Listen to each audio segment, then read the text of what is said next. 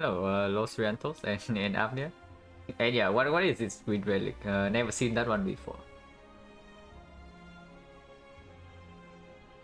But yeah, we are back to normal runs now, so better soft throwing. Because I kind of want to maintain the 80%, you know, and then with 80%, we actually cannot manage to throw a single run. So yeah, let's try to stop throwing and also stop getting lazy. Basically, I was thinking about the keep thinking back to the back run yesterday, and the fact that that run lost was basically because I got lazy near the end back 3. That was basically it. Hello, Frog and X Boson, and yeah, new sample. And I missed the run. No, we are back to like normal runs. Like look at the date. This run was from this non-boss swap run was from like a month ago, more than a month ago. We're just like back to normal runs, or normal boss swap.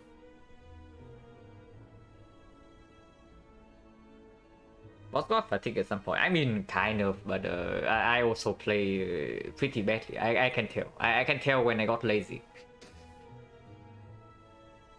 Exclamation about lazy comment to keep me in check. Yeah, maybe.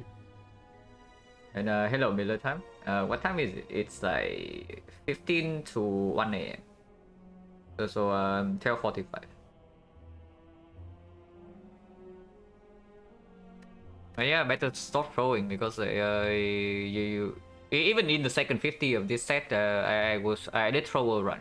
I mean, I think I threw 2 runs in this set. That felt very bad. Hopefully, you can stop throwing. Because otherwise, keeping 80% is really difficult.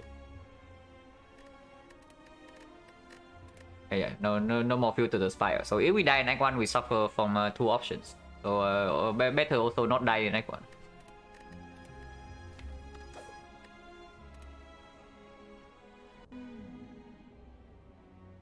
Also, we happen to be on a 9 streak, so yeah. We win this one, we tie the world record. So cool. Better not throw this one. Oh my god, I can click not boss squad. It is Hexaghost though, so remove 2 is like right in the middle. It's not insanely strong, it's not like really bad into slime boss. Like into slime boss, but lose Ogre is a bad penalty. No, lose Ogre is definitely a bad penalty. So how's the passive?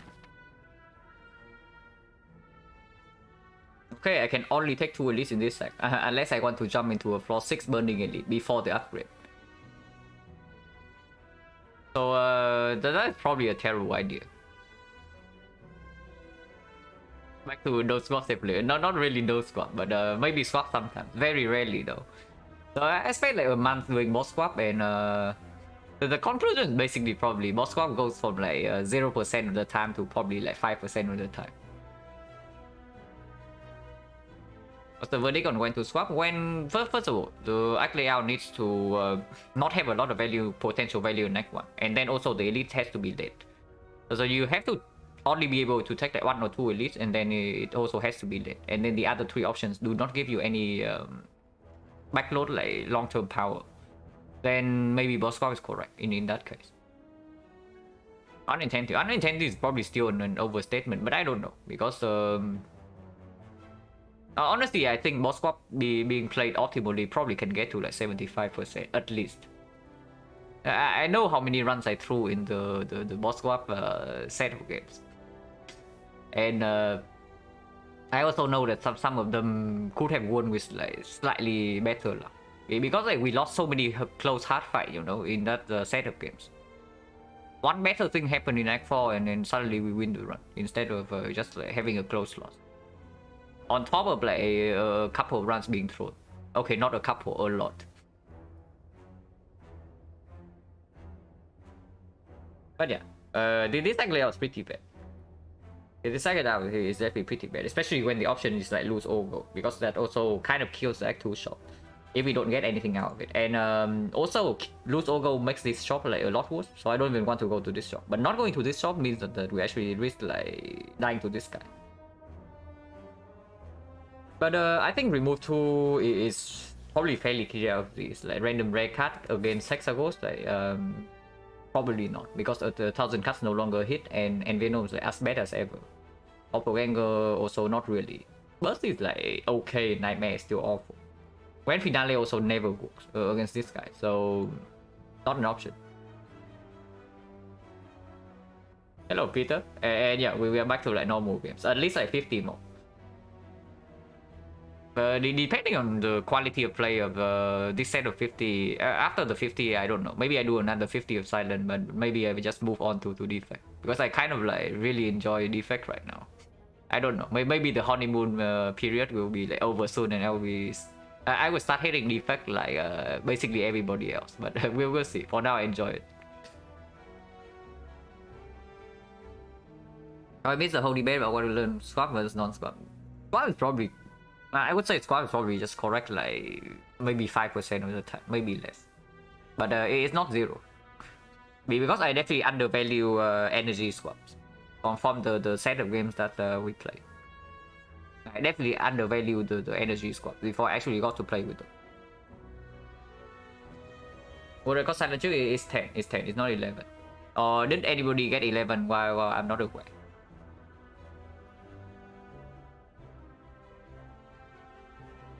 Yeah, Silent Streak is 10. Defect is 11.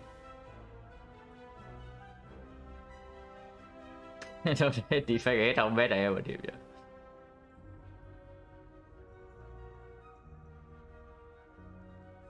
But yeah, we probably take remove 2 and go this way. Now this way is like slightly spooky though, because there is no option to take 4 fights, so we only get 3 fights, and if we brick on potions on all of these 3 fights, suddenly this elite fight is very difficult.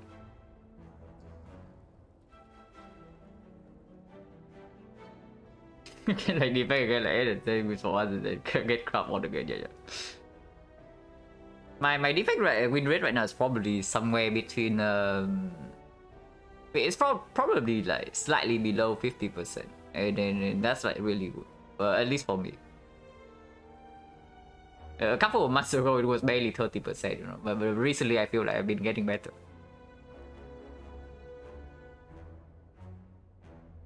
Can't imagine me losing Triangle box squad. No, if you count the start of the boss squad, then I actually got a 13.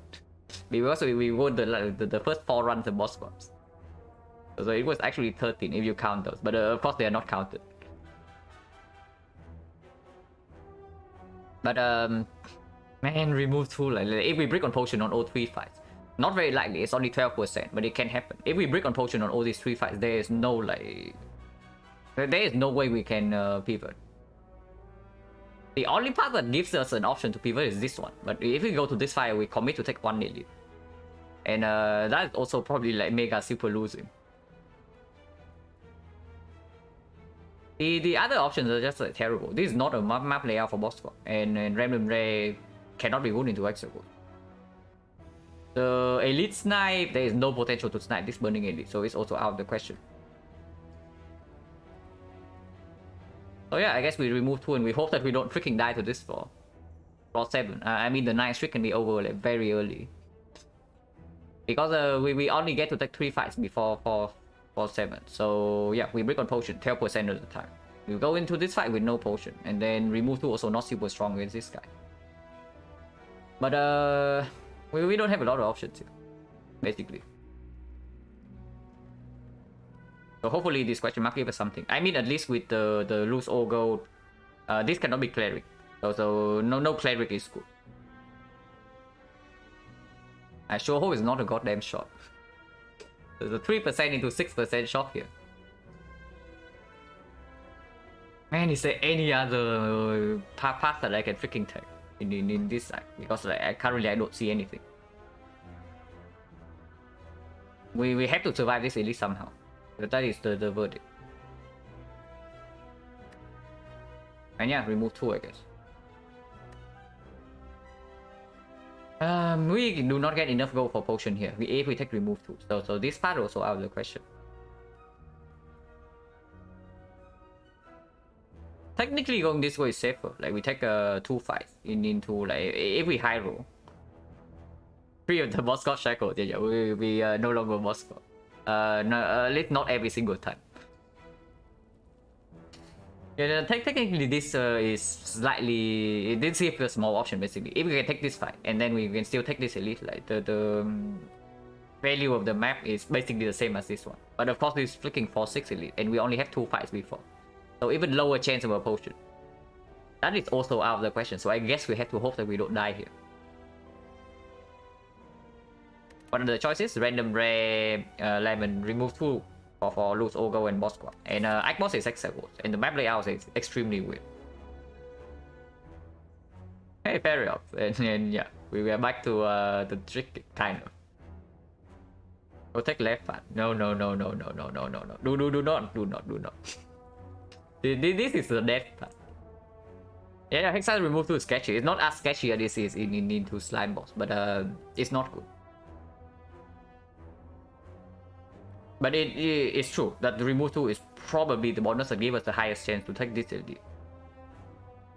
Basically, if we break on random rain, this act is over. If we take the random rain we break, we are forced to go here. And then we only get 1 elite. With still a garbage path. And then we cannot even go to the shop because yeah, if we want to take the 1 elite in the act, we have to go here. So we miss out on the shop. So go doesn't convert into anything if we die in this fight. Option cannot be bad enough to swap. It's not just that these options are not bad enough to swap. It's still that boss swap is not good in this spot because I say that right. The boss swap is good when the map doesn't have enough value, which is this map. But you also need to take a late elite. The elite in the act would also have to be late for the boss swap to be good. Otherwise, you just die here. The chance that you die here with the boss swap is way higher than the chance that you die here with the remove tool. And then that's the main concern. It's still like very existent when you take the remove tool, but it's much lower than boss swap. Also on first 3 enemies have 1 HP. I mean, if you cannot get the value out of that bonus, then it effectively gives you nothing. And then right here, we cannot get anything out of it. And like basically, you take the Neos Lemon, right? If you take a path that can maybe snipe Burning Elite on 4-6 into convert into a 4 elite path, then sure, excellent. That is like phenomenal. But here it doesn't convert to anything at all. Like yeah, sure, maybe you can snipe this elite, but then what? The act layout is still garbage afterwards, and then you do not get a single bonus. On this analysis on random rare anyway, I feel cast decent early. I think random rare is at its best when you face slime boss, because in that case even the 1000 cast is a hit. And then Grand Finale is definitely playable into slime boss. You only need to play Grand Finale once in the slime boss fight, and then it wins the fight for you. So even if you get Grand Finale on floor 0, it's okay. But I have basically I have the rare card list. I wrote down like the Neo bonus things like a while ago. But yeah, basically like 19 rare cards, right? So I would say Great Form, Unload, Glass Knife, Die Alchemize, and Arena hits. So 6 hits. And then after that, another 6 would be like somewhat pickable. Like the After Image, Corpse Explosion, Malaise, PK to the Dread, and then maybe Bullet Time. So 12 out of 19 okay hits, like either acceptable or big hits. And then I would say Doppelganger, Grand Finale, Burst, and Storm of Steel like sometimes works out. And then 1000 cuts is decent into slime boss. And then Nightmare and Venom complete brick. But this map layout is not one that we can accept having a chance to brick. And then 1000 cuts also being like completely garbage in this kind of map is unacceptable. So it's definitely not random ray. I would not take random ray over remove 2 here. Because you see, right? The only concern we have is that we are dying to this fight. If we accept on taking on elite in the act, then of course we take remove 2. So the value is higher than rare card anyway.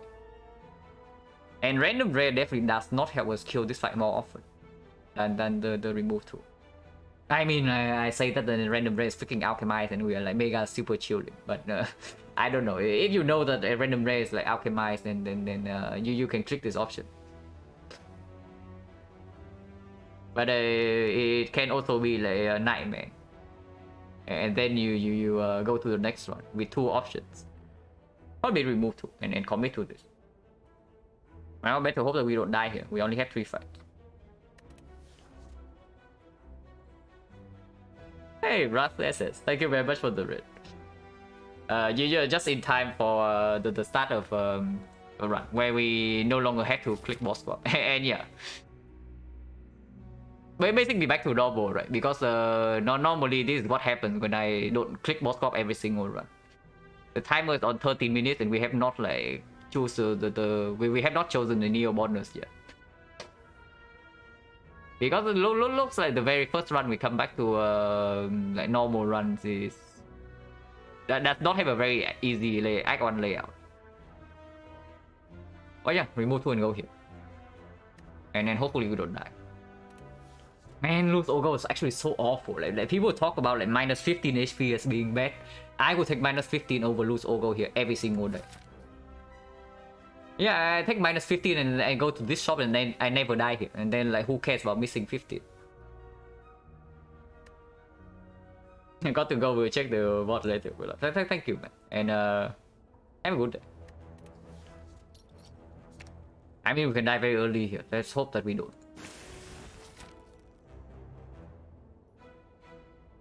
As conclusion, boss cost tempo ever boss farm serious on starting options are met. Yeah. If certain conditions are met, but it will be very rare, regardless.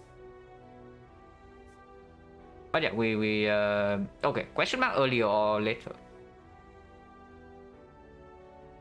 Did Scott conclude the comment? No, don't worry. It will not happen for very long. And I don't mind answering that question.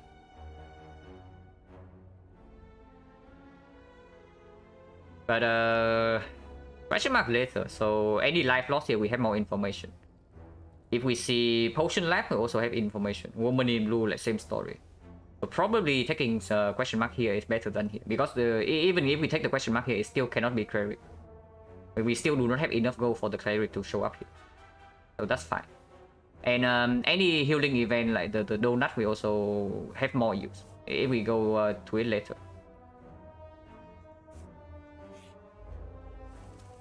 Oh my god, drawing 7 cards on turn 1.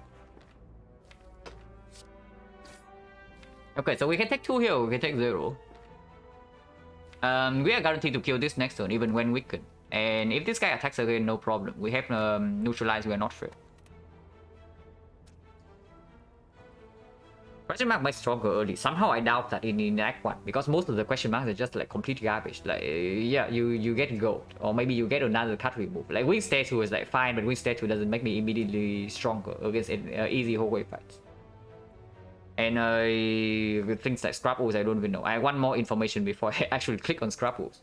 Because with the remove tool, usually you are also somewhat decent against easy hallway fights. But yeah, we can take 2, we can take 0. And with the remove tool, I think we can grid. We are still not failed yet. And this is the easier combination of slabs.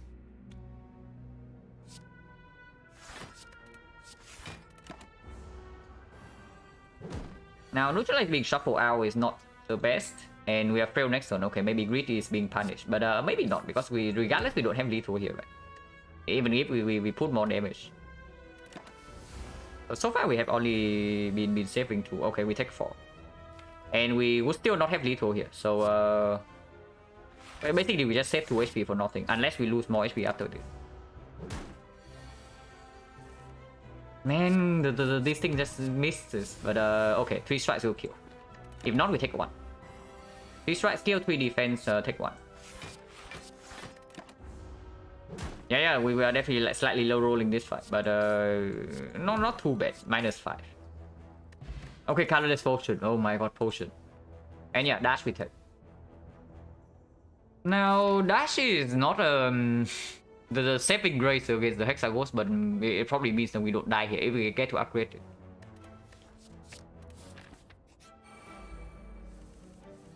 Oh my god, drawing 7 cards on turn 1 feels so good. Actually amazing. And neutralize only deals 3, which means that we need to dash here. And this guy is like more dangerous to and need to be killed anyway, because he buffs strength. Definitely block this hit. We don't need to play this fight quickly.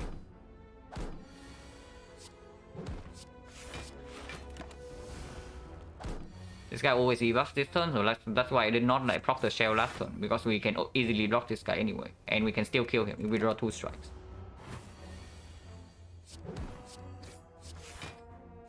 Yeah, 0 damage, floor 2. It's serious though. And yeah, DZ hours. DZ hours are continuing for like a few more days. Okay, 18 go no potion. So potion chance 40%. Okay, we get to pick a good card. Not a bid. But we get to pick a good card here. Now, if we say that it's we are worried about Hexagons, it's probably Poison Staff. The bad thing about Poison Staff is that it kind of takes away the upgrade from the dash. If we pick up the Blade Dance, we can still upgrade the dash, and then it performs. But Blade Dance is also not that good into the drop. And into Hexagons, it does open up like a potential accuracy pick or maybe terror pick. But if we see terror, then we're kind of fine against Hexagons. It's probably Poison Staff here into upgrading it. Yeah, the remove tool also speaks more for the Poison Staff for sure. Because at some point we need to find an answer for Hexagons. Okay, how much time do we have in this side? 1, 2, 3, 4, 5, 6 5. 6 5 and no shot. So yeah, that probably means Poison Staff always then. Poison Staff is definitely worse against sentries, but against sentries we have a dash already, so not too bad. And Blade Dance, picking Blade Dance in this spot probably still means we are pretty terrible against Lagavulin. Okay, maybe not terrible, because we are going to have a dash plus if we pick up the Blade Dance.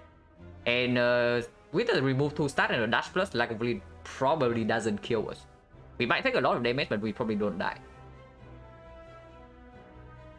But Poison Staff basically just straight up better against the North, better against Hexagons, better with remove 2, and better against Lagavulin. It's better against sentries, but we are decent against sentries.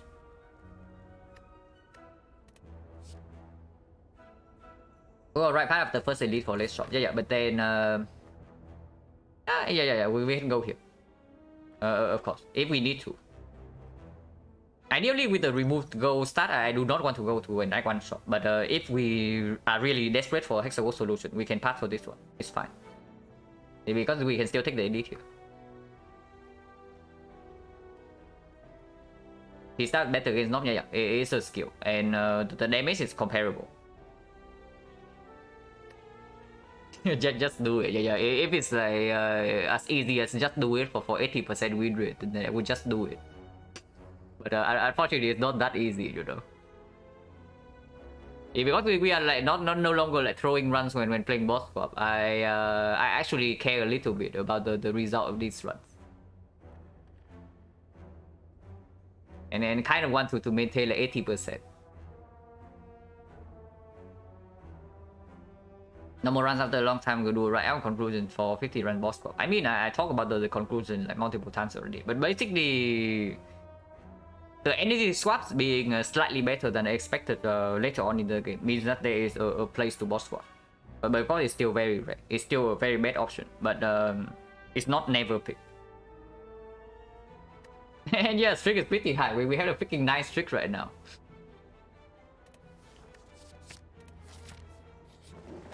Okay, very good event. If we upgrade the Poison Staff and then upgrade the dash here, we are very strong for this fight. But when remove 2 start, you always kind of feel like you kind of want to grit here a little bit. You know what I mean. If you can take remove here, like we feel so freaking good. Being able to take remove in this spot, it feels like incredible if we can get away with it. But okay, colorless potion is not the most reliable potion in the world, and we have one more chance to get a potion. It's not guaranteed damage against the North, so even with the remove, sometimes we can still break, and we don't have enough damage for the North turn 3. How true is that? Can review right now. Let's say we take a card remove and we upgrade Poison Staff. We will either draw the Poison Staff on turn 1 or turn 2. We will never miss the Poison Staff on turn 2. Oh my god, 7 cards turn 1. Remove better than transform. If you are greedy enough, yes. The remove is like ultra greedy, the ultra greedy option. If you can get away with remove, it's basically very good. And then it's stronger as well, because we already took the remove tool from the out. Hello, James. How's this start going? The map layout was bad, but the first few floors have been going quite well. That was Neo, yeah, lose Ogo for remove too. But yeah, we know that we always draw Poison Stab on either turn 1 or turn 2. So let's assume, of course, the bad case, and we draw Poison Stab on turn 2, and we do not redraw Poison Stab on turn 3. How much damage is that? It's 15. 15 energy wise. 1, 2, 3, 4, 5, 6, 7. We remove 1 strike though, so it's going to be 6. So we actually have everything here. And 15 plus 18, 33, 33, 43, 46. 46 plus... Okay, we never kill the knob in 3. We are not strong enough to take the card remove in this spot. Remove is very fast cycling piece stuff. Yeah, it's very good against both the Lagavulin and the Hexagons. It's not so good for the sentries, and apparently it's not enough for the knob if we don't top deck the poison stuff.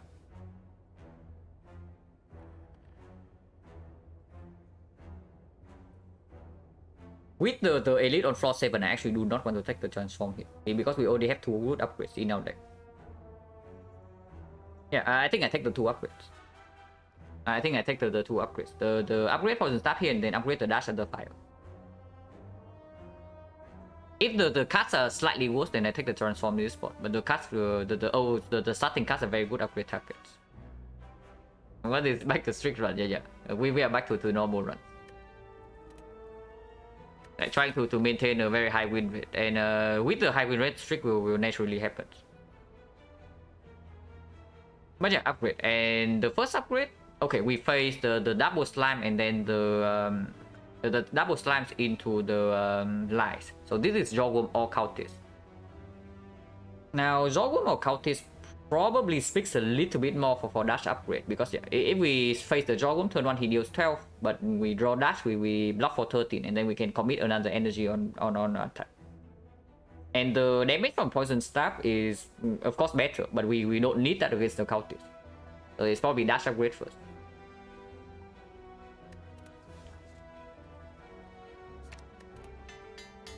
And some got cross fingers best option. Yeah. We are back to like no squad. And honestly, with the no squad, the way I evaluate consistency is very different. So you would see me take a lot of like maybe questionable decisions. Like you might feel like I play too safe sometimes. But that is the what I believe to be the best play. And yeah, it's counted. It really doesn't matter. Even the poison staff would deal more damage in this fight, because we should not take a single point damage here. Okay, we could have no, we could not have taken one. Even the playing double defense is probably fine. We can grid this, and we can never take damage this turn.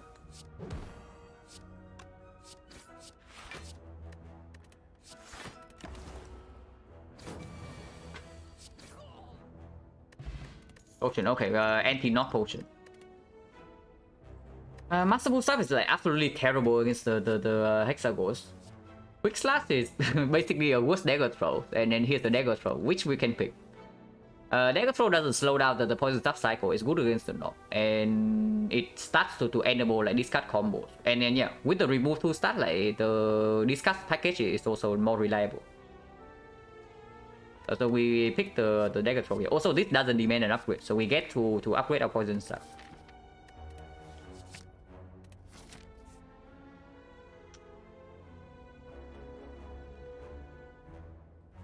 Yeah, you probably know what I'm thinking right now.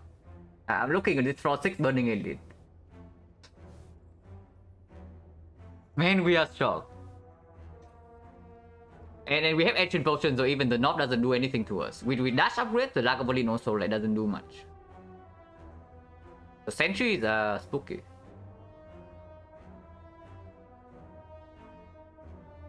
Yeah, the sentry is spooky. And we have 2 potions already, so going to advanced hallway also like probably throw away potion. But man, if we get away with this, we are like so freaking good in that one.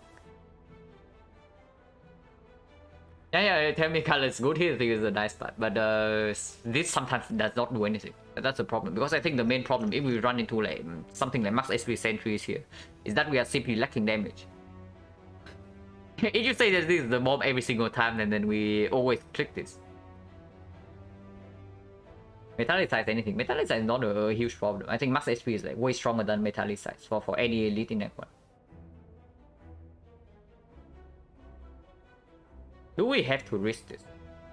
I mean, honestly, the Acros, the Acro West is like decent already.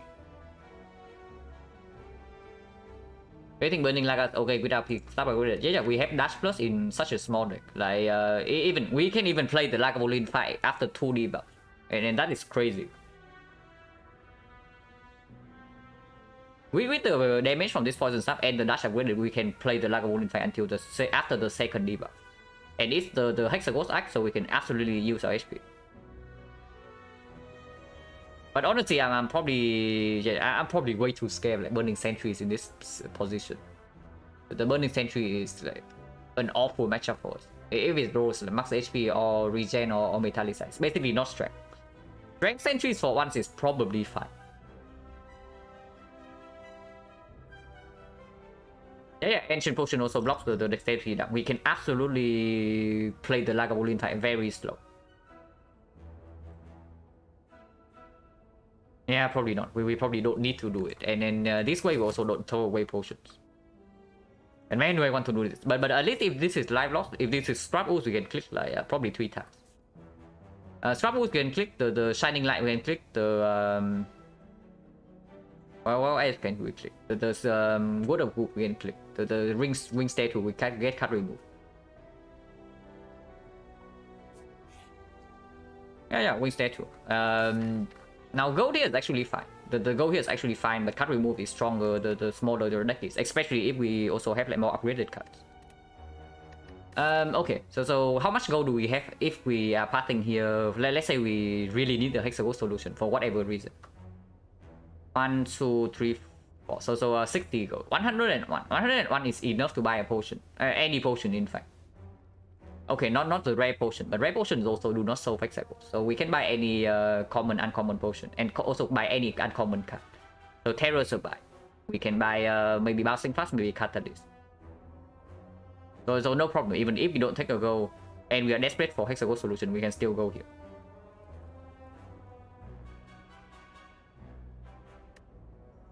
And yeah, we have like 2 more fires, so remove also gets stronger. If we dodge the shop, we have like even more upgrades. I think we can remove a strike now. With the Ancient Potion, we are not scared of the North fight like having to take a big hit. And removing 2 defense, you know like how I feel about removing 2 defense in the base deck before the strike. Remove strike, yeah. Without this potion, maybe we should think about it a little bit more. But with this potion, we are not even scared of taking a big hit from the North. And we added dagger throw as well. It's not like we did not add any damage card.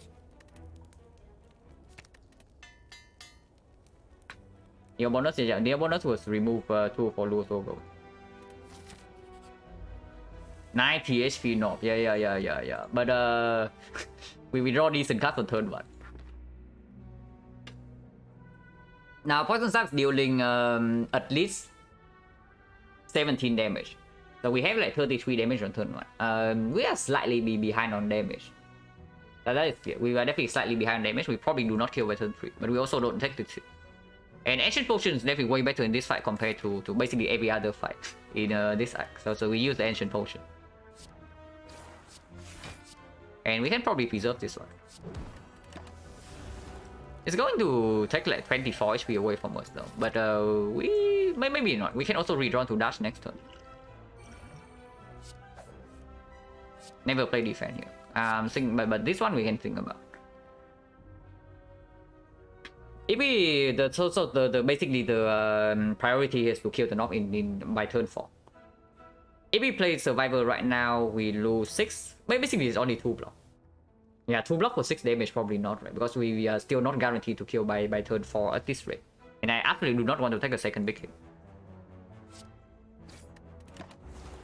If we draw dash this turn, it's excellent. Neutralize would also be very good. Worst possible draw next turn is something like this, but then we can just neutralize triple block. If not, we have we only need to deal 19 more damage. And 19 damage is basically dash plus strike. Dagger throw plus dash also a kill. Otherwise you can neutralize block it. So I think I'm going to double block here. Let's double block. And most of this thing is costing me 1 HP. Yeah, we have a kill. Man, Ring of Snakes so freaking good. Okay, Hourglass helps a lot into Hexagons. And if we are scared of the Hexagons, we pick this and it dies. With Hourglass, Noxus Fumes, and the Poison Star. Also, we just face the Knob, so the Fumes gets slightly better against the second elite. Lagavulin is dead. And then the Sentry is also like kind of dies to the Hourglass.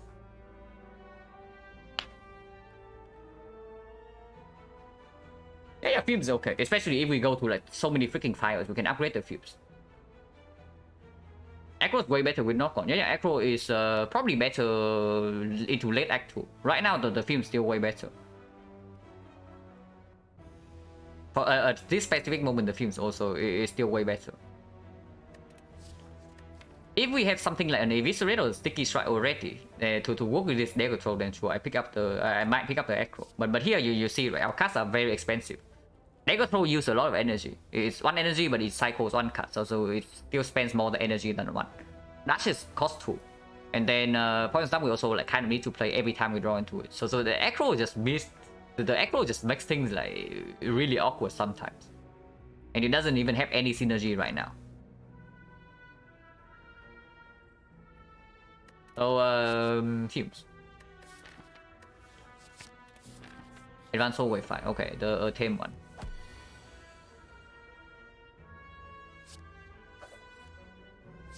We do not need to play Fumes in this fight. We can probably get away with taking 0 damage here. This goes to 11. Now 11, if I do this, it goes to 8. 8 is not the threshold. 11, this kills alone. This also kills alone. And 2 strikes will kill. 8 does not mean anything. So it means that neutralize never go here. And I want to block this too.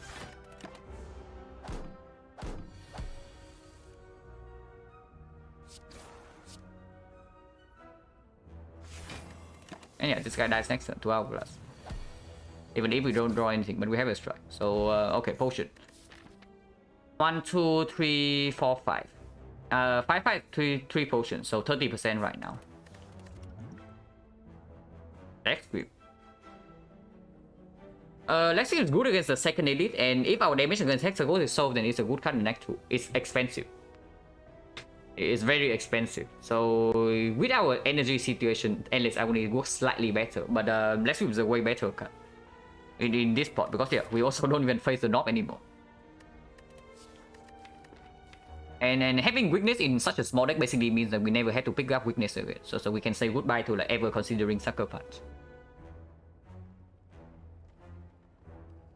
Accent is nice where I'm from. Yeah, I'm from Vietnam. And yeah, speaking of Sucker Punch, it's like right next to the Lex Grip. Yeah, it tries to appeal itself. Like look at me, I cost 1 less and deal more damage. But probably not. Unfortunately, no place for Sucker Punch here. Okay, how Snecko are we? Decently Snecko. The deck is small enough, and then so basically more base card removes means that Snecko is better, and we also have like Dash Plus. Yeah, that's it. I'm not the real deck is good 50 boss score I can draw platform. Yeah. Ring of Snake is incredible in early Act 1 and in early Act 2. People usually say that this relic is for the late game, you know, but that's not true. This relic is the most impactful where at the first half of the run. Like missing this relic, you just feel like absolutely awful in the first half of Act 1.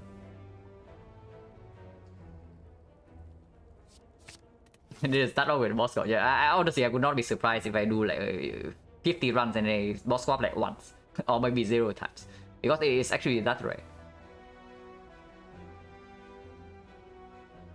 Actually, I think my films really works well in longer fights, seems like early burn and short fight. Yeah, exactly. It does not do well in the fights where it needs front load.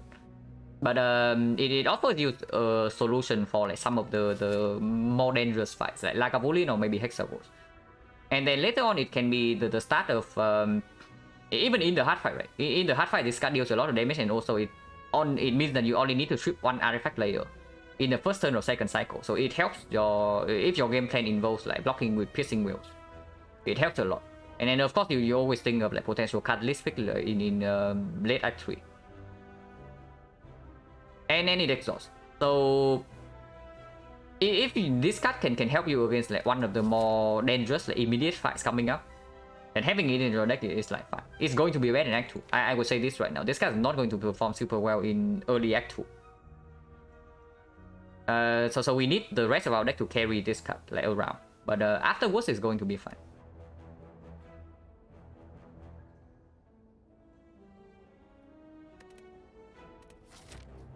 We pick up Black Script. Yeah, we pick up Black Script. So we go this way. Upgrade the fumes right here. With 2 potions, kind of don't want to take the question mark. But life loss right now we also cannot take. Right before the elite we actually cannot take the life loss if it's freaking Shining Light or something. Potion chance is only 30%. So if we go here and we miss the potion, then it's excellent. We see another card to maybe upgrade here, and then we increase our potion chance.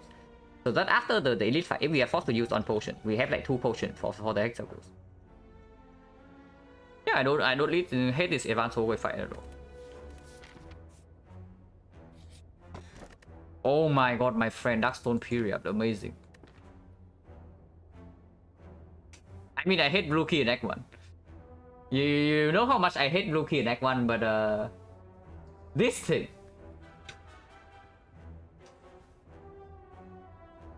I mean, okay, so our deck is only ahead on removes. If we are super ahead on removes, you don't even want to pick up curses, you know. So like how powerful is this relic? Probably nothing. If anything, the only thing we might pick up is the Mausoleum event in Act 2. And yes, Mausoleum does fit the conditions right now. Because we have Ring of the Snake, so the right is like slightly mitigated. And then our relics also do not give us any direction at the moment. So just getting another relic also like kind of fine. Maybe give us some direction, maybe it's just a strong standalone relic. But even then, it's just freaking it's just a worse strawberry, you know. What about Necro Curse on the bell? Yeah. Man, it's so awful. It's so absolutely awful. Like, if this is stronger than a strawberry, we have already failed something in the run. So, unfortunately, it's probably still Blue Key. I mean, we are not that strong. Our deck is good, and this relic is fine. And we have like we are ahead on removes. But right now, we are not that strong into Act 2 if we break on the boss rewards. So hopefully this elite gives us something good, and the boss also doesn't garbage us. And yeah, this is why I kind of want to take the Burning Elite. Themes upgrade. Good against the other 2 elites, and no other upgrades in here makes sense. At the moment at least. We can also rest. Honestly, resting here and going here might also be an option, but we can just go here, right? And if the question mark is life loss, we can still take it here. And yeah, slime boss.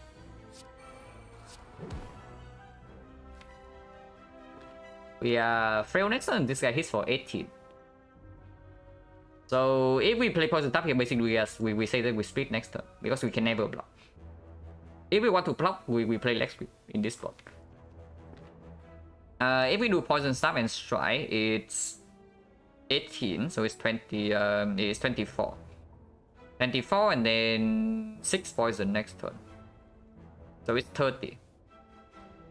Wait, no. 6 damage here plus 18. Yeah. 24 plus 4 poison is 28. 28 plus this is 31. 31 plus this is 34. 34 plus another 3 poison from this is 37. So we are guaranteed to split next turn. And then with the fumes plus and the mercury hourglass taking up, even a back split, not a problem. We don't even need to attack to split this turn. I mean, we need to attack once, but we always draw into an attack.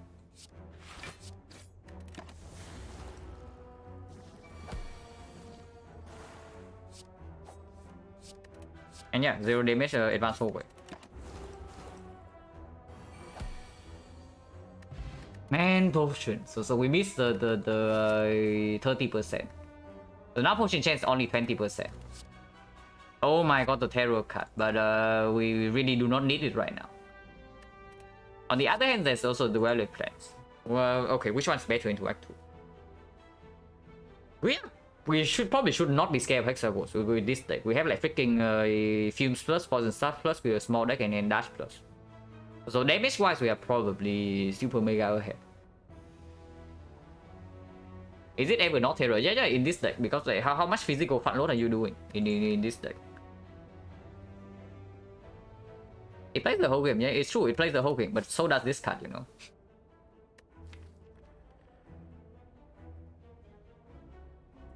The terror right now really doesn't have that much value.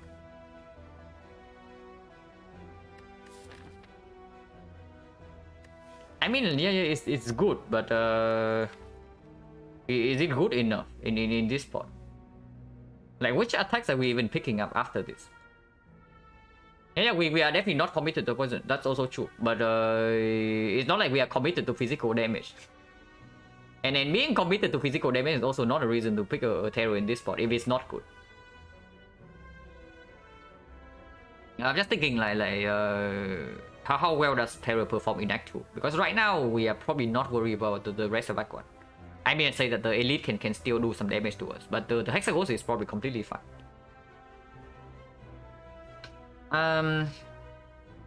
Okay, I guess terror is good and it's chosen, and then that alone is probably enough reasons.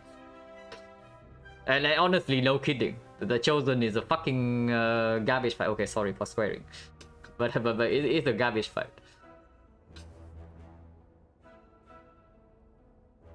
Hello, Papa. Yeah, we are back to the not Moskov run. And yeah, chosen is super omega garbage.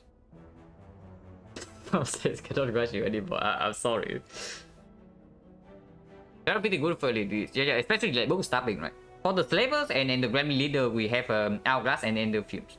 So in those fight and then front load block. So in those fight we are probably fine. But book stabbing, if we don't see a malaise or any piercing wheel, like without the terror, we're actually maybe in some trouble. Because the poison and the Hourglass simply they do not do enough into the book. See what is it from virtual audience? Yeah. I guess terror is fine. And yes, after this we can still see freaking pyramid. Terror also works with this. Now Wake Potion is okay, but it's like it's weird, right? The deck has 3 removes already and we have a freaking leg sweep. So do we ever need more Wake Chain compared than this? We probably wait, what happened? I was deleted.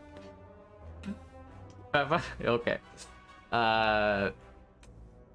Yeah, mature stream here.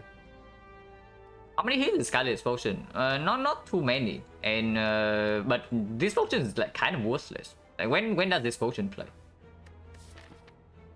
Really when? Because the Lagavulin we have like this for permanent weakness. The Sentry this is like blocked by artifact.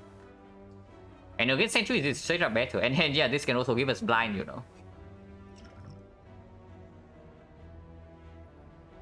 And yeah, hand with blind apotheosis to bomb a bunch of other stuff, and then Weak Potion simply does not play.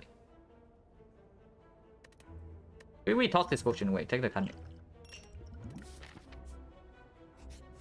And yeah, Lagavulin. We have like a Terror, Noxus Sim Plus, and a bunch of other stuff. Do we open here though? I mean, we have like an insane block package like coming up. So do we really want to wait for the Noxus Fumes to open in this spot? Because right here we can also just deploy poison stuff, but of course we lose 1 energy. Yeah, maybe we can wait. The only problem with waiting right now is that we shuffle out 4 cards. So we can shuffle out like the good block cards and maybe some weak swords, and suddenly we take like a little bit of damage in this fight. And that probably won't do. Yeah, I don't hate opening this spot like immediately. I just hope that this doesn't draw one of the wood cards, because I want to play poison stuff right now. Okay, could be worse.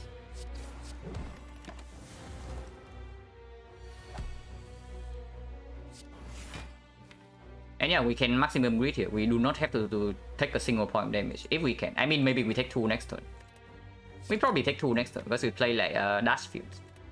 But if we redraw into, I don't know what we need to redraw into for me to not play the fuse. Maybe I can get away with not playing the fuse. Taking some damage before exercise, guy. We are like only in a good threshold, and this can also be life loss. If this is life loss that I can take, I probably want to take it.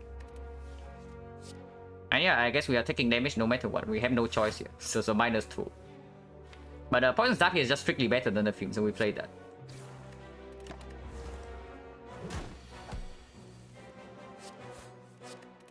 Now it's time to calculate? No need to calculate. This guy's like super mega dead.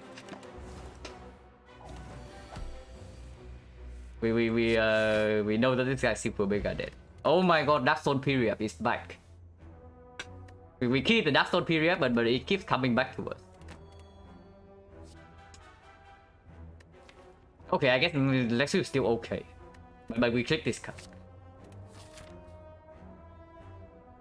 Oh yeah, perfect HP per hexagon. So the 2 damage taken is actually like for perfect setup.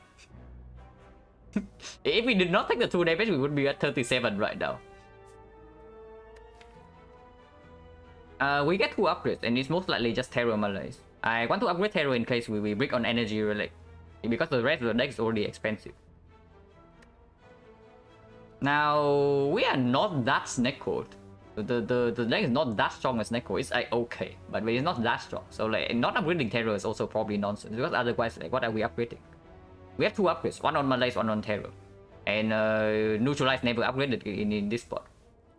So basically nothing else, right? And we do not need to go to the shop. We are not scared of Hexagons whatsoever. I mean, I sure hope we are not scared. We have like we have Star Plus and Star Plus with Terror and Malaise. So we absolutely should not be scared of Hexagons. Okay, if this is a fight, then probably Terror upgrade is slightly better. Dead Adventurer, for example.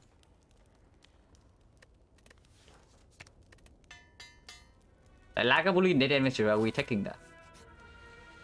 Okay, it's not. Oh my god, Darkstone period value. Probably not, right? The goal is not worth it. Because the removes are also worth more in our deck. The removes are also worth more than usual in our deck. And I mean, the curse will not hurt us in the Hexagons fight, but losing 1 remove will hurt. What's the significance of 35 HP versus Hexagons? Basically, the attack on turn 2 of Hexagons is the damage of that attack depends on your current HP. And it goes up by 6 every time your HP goes up by 12. So 35 is exactly below 36. So we are only currently facing 3 times 6 on turn 2. If you go up to 36 HP, so plus 1, it goes up to like 4 times 6. So you face 6 more damage with 1 more HP. Things still pass on even with period. Yeah, absolutely. I'm just like beaming about the freaking period. We are definitely not taking this. Honestly, a lot of death flaws in this act, and our relics are not so good. If not for the fact that we are ahead on removes and the cards are good, like this one is actually not looking like so hot. But the deck is quite good, and we are ahead on remove. But yeah, upgrade Malaise.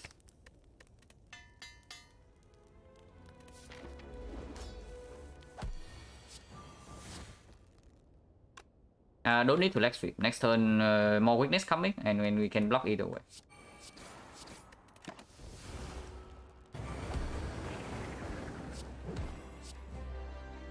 Yeah, this goes to 0, and then we can probably do that. We don't need the damage from the dash here, with Films on turn 1 and Terror on turn 1.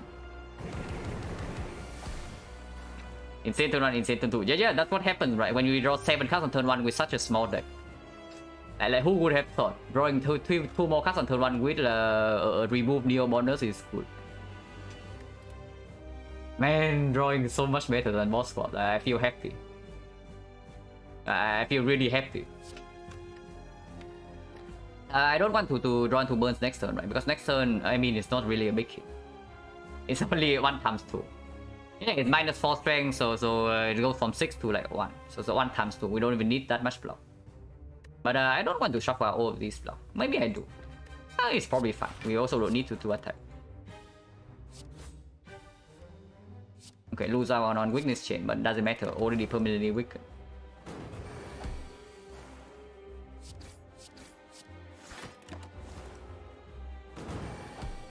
And yeah, shuffle out both the poison staff and the dash. Normally it would be kind of bad, but in this spot probably doesn't matter.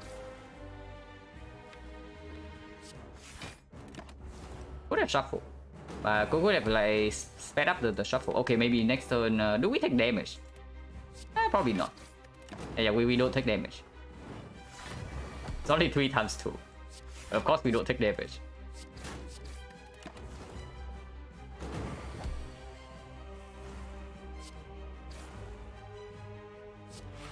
And yeah, 0 damage taken from hexagons. I mean, as expected, right? This deck like completely storm hexagons, and we again waste a potion. I mean, that doesn't matter. Grand finale, probably not in this spot, but PK. Okay, PK Terror. PK Terror with such a small deck and PK as an upgrade target. So maybe we are leaning towards physical a little bit.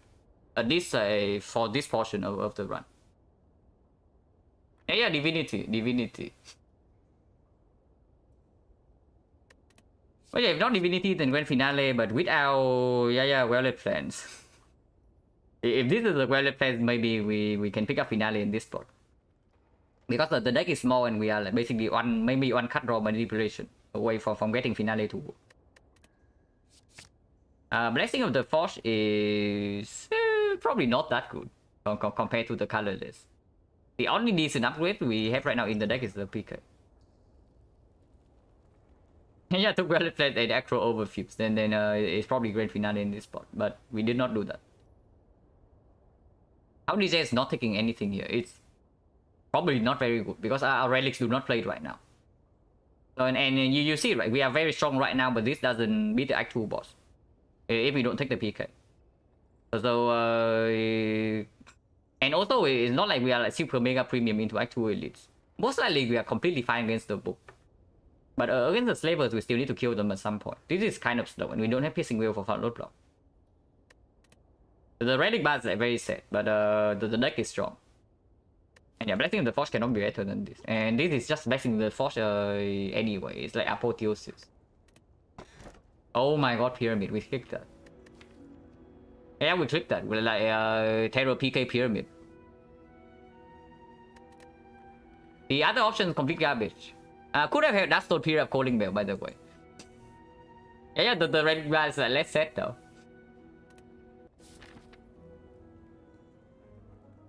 And strict, no. We still need to survive Act 2 and then find a way to scale our block. Honestly, our damage is fairly set with Terror PK Pyramid.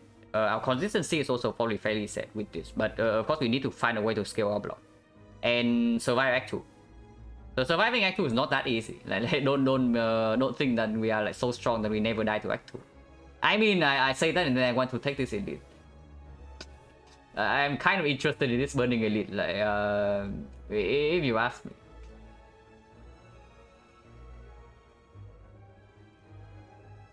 Man, this elite is good, but are there any cases don't take pyramid? Yeah. A few of them. Like most common one probably something like Death Branch or Snake Eye. And then sometimes your deck is like consistent enough, you don't even need pyramid. The deck is the deck is like consistent enough and you really need energy. It is probably when you can pick energy over pyramid. Okay, is the burning elite path even good? It gives me 3 elites. Okay, that's pretty good. But no fire. But it does give me a shot, so I can go to this shot and then take the elite. Also no advanced hallway beforehand, but advanced hallway right after, and then another elite. Okay, that's slightly risky. How much do I care about the shop? We have not taken any card remove, right? Yeah, we have not removed a single card in the shop yet, so remove is 75. But not take left shot and decide after hallway fight. Because this is advanced hallway, and then you know how I feel about advanced hallways in Act 2 early on. Yeah, they are awful.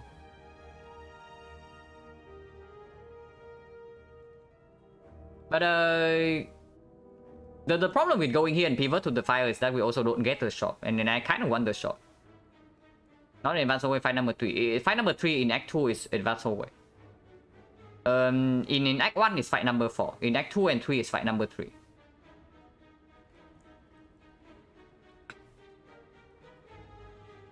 I also kind of want to upgrade PK at some point, you know. This part doesn't give me an upgrade. So can this deck really function without upgraded PK in the elite fights? It's weird. It's really lacking energy. So honestly, I probably with the pyramid already, right? With the pyramid, our late game is somewhat strong. But basically, with this thing, our late game is somewhat strong. So I do not want to die early on in this run. Basically, that probably means that giving up on a little bit of value to gain security. And yeah, I guess it is this way then. We go to this shop and yeah, one advanced hallway doesn't matter. But we probably never take this edit. I want the shop, but I also want the upgrade. And then the only way to do that is actually passing for this shop into this fire. Good evening, Tilsit.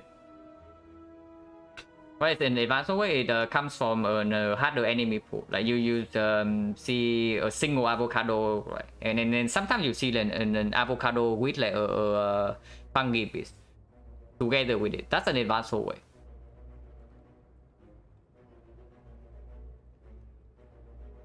So enemies are divided into like yeah the easy pool and the hard pool. The advanced hallway fights have much harder encounters. yeah, rest never advanced hallway, and then red never wins life. Yeah, I want advanced hallway is like super high variance. I will agree with that. Sometimes the floor 4 gives you like double mushroom. Sometimes the floor 4 gives you death. But yeah, it's probably through here. And I want the shot. And even after this, we can still take 2 with it. If not, like if for whatever reason we are like kind of screwed by this point, then it's weird. But no other paths are safe. There is no safe path in this. Not safer than this one at least. It's kind of sad that we cannot take card remove and buy a relic here though. It's really kind of sad, but PK really needs an upgrade in this spot. And the Ike being automaton doesn't mean anything. I guess it does a little bit. Like our AoE damage is fine in extended fights, but of course right now currently we don't have any way to comfortably block Hyper Beam. So we take like a bunch of damage in that fight. Our damage scaling is probably good enough.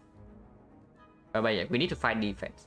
I mean, if I see a relic that's worth buying more than card remove here, then I'm also happy, right? So it doesn't matter. And if this is a shop, maybe I can pass for the left, like go this way. Man, another advanced forward, that's not good, but only 3%.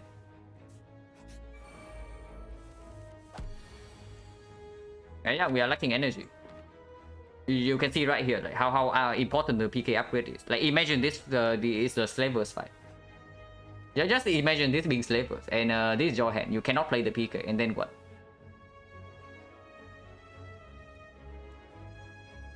If I colorless is probably next turn, because this turn we are only taking 1 damage.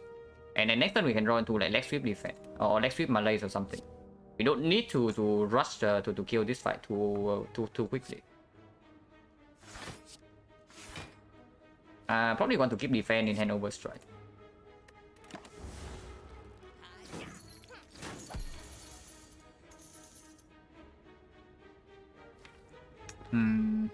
They're not drawn to leg sweep or the thing. So here we take another 4.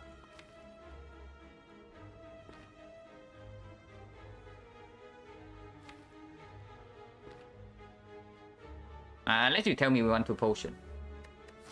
Potion for 4 HP is like slightly weird, right? Potion chance only 40%, and this fight also can be more dangerous. 4 is fine. 4 is not so bad.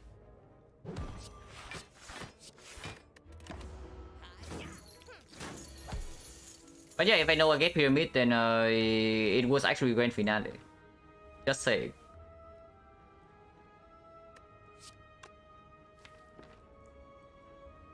Losing Ogre for the shop? What do you mean lose the Ogre? Do you really think this guy runs away?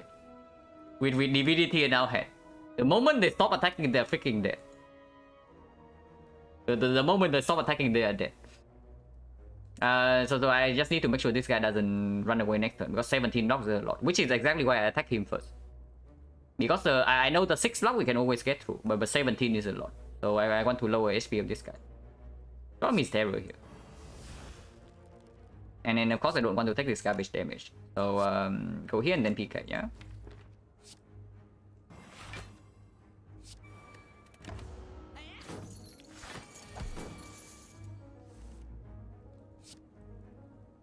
$27 plus 18, so this guy is already dead, is 45. And then we can do poison stab here.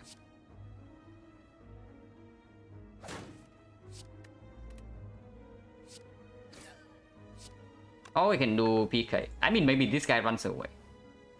Maybe this guy runs away. Do we have enough damage? We need like 44 next turn, so it's 41. 41, we actually have a poison stab, strike, and another strike, which is 44. Okay, so we have enough damage. If we just do PK Malaise here and draw into strike next turn. If we draw into neutralize, do we have enough damage? It's 6 here. It's going to be 6, so it's 9. 9 plus 20 is 29, 41. Wait. 41 are we 3 off? Or is Hourglass killing? Let's count again. We have 6 here. We have 28, so 26. 26, 38, 41. Okay, so we will miss the kill if we miss the strike.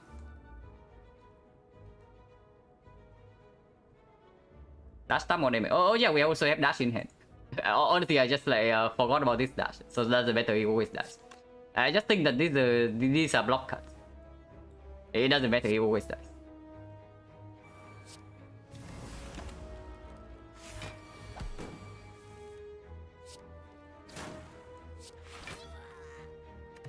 Oh my god, throw away potion. Deflect on 3 energy. It's fine.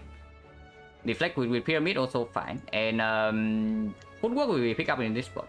So the deflect with that is also good. And deflect pyramid also somewhat a way to mitigate hyper beam. Lang on 100 was to go 80. Yeah, probably 80. But I don't know if I'm playing on 100. But at least 50. At least 50. Depending on like if I feel like there are many things to improve on after I play this set of games or not. So yeah, deflect is like fine. Backflip is usually the better card, but probably not in this spot when we are so freaking energy stuff. And sometimes we are also getting hand claw.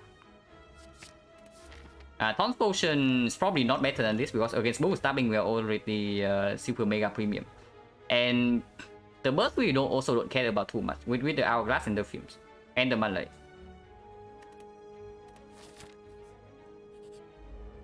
Ah yes, my friend, the Chosen. Interested in tactician concentrate in this situation? Yeah, absolutely. But I guess both are pickable.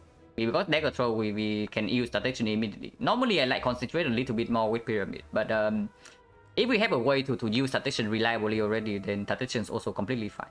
And of course, I want energy gen in this spot. I would even check out maneuver.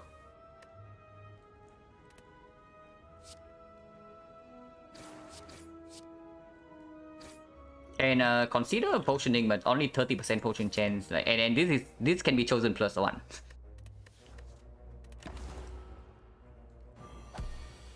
Okay, doesn't even attack on turn 2, so that's good. We got the good pattern. Okay, PK is like very set now because we have no more attacks in the deck. Maybe it's still okay.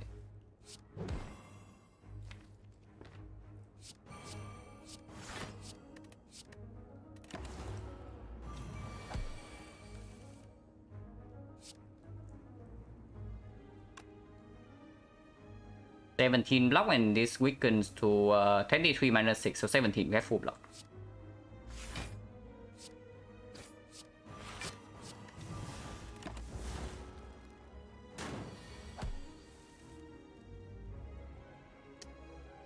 This attack is like annoying. We definitely do not terror here. How relevant is this Fumes? I think I want to see 4 real cards next turn, because next turn he's attacking us for a huge amount. So I'm probably not interested in playing this Fumes to get one more days. Okay, maybe not huge amount, but annoying enough.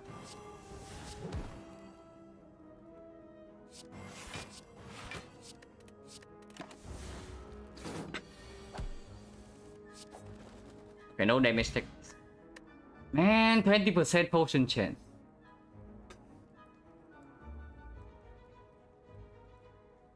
no Ponty, and no normal run. No, this is a normal run. This is a normal run. The boss swap stuff is not normal runs. But yeah, potion every fight. Finisher with pyramid. Yeah, good story. But what about Sticky Strike? Maybe we Sticky Strike lands up like reliably with pyramid, and it's another attack for the PK. And then for the chosen fight, maybe we actually don't have enough attacks in the deck.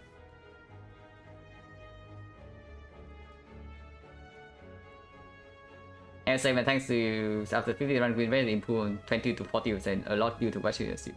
Nice man, congratulations, and I'm glad I can help. Always nice to hear people are improving. I think he's trying to set up, honestly, might not even be a kappa. Like that's a real thing with the pyramid. Setup is absolutely a real card with the pyramid, like no kidding. And I think Sticky Strike is positive in this spot. I think Sticky Strike is like absolutely positive in this spot. Because sometimes it seems like we don't have enough damage in hand, even with the triple damage. Yeah, Sticky Strike for the Economicon. And yeah, I guess we toss colors away for attack potion. Okay, at least we have another fight to increase the potion chance. And yeah, Sticky Strike plays immediately. The Sticky Strike plays immediately, so that's pretty nice. And we need to both strike here though. This is 18 we do.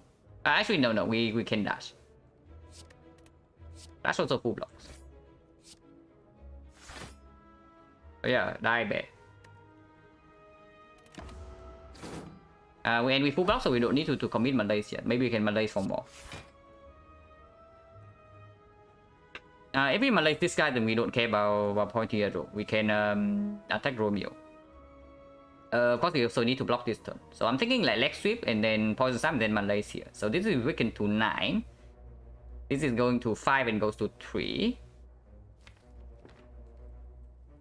So 9, then 6, so 15. We have perfect block, and then also poison tap comes here.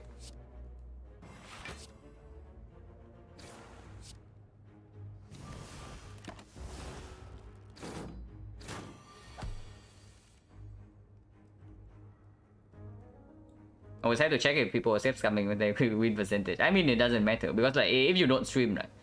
If you don't stream, then if you keep track of your win percentage when you are not streaming, basically you are only interested in like your own personal progress. So like, no, there is no point in safe scamming if we are doing that, you know. So we believe in people. Believe in people. I do believe in people.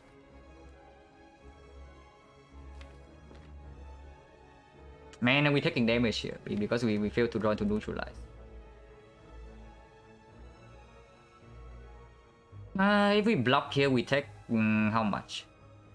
And we take 4. I mean, 4 damage in this fight is not so bad.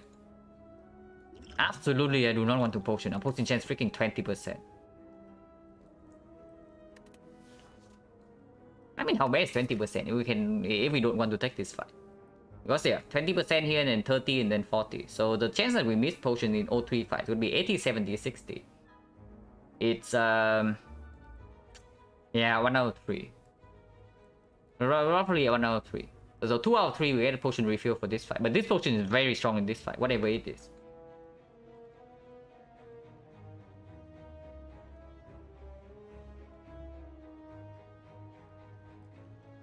Remember the last sunset potion just 20. Yeah, it goes to 10. I also remember. I mean, it's only 4 though. Like, do we really potion for 4? Like, not really, right?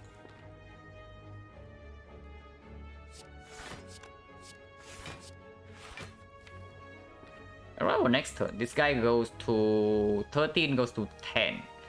10 is double strike neutralize, so I probably don't even want PK in my hand.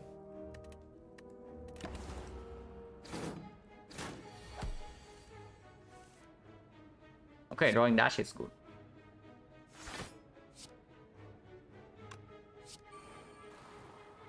Weakness right now doesn't play, but it plays next turn. I mean, doesn't matter. This guy dies and we never take damage here again.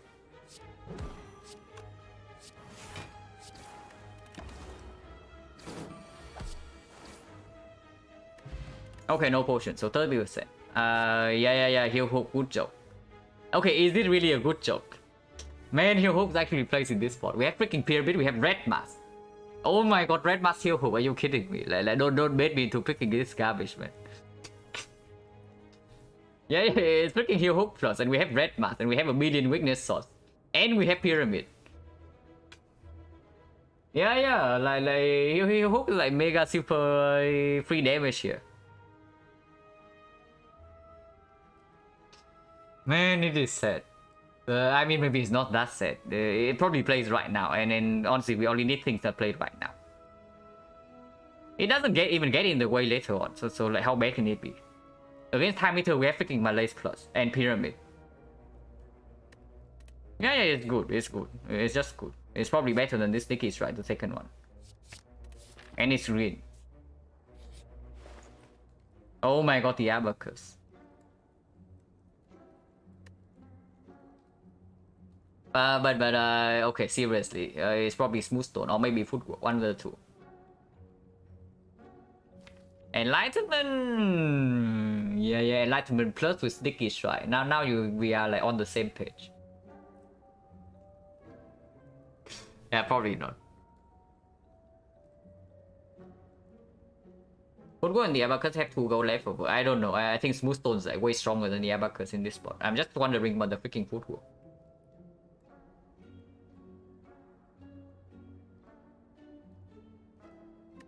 I mean, current move probably always happens.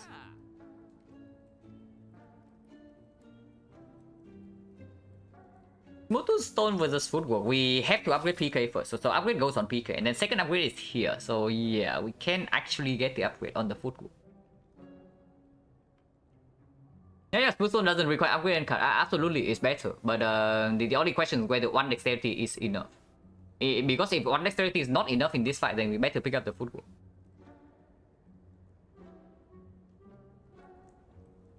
I mean, current move always happens, so we can do that.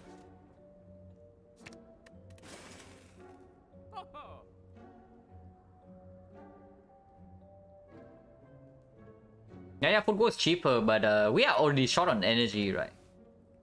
Yeah, we are already short on energy, and it doesn't play into the elite fights. So it's probably just Smooth Stone.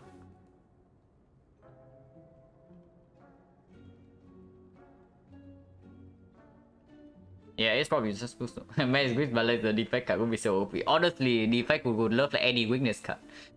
The only weakness card the defect has is go for the eye, and it's basically a worst neutralized. The defect with any weakness would like have so much, would have a much easier time blocking in Act 4. I would say that. That basically means that surviving first cycle of the heart is way easier if the effect has more weakness source. yeah, it's the go for the eye, the dome neutralized.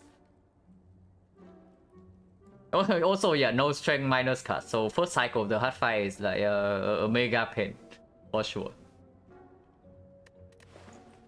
Yeah, Smooth Stone is fine. Honestly, Footwork like probably is not even positive right now. And how scared we are of Automaton really? Maybe we should not be that scared. Because we do have permanent weakness, and then one dexterity with permanent weakness and the deflect as well. Probably means that we never die to hyper beam, and afterwards we always have enough damage. Like I don't think we are going to be short on damage, like so much that we cannot kill the Automaton before things go wrong. And this plays better right now. It also plays better later, especially if we see a Footwork for free, because we are not picking up a second copy of Footwork, but this will not come back.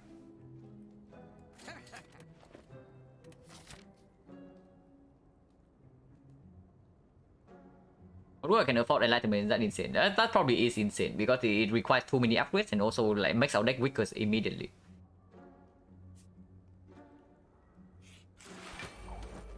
Ah yes, Elite Fight. Okay, Red Mask is doing his thing. Man, this guy's also buffing on freaking turn 1, so we cannot ignore him. I mean, Terror probably still also always goes here though.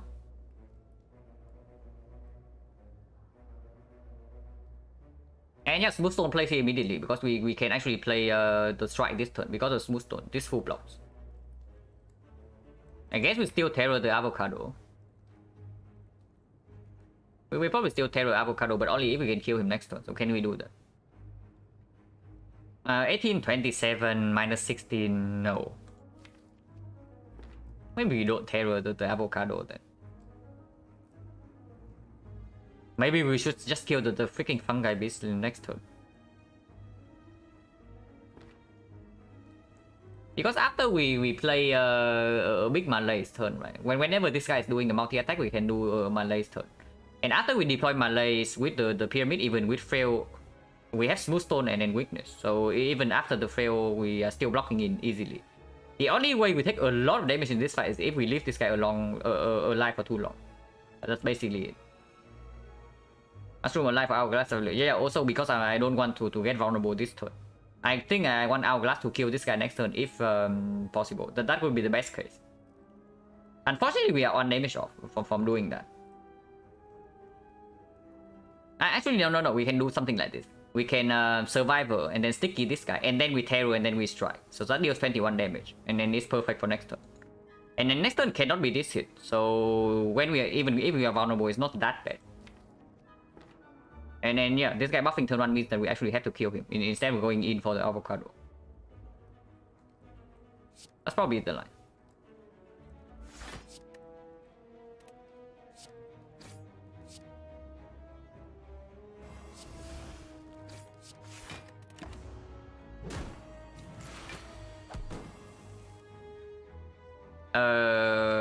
Weakness? Mod check? Any weakness? I would like some weakness, please. So yeah, apparently -6. And then next turn we are still vulnerable, so hopefully we draw into weakness this time.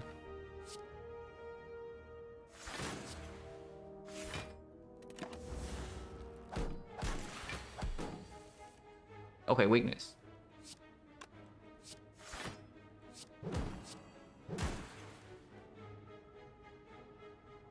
If he Malays for 4 right now, he goes to 3. So with weakness vulnerable is still 3, but it's, we take 3 damage. Otherwise, we can just Lex Grip and then Malays for 2. Malays for 2 is not so bad. Probably should have played Deflect then. Playing Deflect is just straight up a mistake. Yeah, playing Deflect is just actually a garbage mistake. Hopefully it doesn't cost us next turn.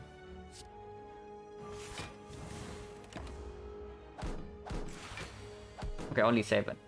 Should be fine.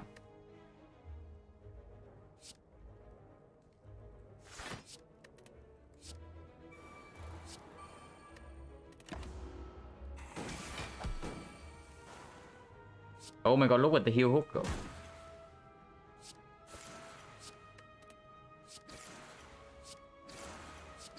Yeah, I guess 4 damage in this fight is not that bad. Another left sweep, yeah, probably not. That's slightly overkill, but Tools the Trade I'm like very interested in. Tools the Trade guarantees that our hand clock is not ever a problem. And also immediately enables the Sticky Strike always. And enables the any Tactician we can pick. And yeah, tools with pyramid is also good, and it's also a reasonable upgrade target. Like we upgrade the PK here, it probably doesn't get in the way of this elite fight because we still have 2 potions and then decently healthy. And then we can upgrade the tools here, and then anything with synergy with the tools like is very good. Yeah, tools is okay. Is it ever burning elite with 2 strong port? No. Do not. You let's say you blow both potions and you get through this fight, and then what? You still do not have PK upgraded, and now you run into another advanced hallway into another elite, and then like you have to rest here because you lost too much HP in these 3 fights, and then suddenly your PK is not upgraded, your tool is not upgraded, and then you gain 1 more elite again, burning elite, but at what cost? Yeah, probably not. PK upgrade is very necessary.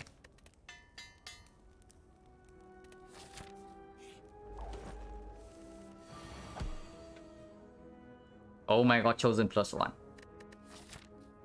And not exactly a very good first draw, at least we have tools. Probably play the defense. Yeah, probably should play this defense.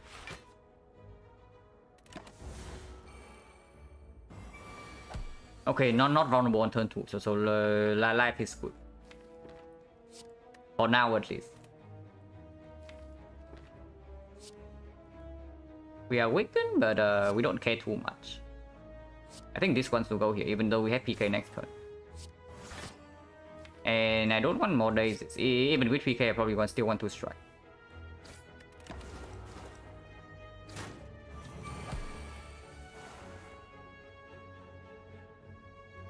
Okay, I can discard the daisies. With the pyramid, we can freely discard daisies.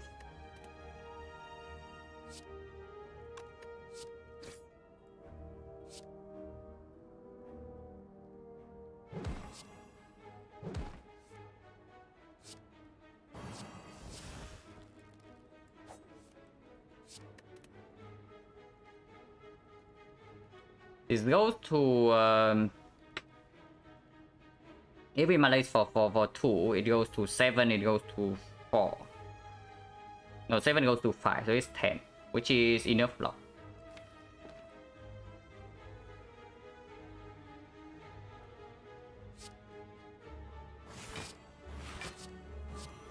Yeah, Oda is coming up, I know, but we still have dash.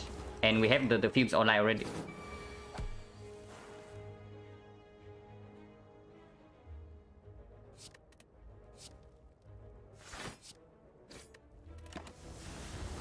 Okay, not bad at all. Actually, it takes 0 damage in this fight. And yeah, PK upgrade, like you see why the PK upgrade is so freaking important, right? Oh my god, we drop another potion right before the elite. Potion chest being 30% here. Man, this potion is so incredibly strong with cunning. Like, we are just like throwing away potions left, right, and center, yeah?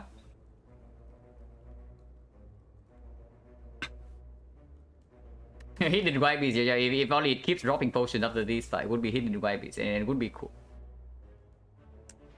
How good slash bad it is like flex potion. It's only good in conjunction with the cunning, right? With the PK terror, this is also better, and it's more flexible. Probably stronger than attack. Yeah, if you use 2 potions in one fight, it's probably stronger than attack. But I don't think I wanted to use like both potions in one fight. With potion chance being like this garbage, we only at 20%. We are only at 20% and we do like 2 elite fights back to back. So ideally we spend 1 potion here and then 1 potion here. I think I want to keep this potion and don't think I want another poison stuff. Where am I from? I'm from Vietnam. But yeah, probably skip this potion. Labels. Oh my god, red mask heal hook, like look at it go. And survivor sticky strike. We are taking 6 damage right now, but then we have like all these things online. And consider attack potion immediately. If we can attack potion and then kill this guy immediately, things are very good. Like we can do survivor fumes poison staff and then sticky strike. So how much damage do we need this attack potion to do? 14. Okay, so maybe we use cunning potion instead. Cunning potion is like guaranteed. Yeah, we have been saving pot for this, so we pot for sure. Love Vietnam, been to Ho Chi Minh City, live near the city. Yeah, I'm in the north. I'm in like Hanoi, so quite far away from Ho Chi Minh City. But I've been there before. Yeah, Will would be good here. Will would be good here for sure with Pyramid. Like I absolutely pick up the first copy of Will. Probably the second one as well.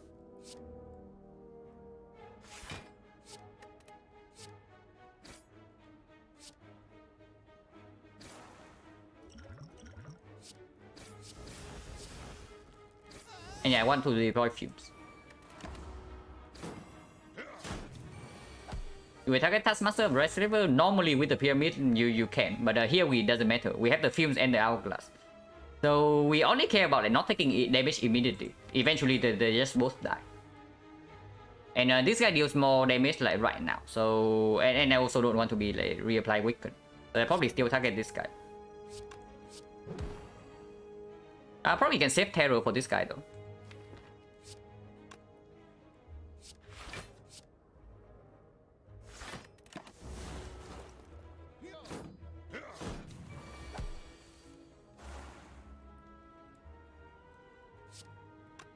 Yeah, we full block this turn, we awaken again next turn, doesn't matter, we have triple damage.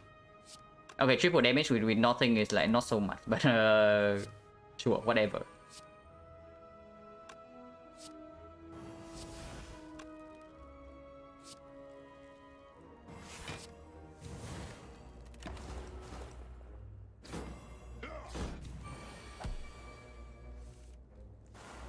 Oh my god, heal hook.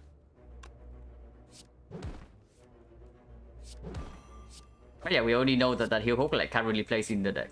So it performing is like no surprise. And yeah, Cunning Potion bail us out. Xecna is good? It's okay. Yeah, to the trade. Like but basically an hourglass. Concentrate. Wow, bipolar. Yeah, no thanks.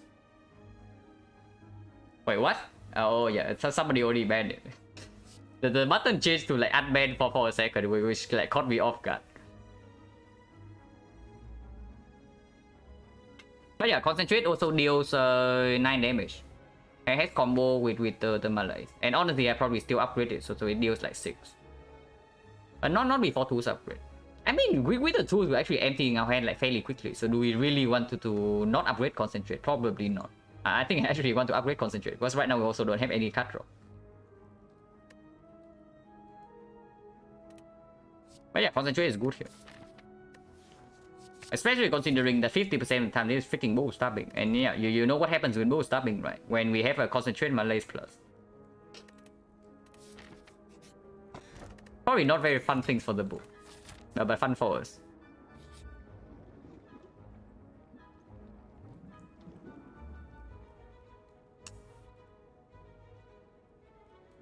Man, 10 max HP. Okay, how good is to the trade? How good is to the trade? Man, it's good. It's really good with the Think Shard now as well. And strikes are still complete garbage, so we just like take our strike remove and then move on from this spot. Yeah, 2 is 3 damage. It's 3 damage every turn. It guarantees sticky strike procs, and it enables like reflex in this spot. And yeah, with the Concentrate now, I pick up the reflex. Combat is not remove strike. It probably still strike remove. Yeah, strike remove's fine. Like 2 is still a good cut, especially when you get garbage by the status effect. This card basically just discard the wounds away and the burns away in the hard fight. Of course, like not even just the hard fight. The Sphere and Shield discuss the burn, and then Nemesis also discuss the burn. It's just a good card.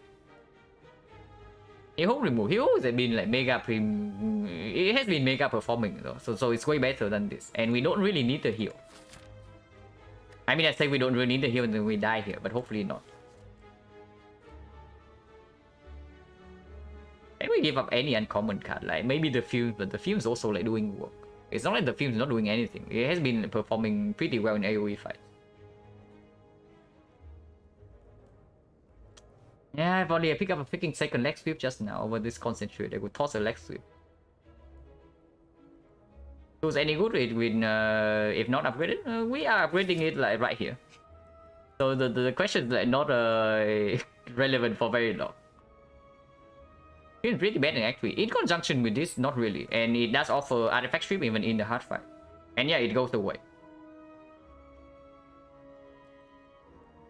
Concentrate didn't perform well, no easy remove. Yeah, I can also see that. It has not performed in a single fight. It's probably strike remove. Also like shrine alert, so advance over here. Have to be a little bit careful. But we can always rest here. I don't mind resting here though.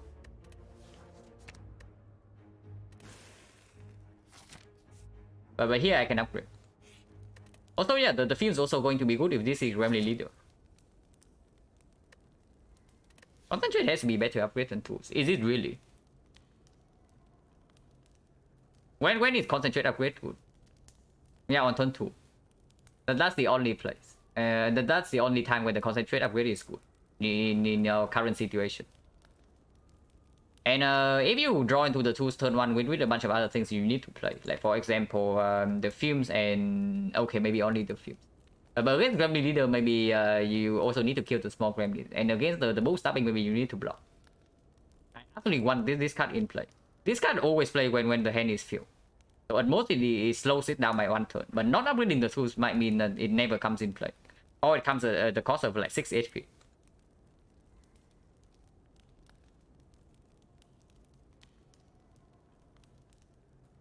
Good morning, XecnaR. How far away are we from infinite? We need we need reflex. Before reflex, we nowhere near infinite here. We need a reflex. But even with the reflex, we are not infinite. We're just very strong.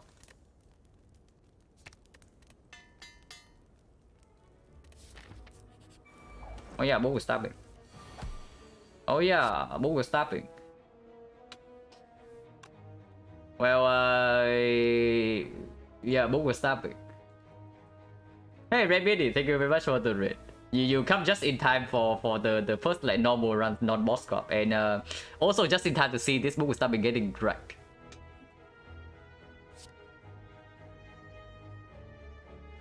And yeah, concentrate upgrade will actually play here. Because I want to concentrate my legs right away. I mean, we can also just do it next turn, you know. The multi-hit, we always full block with this. Maybe doing next turn is like better. Yeah, maybe doing it next turn is better, because I also don't want to lose the dash in my head. Yeah, next turn is better. It's full block either way, right? It's like 7 times whatever, and we my legs for 6. So it goes to 0.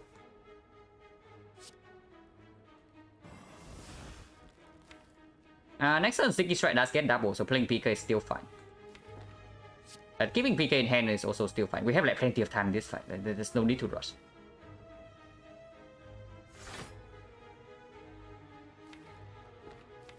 Yeah, there's no need to rush. This guy can even die to freaking hourglass.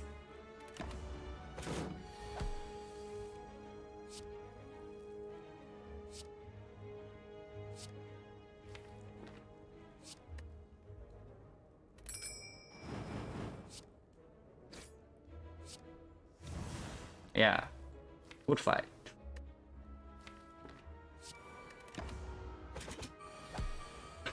How come I have so many mods? A lot of people redeem the channel reward.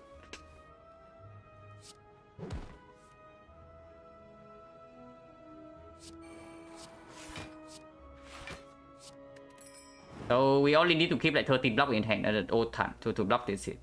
The multi-hit deals 0.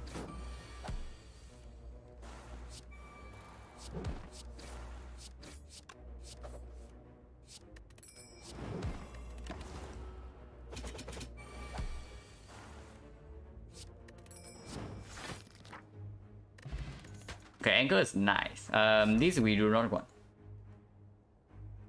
Redeem not to avoid getting time out. Yeah. Yeah. If you are a mod, you have like basically almost complete freedom to moderate this channel. I do not restrict my mod. So do not like piss any mods off, because you can be deleted in an instant. But yeah, easy skip, right? Yeah, easy skip. We have no interest in picking up a second films and upgrading it. And AoE damage is already good enough. We don't need the dagger spray and upgrade it. Okay, fight coming.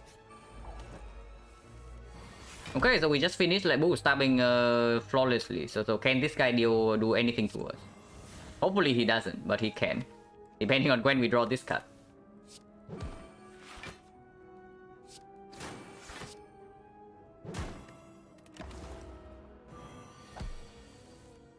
We have not drawn the card yet.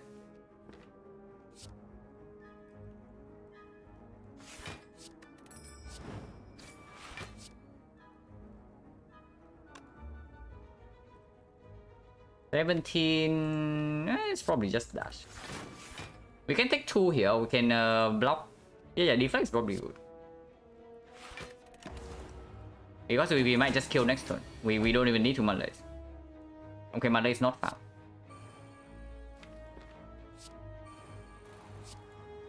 This is not a kill.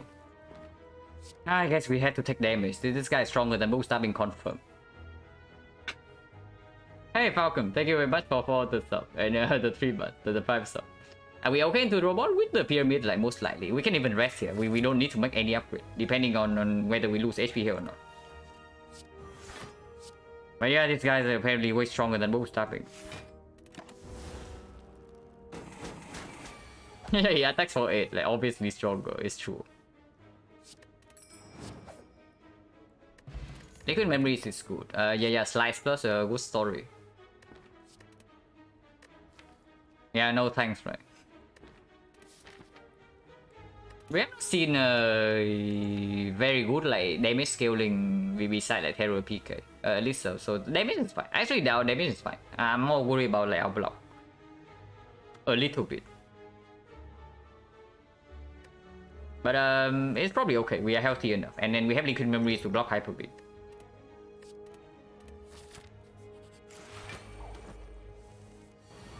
Okay, so apparently we fought this fight twice in this act. Now that's very interesting. Normally you don't get to fight like Avocado Mushroom twice in one act. Last time we took 4 damage, so let's see like how much damage we take this time.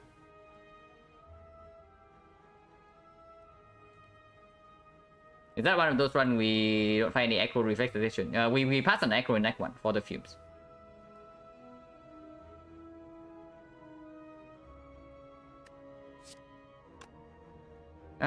Heal hook? Are we still killing this guy first? I mean, we can do that. Yeah, we have like concentrate malaise for the avocado now. So that's also completely fine.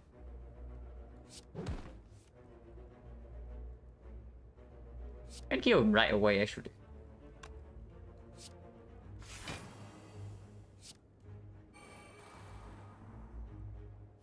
And honestly, I don't care too much about the PK damage. The damage is never a problem in this fight. I can even play it right away to make more hand space.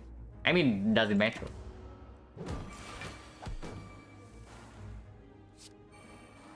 And yeah, concentrate malaise. Like, we do the same thing. The guys, this guy's base attack is like 7.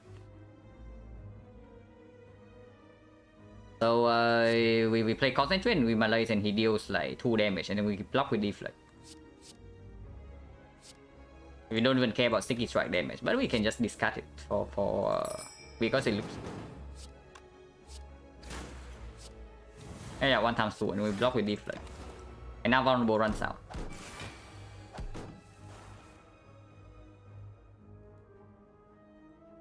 About knob in 2 plots, yeah.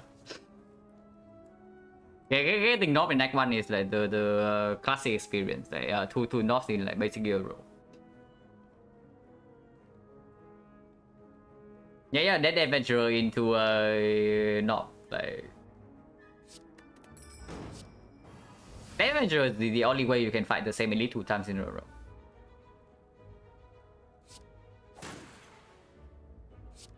I mean, this fight never deals damage to us anymore. I don't even know. What am I even doing?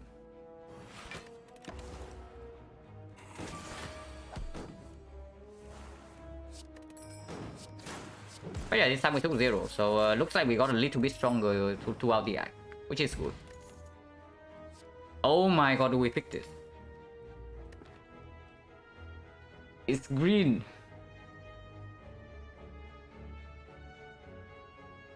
Man, we need card draw now. We really actually need card draw with Pyramid. That doesn't happen very often, but this is on the spot. But our maneuver after it works with the malaise. But only the malaise though. Yeah, we have concentrate as well. So I don't know, is it even good? Man, if we have like maybe 2 back trips, it's actually like very legit. But in this one, it's probably just bad. Yeah, we only have concentrate. Absolutely. In this one, it's probably just bad. Because like, after this attack, if we see energy, it also doesn't play anymore. Our maneuver, we can kill, we have something like skewer.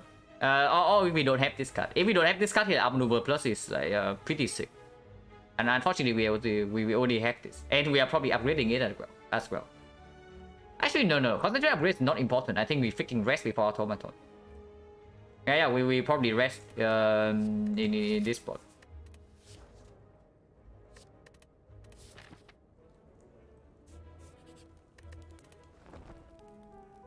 And yes, the chance of this rest being wasted is very high, but I don't think this upgrade is relevant enough for us to take a single percent of like something going wrong here.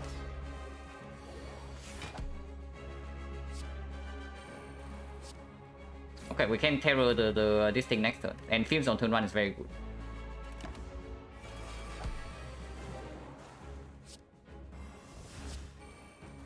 This guy is stealing Malays, doesn't matter too much. Tools is online, so next turn this is always double damage. I want to keep it.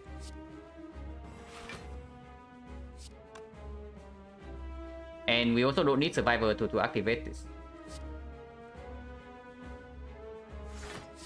Because I want to kind of keep Deflect in hand.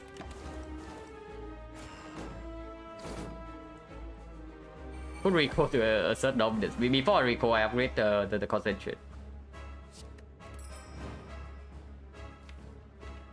Yeah, stealing Malays doesn't matter too much, but we can just get it right.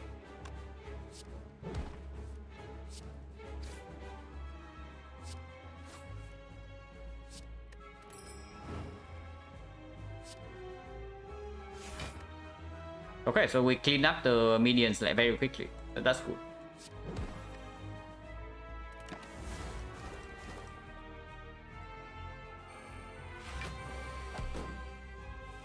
This guy is like also kind enough to draw the PK for us.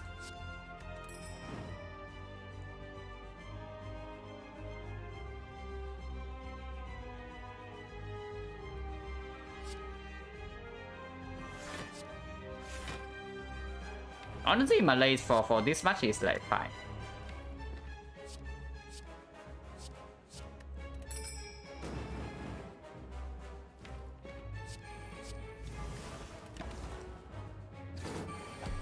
But yeah, rest of course is being completely wasted. As expected, right? But doesn't matter.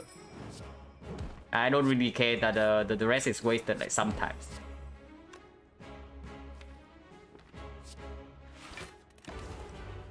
And yeah, Hyper Beam. Only 41, and we can probably block it.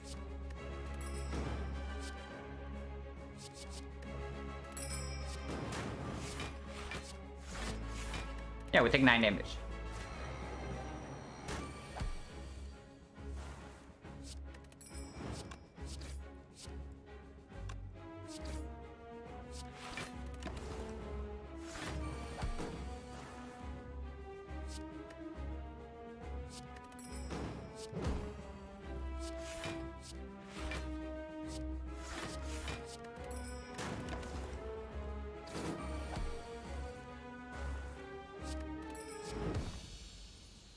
But yeah, good rest.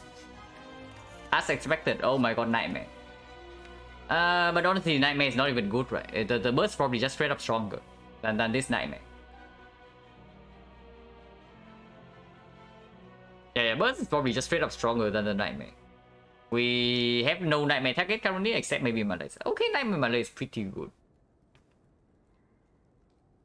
And then Nightmare is an upgrade target, kind of. I mean, Burst is also a mega upgrade target. Man, Burst with Pyramid is straight up insane. What to burst? Everything in our deck can be bursted pretty much. Like, we burst PK, immediately improves damage massively without like... Okay, so PK works way better with the burst compared to the Nightmare. Because you do not want to Nightmare the garbage PK. But bursting PK is like absolutely premium. And then... Burst Malay is already enough for the actual boss gauntlet, especially when we have like Pyramid.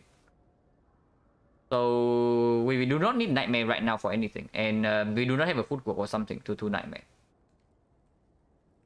Nightmare heal hope, yeah, go infinite. Probably not. Yeah, but Burst is probably way stronger in this spot. Because it's after Act 2 already. Yeah, free energy. We take the free energy, yeah? E-Box is like cute, but not that cute. But then, okay, which one is the real free energy? Which one is the real free energy? Because we have meal ticket, so we kind of have some healing. But do we really ever need like energy in the whole wave fights?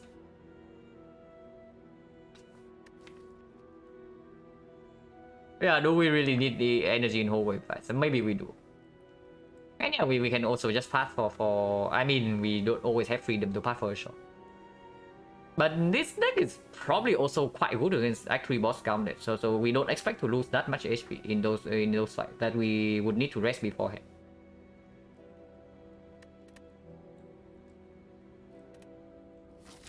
And I don't need deck first. But we have red mask to strip artifact. Burning elite is square. Here, so we can take 3 elites and the shop. It's probably this shop though. I think I want this shop more because question mark value goes up with the red mask, and we get the I mean we waste the healing here though. We actually waste the healing here. And if we go this way, we also get more gold. But advance away and then question mark. I mean that's not so bad. But I do want to farm for a little bit of question marks this side. If we go to this shop, we only get 1 question mark here and then 1 question mark here. So red mask chance failing off also low. People so infinite, yeah, probably not. This shop's in a bad position, but I guess we can always spend in Act 4 shop. If we see red mask. Yeah, early shop is fine. We waste a little bit of healing, but doesn't matter too much.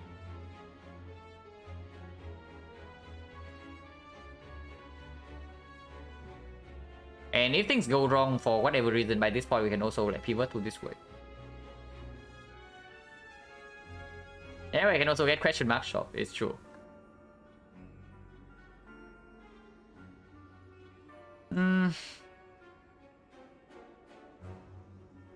But yeah, better make damn sure that we don't take too much damage in the elite fight, because Reaper and no late shop means that we don't get sustain for the boss gauntlet.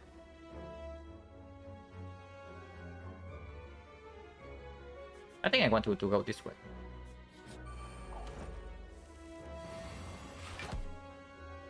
Well, thank God we have a spiker solution.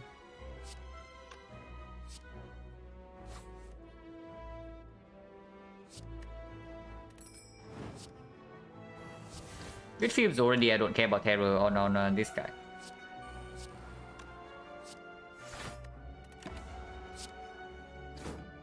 Just get pair to off one of the elites, yeah, sure.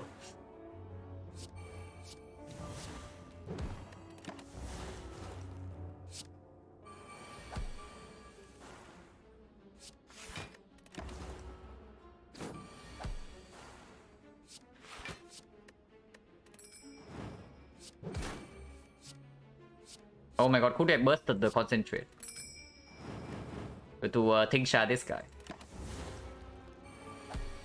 Oh wait, I did not even look at the upgrades.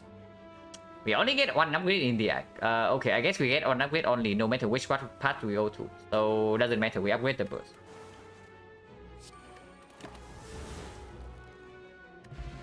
Optional Coffee Reaper and it was Slaver's Collar, Coffee Reaper, and Pandora's Box. Yeah, well, let's plans. Ancient Potion for the heart is possible. Ancient Potion also opens up like something like Speed Pot. And we probably no longer need the front load from this. I mean, I say that, maybe Retromancer makes us cry, but probably not.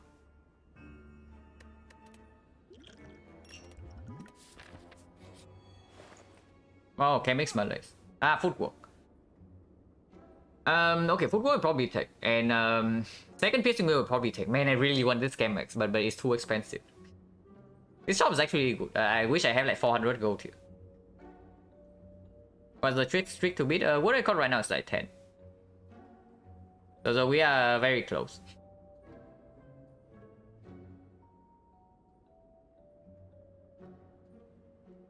Yeah. Footwork and piercing will. A streak we had active streak right now is 9. So if we win this run is 10. Is Cam not better than the whale? I don't think so, because the piercing another piercing will allow us to play like 3 cycles in the hard fight.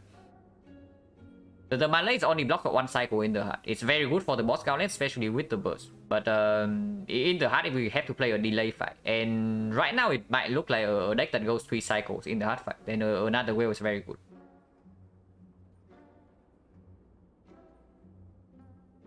Current win streak record for Silent is 10. By me. Remove no consideration. Probably not. It's too expensive. And okay, actually it is. If I take these two cards, the only reason I don't even look at I think I cannot buy KMX here is because I want both the pacing wheel and the footwork, and also and with these two, this is not enough though. But we can still remove afterwards. And that's probably what we do. Like buy these two and then take card remove on the strike. Do we have like too little attacks now?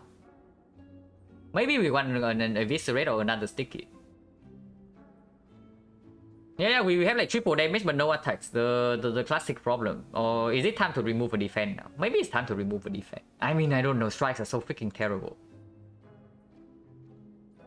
Strike is absolutely terrible, but leaving the strike in the deck also means that maybe folding asks for the strike. Otherwise, folding always asks for an attack that we don't want to give up.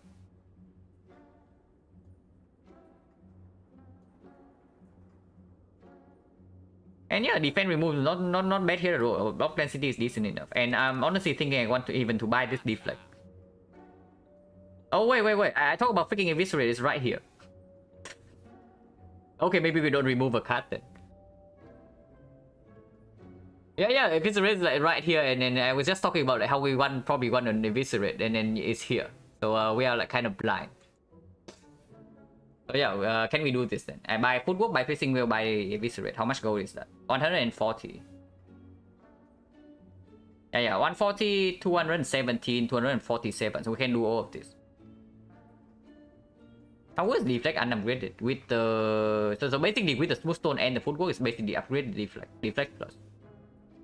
And deflect plus pretty good with especially with the burst plus. But it's not like we are lacking energy that much, and we are picking up more backflips. I mean, if we pick up more backflips, it does make deflect better, but it probably makes our block density a little bit too high. And with the pyramid, actually, you don't want like block density that high because you already have all the block cards you need in your hand.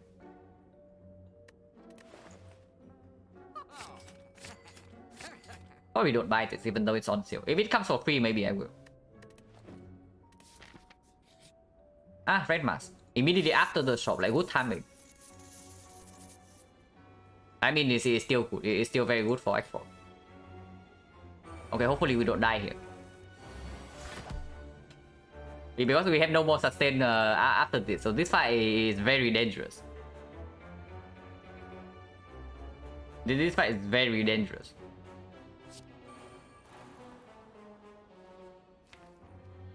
But at least we have an eviscerate now.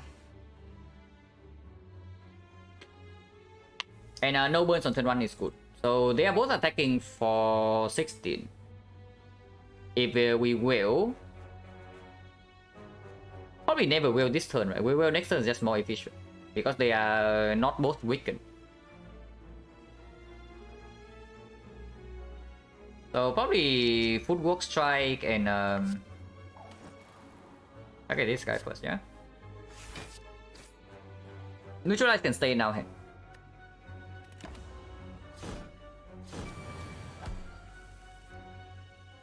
Okay, PK is here, but our damage cards are not in our hand, so that's like slightly weird. But it's fine. Concentrate is probably never play in this spot, so we will when we need to block for 20, which is triple defense.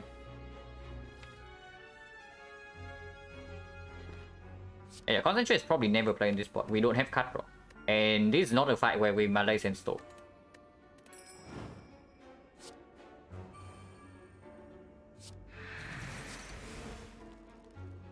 We can also take 4 to keep a defense in our hand, but I don't think so. We can always liquid memories next turn.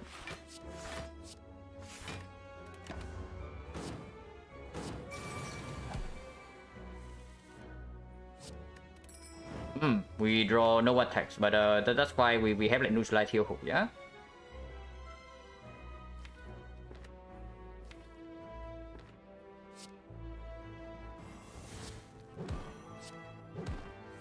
Oh my god, we actually draw no attacks. We bottom deck all the attacks.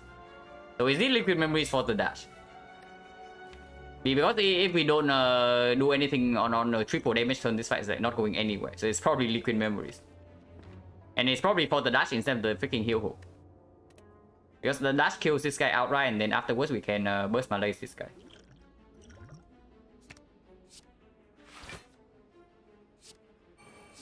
and it slows him down a little bit. For real, those strikes no damage. You sure we have no damage? We are just like bottom decking every single damage card. It's not that we have no damage.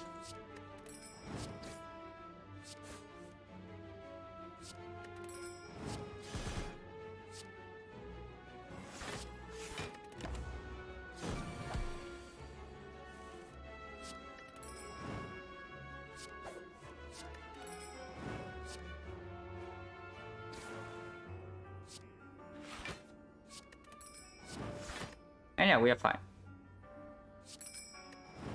But yeah, lose liquid memories for red relic. Probably would. This relic is good. Oh my god, skewer. I'm maneuver plus, where are you?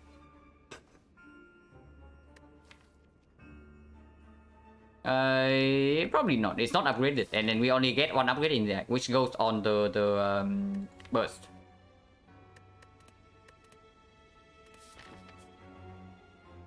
And yeah, Tiny Needle is good. Man, I knew I should have bought the deflect. Absolutely not 129 gold, but deflect is a good card in our deck.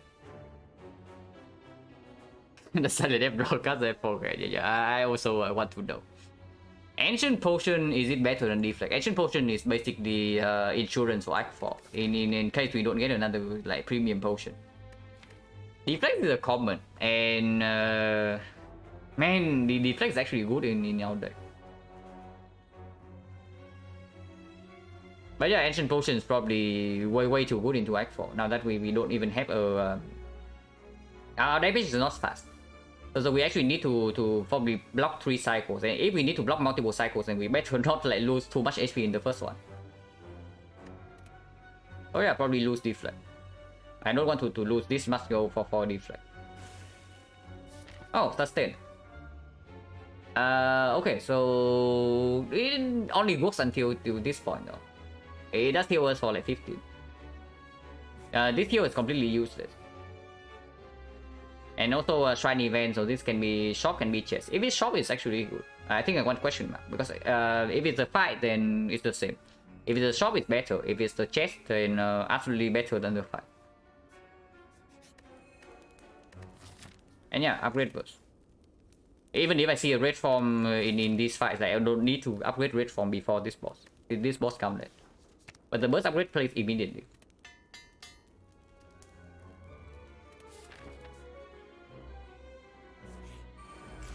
Okay, Retromancer first. So Burning Elite has 50% chance to be Retromancer, unless we skip this Elite.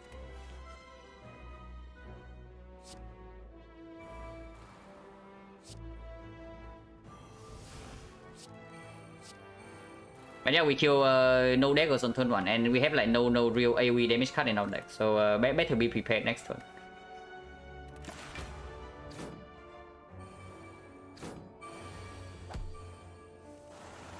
But we have triple damage, so maybe not that bad. Can we kill her? Probably not, right? Killing Rectomancer this turn is probably not happening.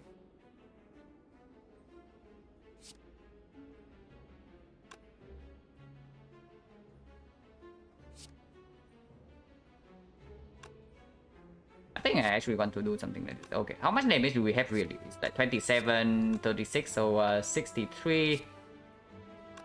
It's not enough, it's nowhere near enough. So we have to kill the daggers right now. Well, which we can easily do so. So should not be too scared.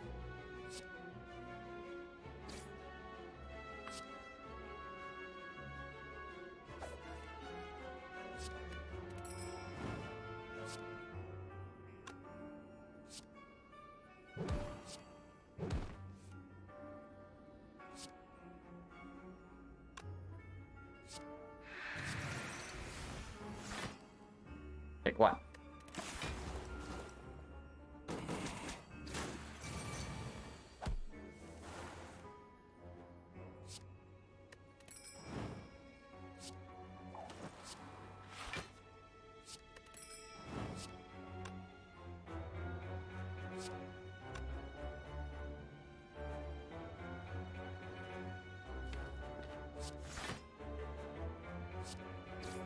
I got 3, unless we Malaise right now. But Malaise right now doesn't do that much.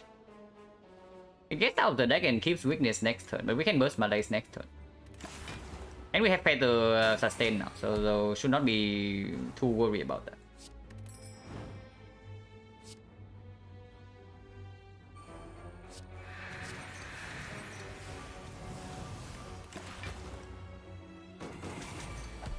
And yeah, Films is good in this spot.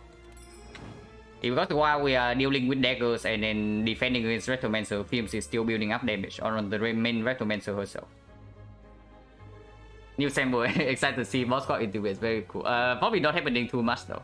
I talked about it multiple times already, but I think Moscow only happens like maybe 5% or less. And then it's correct in those times, but very rarely. And yeah, this relic is like so freaking good in Act 1, you know, and then in the first half of Act 2.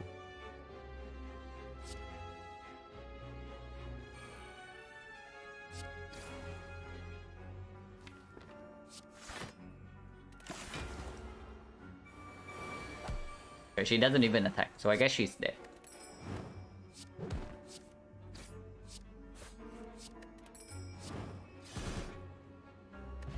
Wow, and seizing top are rarely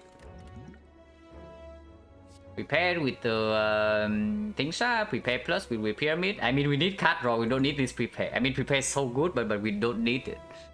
It's another piercing wheel. But with 2 piercing wheels already and a Malaise, we can only block 3 cycles. And then 3 cycle is the threshold. We do not need to try to block the 4th cycle in the hard fight. And yeah, prepare. I mean, we really want a freaking reflex right about now, by the way.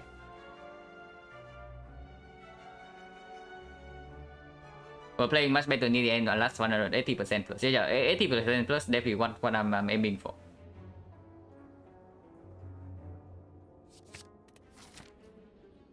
We don't need 3 piercing though. Burning Retromancer potentially scary though, so better be mindful of that.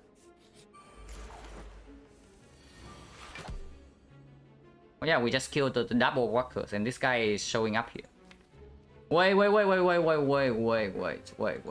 Prepare Unseizing Top with concentrate, like burst concentrate to Unseizing Top. Okay, now you're talking. yeah. Okay. We are doing like Unseizing Top things apparently. Does Burning Retromancer summon more dangerous daggers? No, only the first batch. But if she rolls like max HP or strength, sometimes it can be a real problem. Unseizing Top to burn. You just wait. We have not seen Medkit yet. We are going to see Medkit in the Act 4 shop, and then you are going to apologize to this relic. I mean, probably not, but it can happen. Probably defend my legs. I want hand space.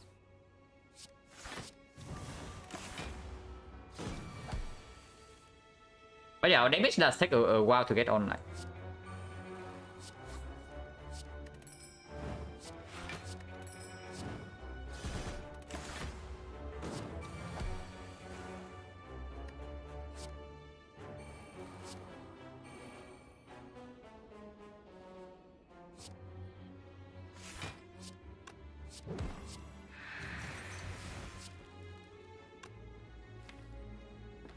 Okay, this is a bit too old. It is -1 card draw, but I guess next turn we have dash to block, so no problem here. Our dynamic squad, what did we end up with? Is that 30 to 20 blocks, I think? Yeah, 30 to 20. At the end of 50 was like 30 to 18.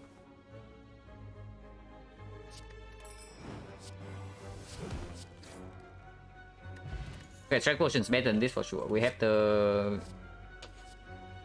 Man, I say we are done with I say we are done with piercing wheel, but this one is green.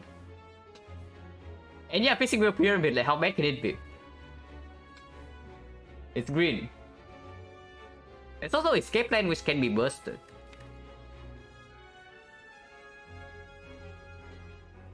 We only have unupgraded footwork. I mean, this is going to upgrade in Act 4.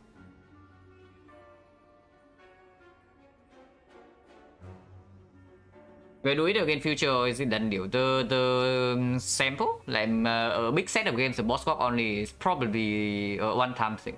But if you ask if I ever boss swap in a normal run, then maybe. Very rarely.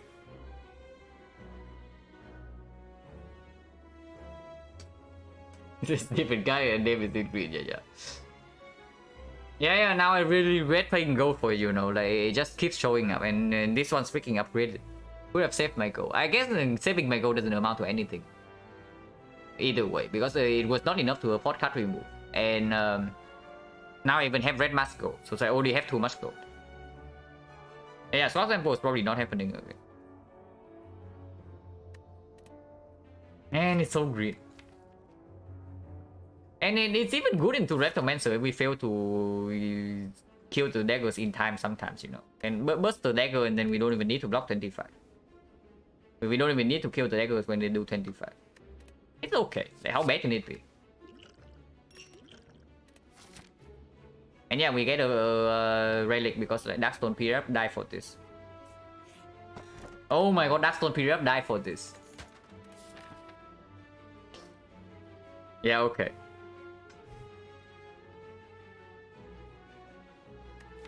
Does it ever work? Okay, maybe right now not really. Neutralize.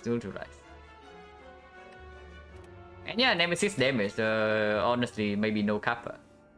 How is our giant head fight? Okay, good question. How is the giant head fight? We do have triple damage, but it's a little bit slow, and then we only have damage in burst turns, and we don't play that many cards. Actually, that's wrong. We play many cards because of Unceasing Top. Okay. We are fine. Hopefully, we are fine. Amethyst first. Yeah, PK is completely useless here, but we can burst the PK. This is probably the burst Malaise fight though. Burns are spooky. But burns are spooky. Oh yeah, the boot. So the neutralize deals the same amount of damage this turn or next turn. We don't even need to play it right now. This guy kills our Unceasing Talk though, so he kind of needs to pay for that.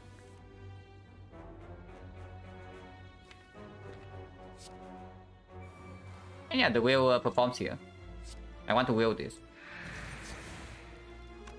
Because I want to keep defense in my hand for the freaking 45. Oh my god, the boot. And yeah, like right here.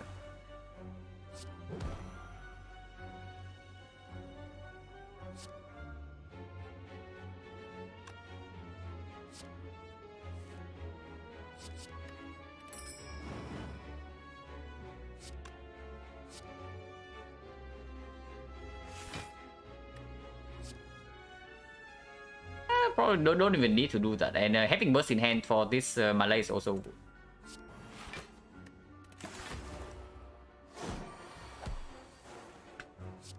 Okay, we can actually do this instead.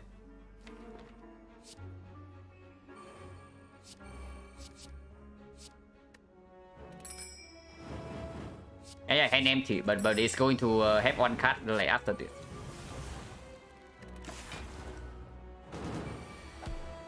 Okay, so multi hits are completely worthless now. And then single hit also not that big. It's like 29 weakens to 21.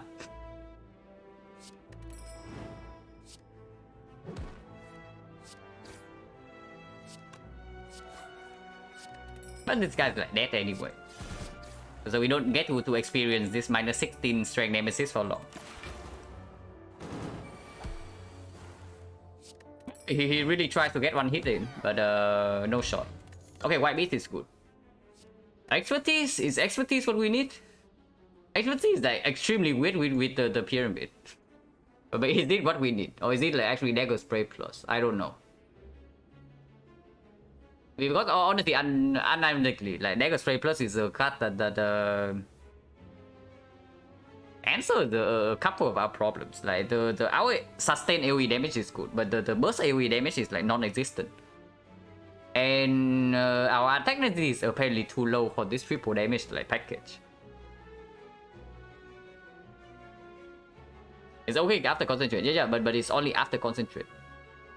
We can reduce our hand space like, fairly often, but this kind of unupgraded is also not that good, you know. Concentrate. I really don't like unupgraded concentrate at all. And then if we don't draw into the prepared or the concentrate, then the expertise also doesn't do anything. Yeah, damage feels slow and then fast, exactly. And then Dagger Spray is like sometimes some fun load to save us if the Retromancer draw is bad. If we had Acro, does Eviscerate, does the job is 1 Acro, not I think 1 Acro is like completely fine. Because we can burst that. But preferably I want 1 Acro and then 1 backflip. But of course we don't have a lot of time. We have like 4 more fights before the boss gauntlet and then Act 4 shot. And that's it. This is fine. One AoE card is also reasonable against like something like Awaken One.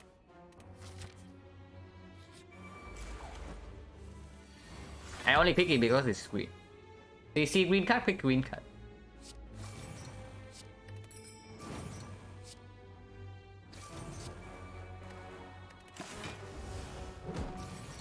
How difficult to find draw in this game? Very difficult apparently.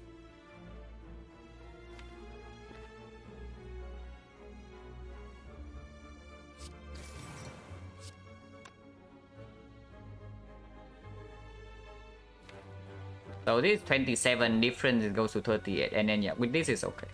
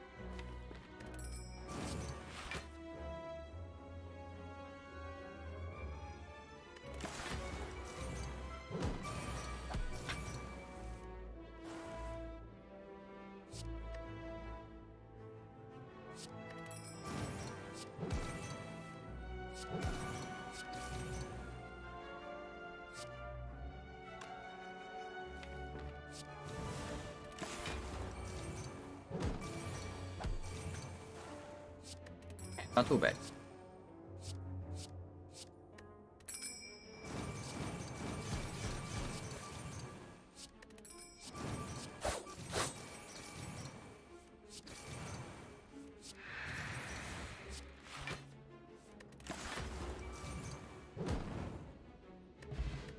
Panic Potion is like fine. It's probably not as good as this. Man, not really need like any card drop. Or are you saying like it's time for our maneuver to shine when we pass a green one on in Act 2? Because there are maneuver Unceasing Toe, maneuver Burst Plus, maneuver Manlight, maneuver Pyramid. Probably not. Before we have Medkit, we probably should not lean too heavily towards this because this doesn't exactly work in Act 4. Cunning Potion, yeah, probably not better than Strength, but sometimes it is. To give the front load to kill Retromancer daggers. But if this is Retromancer, we actually need to play probably a fairly long fight. So Strength Potion is better in that case. Oh my god. At least we have Red Mask Anchor.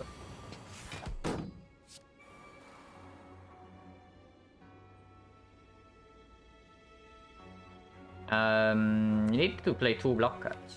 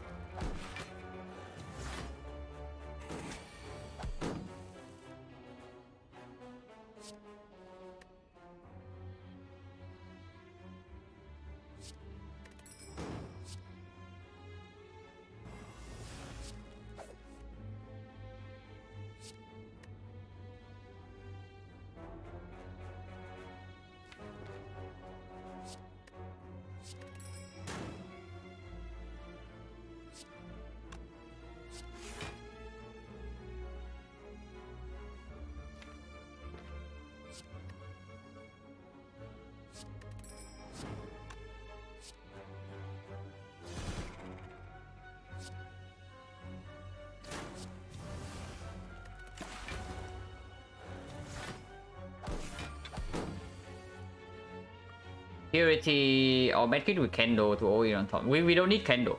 But Medkit is absolutely necessary if we want to lean heavily towards this in Act 4.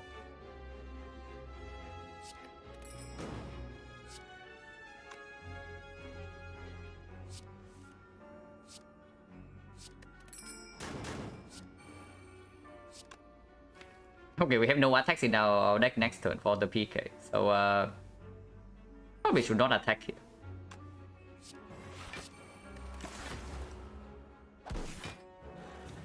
Yeah, the lack of cut draw is like really showing itself.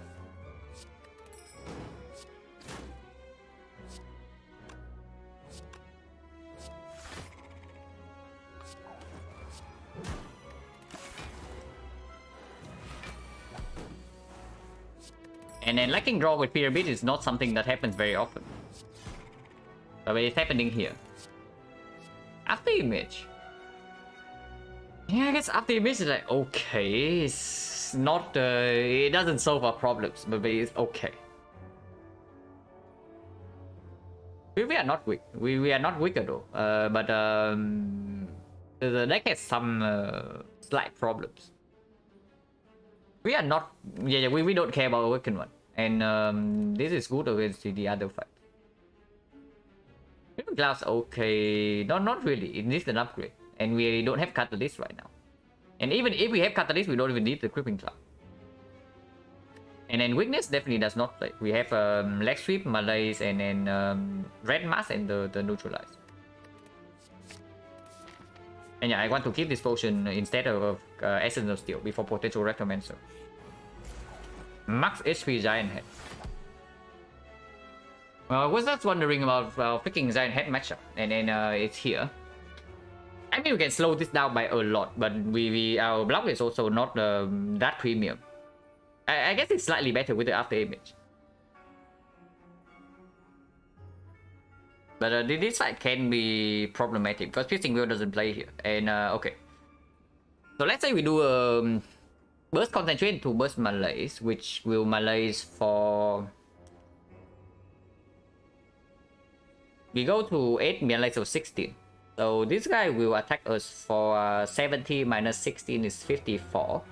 And 54 weakens down to 40. Then we block 40 every single turn. Basically, we have like 3 dexterity with this. Yeah, it's difficult. It's actually really difficult to block 40 every single turn. So we need to kill this guy at some point. Is Strength 1? Yeah, absolutely. We are using Strength 1 because of a White Beast. But I'm just thinking whether the line here is like to try to play fast or slow. If we want to play fast, it's probably burst prepare right now. Actually, no, we probably wait for the PK to burst the PK. Do I pick unupgraded reflex in this spot? Probably, because I still have an upgrade to make in Act 4. In the Act 4 shop, then maybe it's different. Because the reflex also shuts down the Unceasing Talk. Okay, Terror first is very good. And I want to exhaust this garbage. Damage is this. It's actually quite a lot. 29 and then 30. So we don't wait for the PK.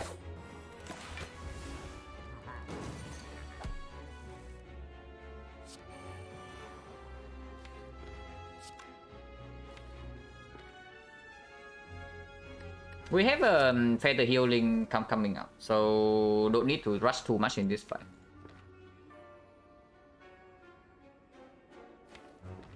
Maybe just burst Malaise right here for 8. It goes down to lower than 4, so we keep the Trend Needle. Okay, we only need to block 36 every turn. I actually don't know, because we don't have Concentrate in hand. But without deploying Fumes and After Image right now, I don't think I want to wait with this burst Malaise.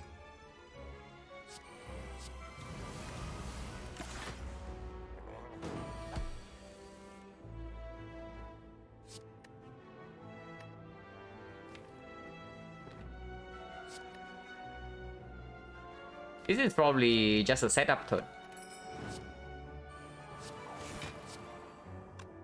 Gypsy's bottom deck is like super annoying. Just complete garbage in this fight, so we're exhausted.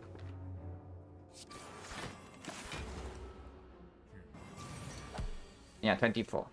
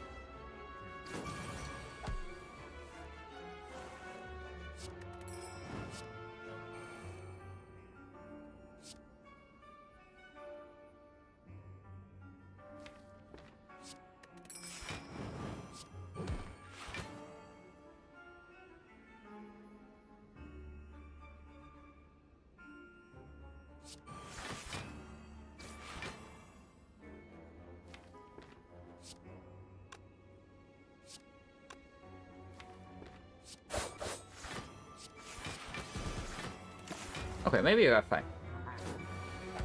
We don't need to block this fight for that long.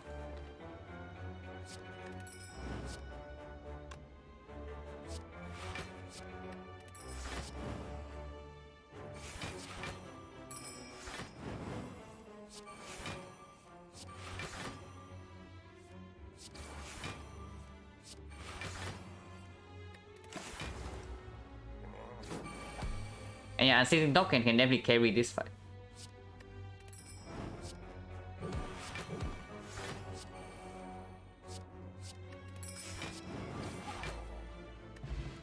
Thinking about Power Potion is fine.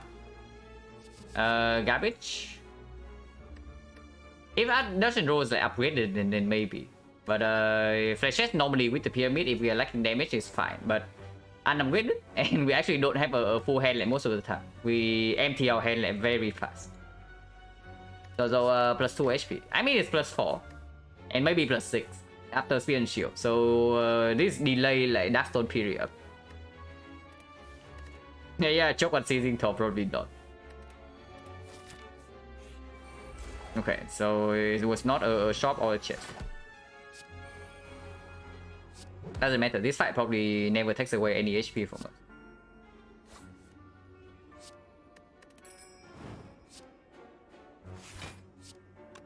I want to hold the terror for now. Because maybe I want to kill one of these first. Yeah, I probably never want to terror the spiker.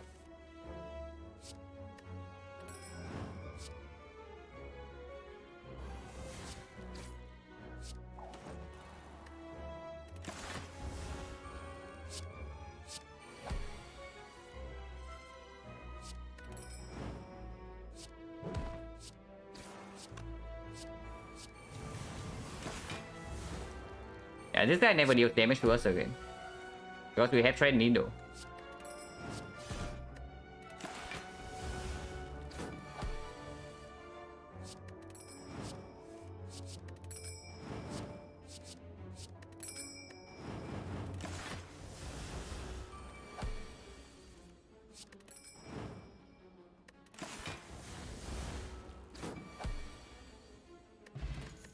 Out this spot? Oh my god, I just talked about the freaking dodge and roll green. We're just talking about the green dodge and roll, you know, but it's not cut, it's not backflip. Like, why can't... Yeah, why can't this can't be like a backflip plus or maybe acro plus? It would be nice.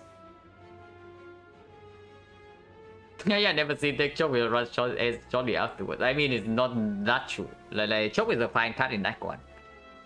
The moment you leave Act 1 becomes like kind of garbage, but in Act 1 it's okay. Yeah, it's green. And honestly, we have Smooth Stone and we have Footwork. It's going to be Footwork plus, so it blocks for 21 energy and can be bursted. Like actually very strong cut. It's fine. It's fine. It's fine. And count this spot, count this spot. If we are scale our damage output in the hard fight, then we pick this count this spot. And it probably deals with a lot of the problems. If we are more scared of the defensive potential, then sure, it's Power Potion. So how scared are we of like blocking, and how scared are we of like dealing damage? 4 acros in ground run, yeah, it was 4 acros. 4 acros, 3 backflip. And then this run we see 1 acro in Act 1 and then no backflip so far.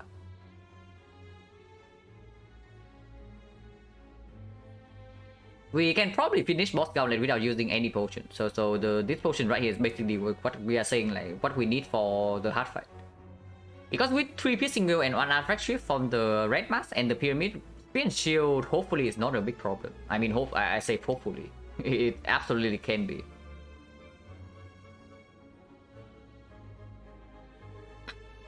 Countess is not, and yeah, the damage output from this is like comparable to the Countess anyway. If it gives me any damage for a power. And Venom, for example, honestly, and Venom is not even bad. Second after image is like absolutely excellent in the hard fight. Another footwork also makes us maybe be able to block 4 cycles. Because yeah, like for better or worse, we have 3 piercing wheels now with the Malays. So blocking 4 cycles definitely on the table now.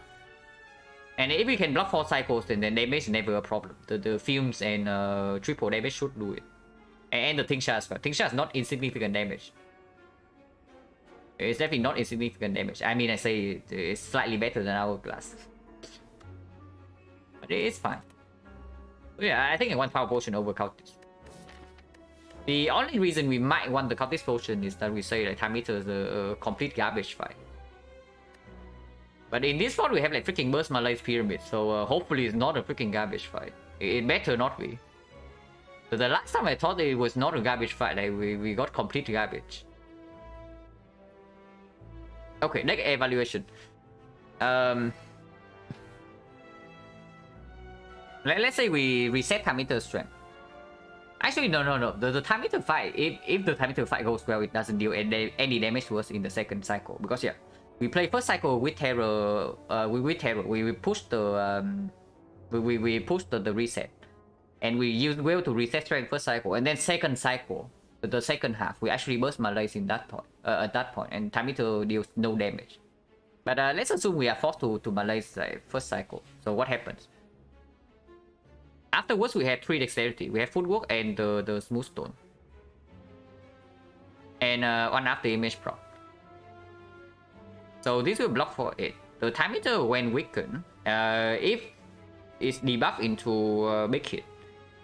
The debuff into big hit, we have if he has 0 strength, it's going to be 32 with weakness. Vulnerable, it goes to +4, so 36. 36 when we have 3 dexterity, so this will block for 6 each. But the block for is actually 7 with the after image. So with the burst, we can block even through the debuff. Yeah, it's fine. And that's only assuming that we malaise first cycle. If we malaise second cycle, the Time Meter stands no chance. And then this time we actually have passive damage from the fumes and the Hourglass and the Tingsha. So even if we commit all the energy on block, and we even pick up this card, even if we commit all the energy on blocks, the Time Meter is still like slowly dying. It's fine. We don't need this for Time Meter. Maybe we should be slightly scared of this fight because we don't have AoE weakness. I guess we have like we have 3 freaking piercing builds, so we strip artifact also quickly. 1 layer is gone from this, and then we strip 2 layers, and then we can deploy weakness with pyramid. Should be okay. I mean, I sure hope we are okay. But Cultist also doesn't help in this fight.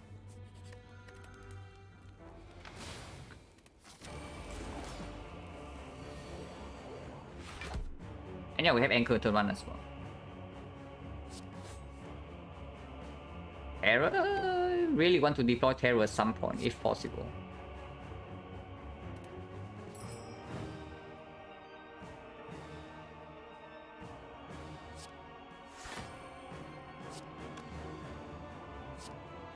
Don't want to lose the plated armor yet. So even if we overblock a little bit, it's fine.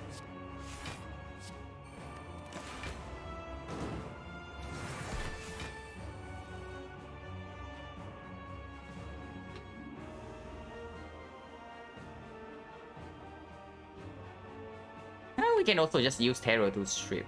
The Thieves also take down. So we don't actually need to deploy Terror that much.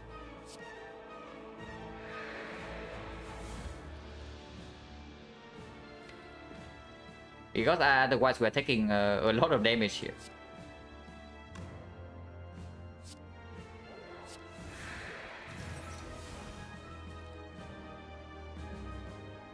And yeah, good PK turn by the way.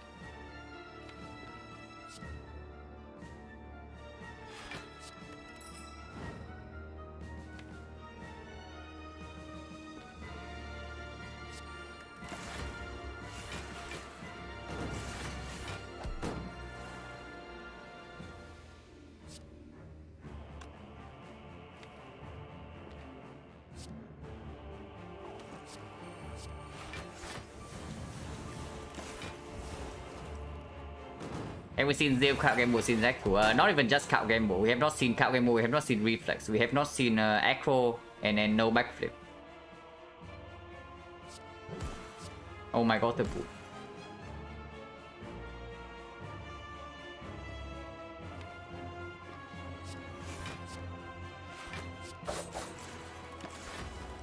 Would have done Unceasing Top. Because Unceasing Top does not play in the next deck cycle because of the daisies, but for now it still plays. Autumn decking the 2 is definitely not the best thing possible, but it's not that bad. Could be worse.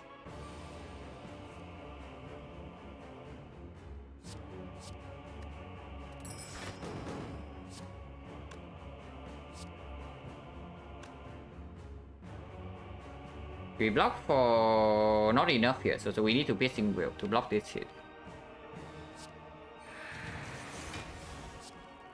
And still need to play defense. I don't like that too much.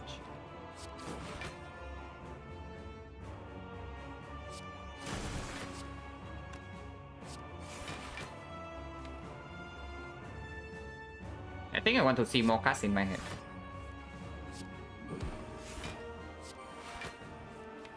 Okay, defense is fine.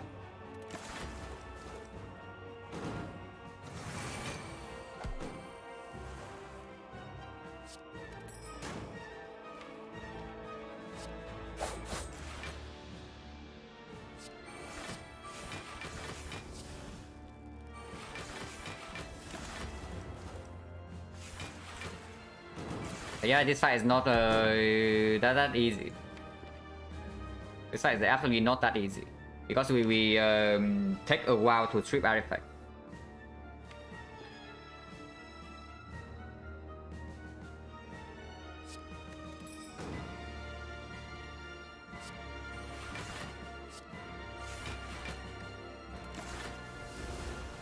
But yeah, that's why the films is doing its job, right?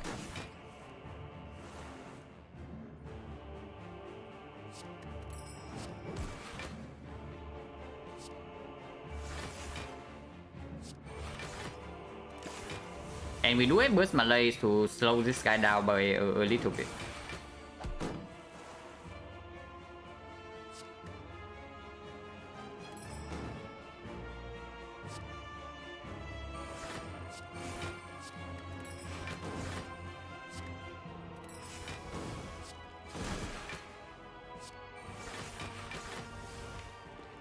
Might take some damage next turn.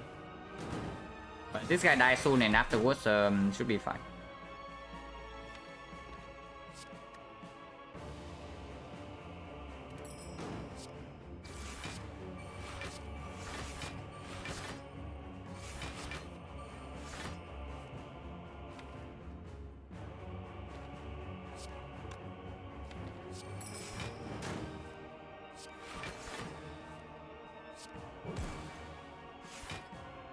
And yeah, this in hand to weaken this next turn is completely okay.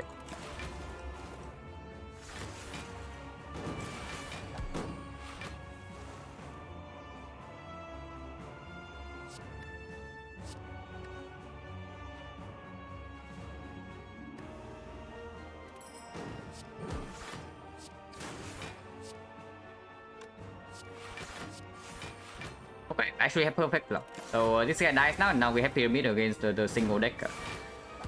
So only need to block for 34 every 2 turns. Should not be that difficult, but maybe it can be.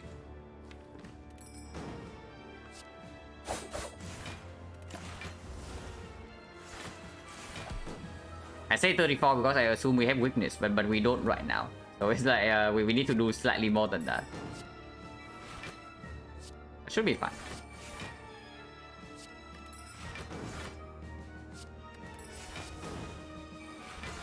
Because Burst Plus is very strong. Yeah, he dies to poison into it. Or he dies to attack this turn. So there's no problem. And yeah, 0 damage taken. Some close call to that we might have taken damage, but in the end we took 0. But the light of card draw is like again like showing his thing right there. This fight should not be a huge problem. I think we play probably all powers. And yeah, this fight is one of the reasons why I pick up this Dagger Spray Plus.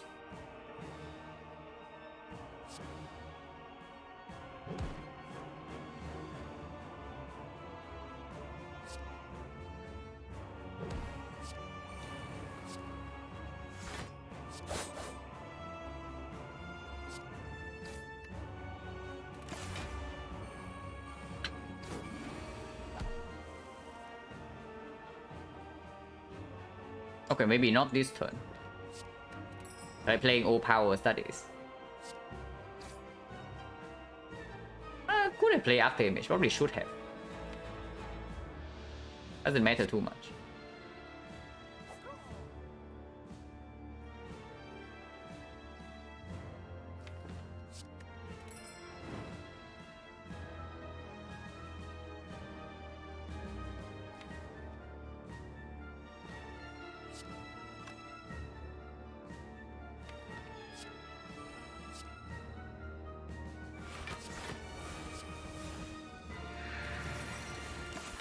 And yes, this basically will to block next turn.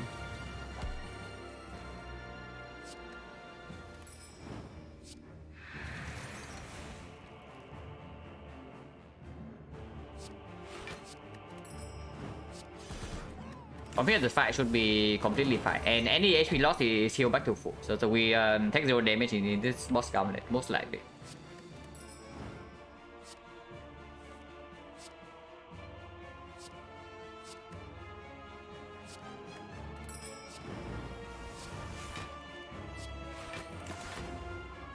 So now we just wait for the burst.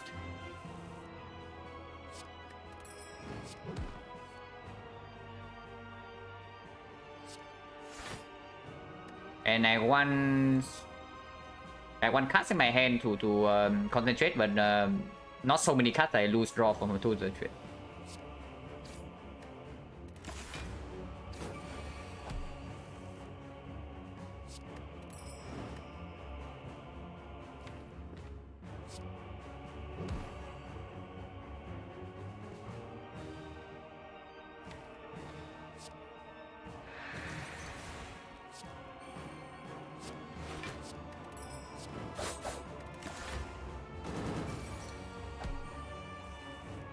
Yeah, the burst like really playing hard to get. It's here.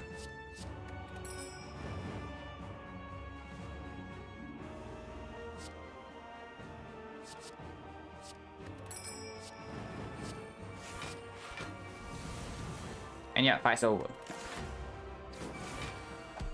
Now we're gonna play all powers.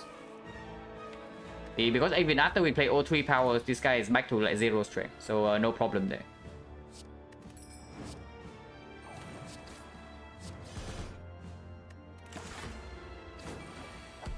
Yeah, 1 times 4.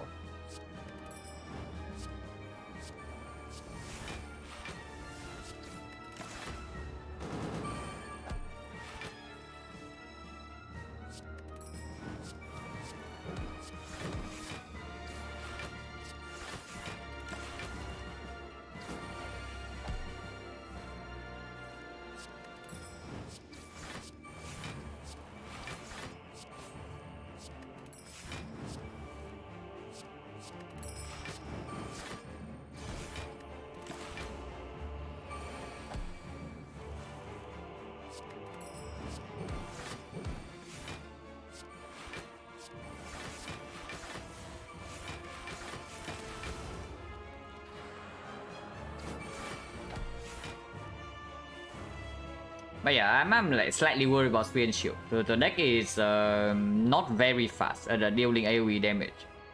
I mean, not even AoE damage, even single target.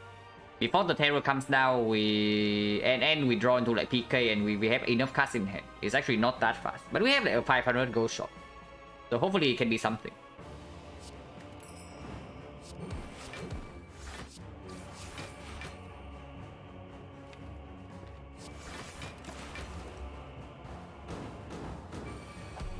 Just find red form. Honestly, I don't even think red form is that strong in this spot, especially because if we see red form, right, it's not going to be upgraded, so it's not even that good.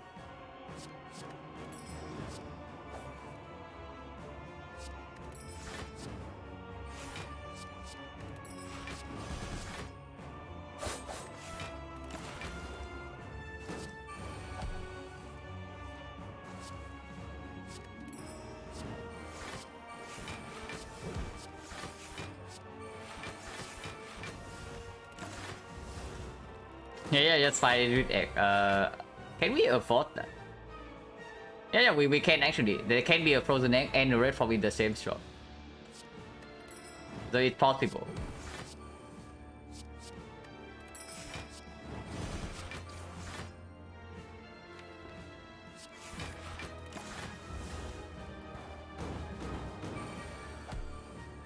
Man, one cut draw would make this deck like so freaking good. We are basically one cut draw away from like being really strong, maybe two.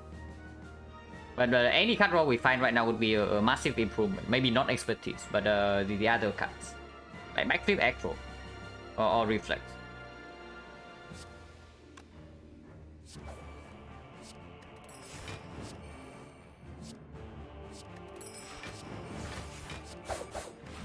Yeah, 0 damage boss gauntlet. Expected, right? The boss gauntlet doesn't scale that fast, and we have like freaking pyramid with a strong deck. But Act 4 is very fast. So hopefully we can do something there, because we also don't have hand to grab.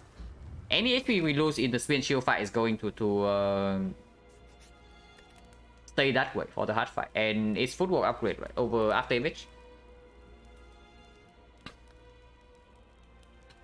Yeah, it's probably footwork upgrade over after image. The after image is not even that good in the Spear and Shield fight. And in the hard fight, like, if we go for very long, then the footwork upgrade is more valuable, most likely. Yeah, it's just like way more valuable if we go long in the fight.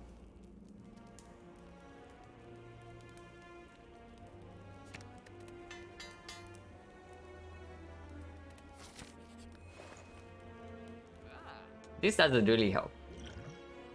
It's okay, but it doesn't really help. There's 5 dexterity, which probably wins the hard fight, but if we survive first cycle. But we need to survive first cycle if we use artifact on the speed pot. Yeah, Kudai GG, Kudai GG. As always, there's a Kudai GG. Kunai is not good, right? It cannot be better than Frozen Knight. Frozen Knight is like way better here, and then we can do. Is it actually Master Strategy? Man, Master Strategy is like one-time card draw. It's good, but it's only one time. I want like recurring draw in this deck. Yeah, Master Strategy is cool but expensive. Exactly, it's very expensive, but it's good. And yeah, with Frozen Knight, Master Strategy absolutely seems amazing. And then I absolutely take Frozen Knight, by the way, with the Unceasing Top. So this is clear. And then we can still do Master Strategy and card remove. And then we say we keep these potions until the heart. I do want to remove a strike. Yeah, we have Unceasing Top and Concentrate. Frozen Knight absolutely good. And then it's even better now with the Master Strategy that we are probably buying.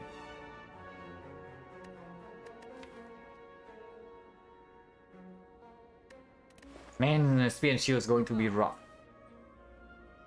Spear and Shield is going to be rough if the piercing wheels do not line up. And I don't even know like how well we are blocking the spear on turn 3. The shield on turn 3.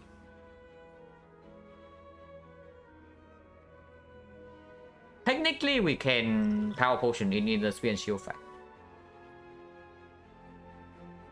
With 3 piercing wheels and footwork plus and after image and then malaise, the hard fight is probably slightly more manageable. It also, yeah, because of the white beast, we also like guaranteed to get a potion after the Spear and Shield. So if the Spear and Shield is looking bad enough, and we can know if it's the bad fight immediately on turn 1 because of the Frozen Knight, then we can drop power potion immediately. Remove strike Weststone speed pot is an option. I mean, speed pot, you toss away a potion here, and you say that you do not use the potion in the Spear and Shield fight. And then right now, that's the main problem, right? Because right now I don't think we do the Spear and Shield fight very well if the draw goes badly in the first cycle. And then Weststone impact in the hard fight is probably irrelevant. I mean, I say irrelevant, it's not. We have like freaking triple damage. So upgrade landing on, let's say, Eviscerate is actually pretty big. I don't think we need it. I don't think we need it. Yeah, remove Master with Frozen Knight. Is probably the line. The draw goes badly. I think yeah, it's just drawing well. Yeah.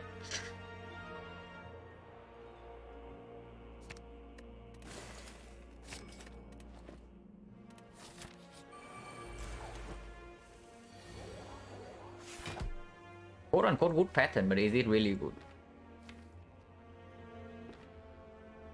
How far can we draw? We cannot reach this fishing wheel next turn, right? If we use both fishing wheels this turn to block.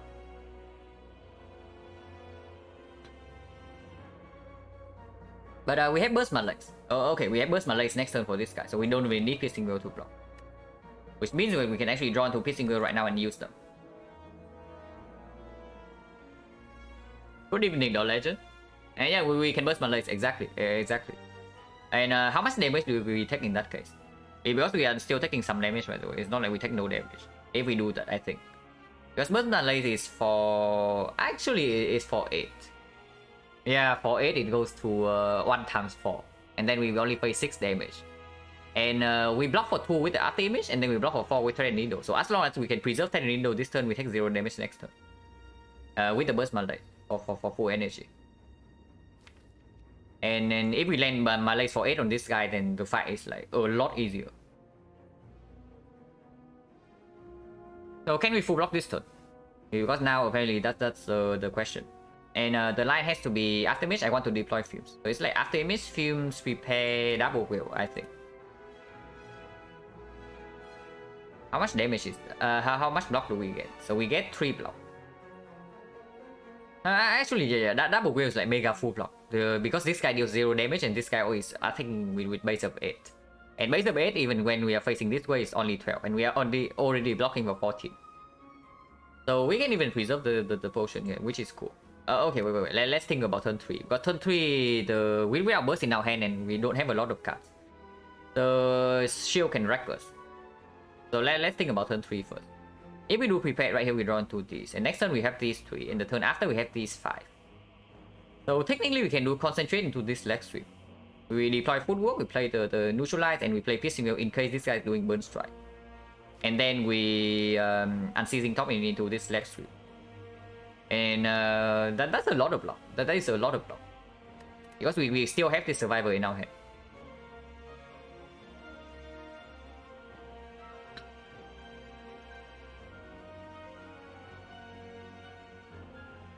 But now just see poison stab, the spy shield, and then double piercing wheel. Not deploying after image. So you basically you trade a little bit of damage for the after image play. I think I want after image on turn 3 because otherwise we might still be short a little bit on block. About 6 block. What do you mean? Is it next turn?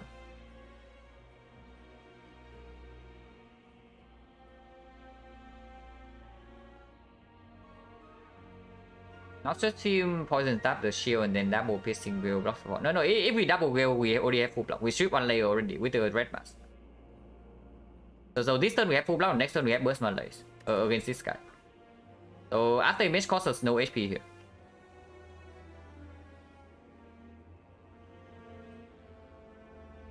Yeah, turn 3 we have like a footwork plus online with the survivor leg sweep. And also play the piercing wheel plus. We have no problem blocking this on turn 3. And the next time this guy attacks, he also has like minus 8 strength, still permanently weakened, so it should be fine. We don't need to potion here.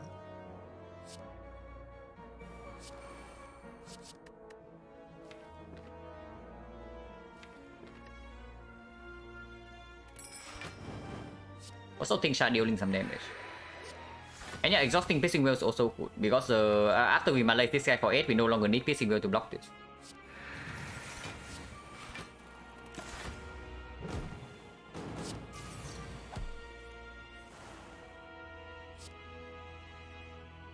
And yeah, malay for 8. This goes to 1 times 4, and then we block for 6. We block for 7 actually.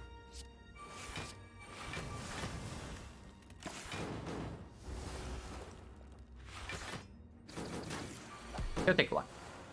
Oh yeah, burn deals 2. I'm too used to like being intangible this turn. Burn deals 2 and not 1. Okay. So we take minus 1. It's fine. 1 is not. This turn we take no damage, yeah?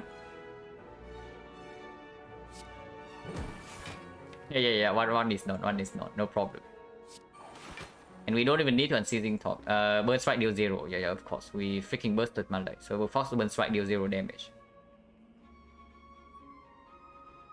If we block for this, it's like 23, 28 is perfect block. We just survivor defense. And we can keep... Yeah, I think I want to play PK. Yeah, we play PK and then next turn we can do concentrate on these cards. On the double burn, and then we play the sticky, we also draw into eviscerate, and then we also draw into heal hook. So no problem. Whether anything intangible was coming from. No, I'm just too used to being intangible on this turn. But it's fine.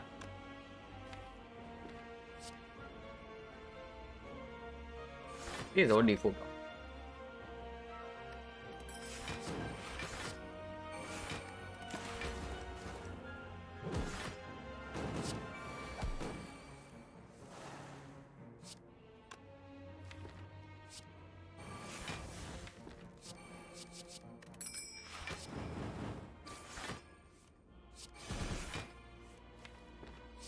Yeah, we killed it this turn with the.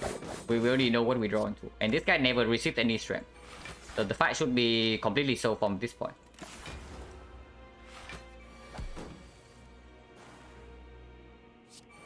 Yeah, next turn this guy hits us for big attack, but doesn't matter. Dodge and roll plus.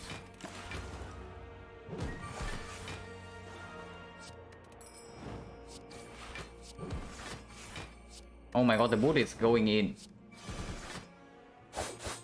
This full debuff our strength so that our relic can work.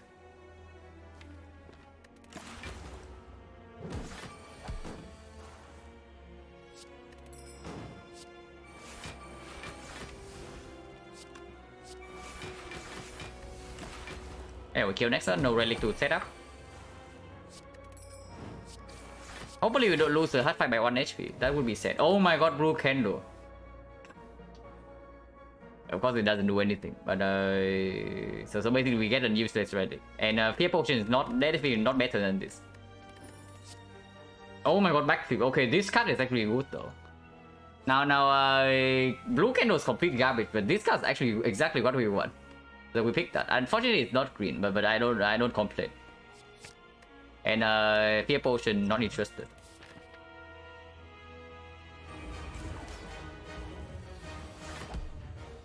Okay, what are we drawing? We have Malaysia in our hand, so at least first cycle is guaranteed to be fine. And we also have this. Let's not forget to use this. Terror is quite far away. The Films is like... Okay, Films is exactly at the bottom of the deck. And PK is also at the bottom, which is slightly weird. But we have Pyramid. No Acro in the entire run, yeah. We all got one Acro in Act 1, which we picked the Films over. And yeah, the Films have been performing like super well, right? In the Doran Deca fight. Without Films in Doran Deca, we actually take a lot of damage, and the Films also perform into Retromancer, also perform in the Spear and Shield. We power pot now away. We power pot now. With the Pyramid, like, there's no concern. Even if we see a power that we don't want to play immediately. I don't even know what that is, like red form maybe, but who cares about red form? Yeah, it's not even red form anyway, it's just another copy of After Image, which negates leader play, so very good. And then of course Gauntlet Pen is completely useless, accuracy also completely useless, so this is an easy choice.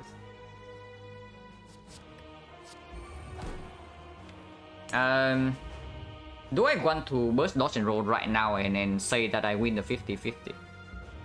Probably not, right? Yeah, probably not. And burst Malaise doesn't really matter. With 3 piercing wells in my deck, I think I want to Malaise first cycle to keep weakness. Yeah, with 3 piercing wells in my deck, I think I want to will first cycle. To Malaise first cycle. Damage is slow though. I really want to push damage. So is it actually burst backflip? Burst backflip draw until here, and then concentrate is here, so we don't get to empty our hand for a while. But it does draw into like Survivor, which we can play Sneaky Strike next turn.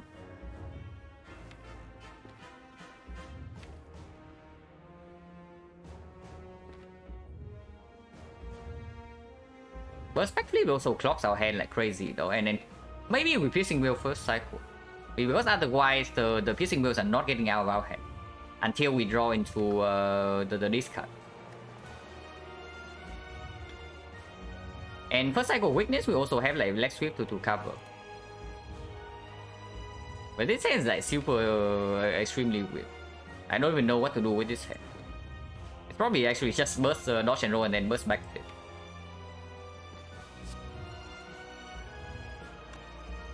Yeah, burst dodge, burst back 3 and then play this to make hand space.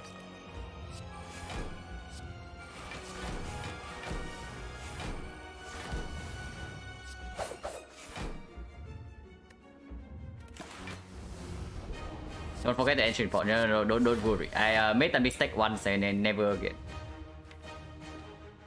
And yeah, big hit first is very good. And we probably spend one pitching bill.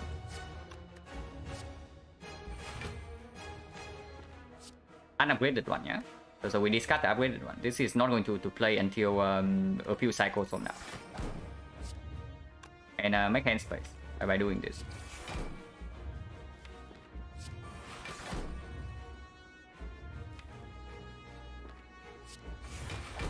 Yeah, full block.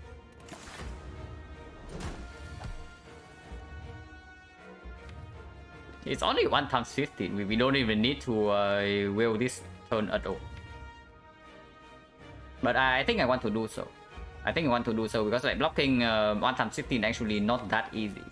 And if we don't full block this turn, we lose like all the plated armor. And plated armor actually matters a little bit when middle blade is 3.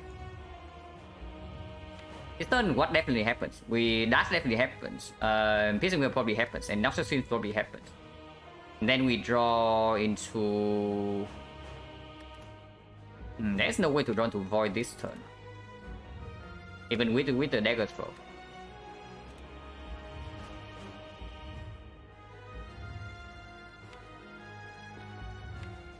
Maybe it's not that. Maybe it's like defend Noxious Field Master Strategy after image, and then terror. And then piercing will. 1, 2, 3, 4 energy. Okay, so that works. This fight is already won thanks to Frozen Knight. Yeah. Not won yet because our damage is very slow, but it's going okay. This also makes more hands plays. Does it full block though? Because we are yeah. Thread Needle block this hit. Thread Needle block the burn, so it's fine.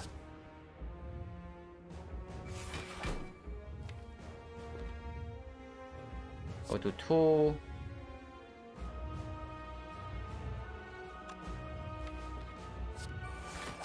Go to 1. Go to 0.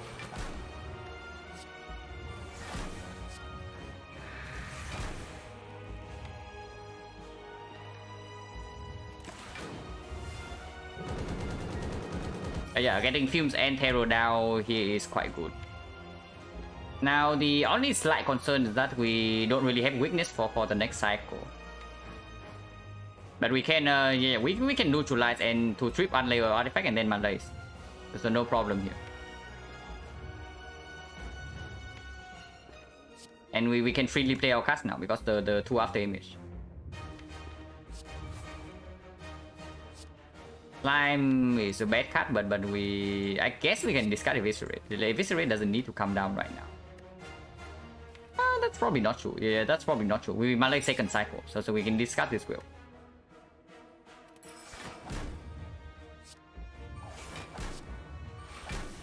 And yeah, the neutralize needs to stay in our hand though to strip artifact.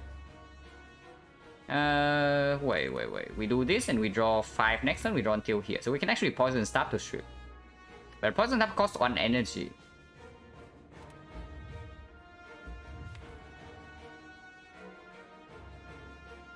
This is fine. This is fine. Okay, multi first is good.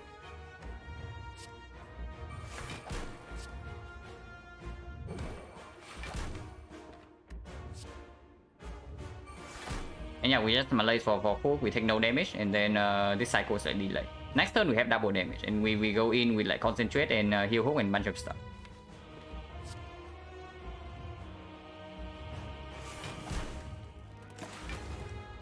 And yeah, we can go very long in this fight.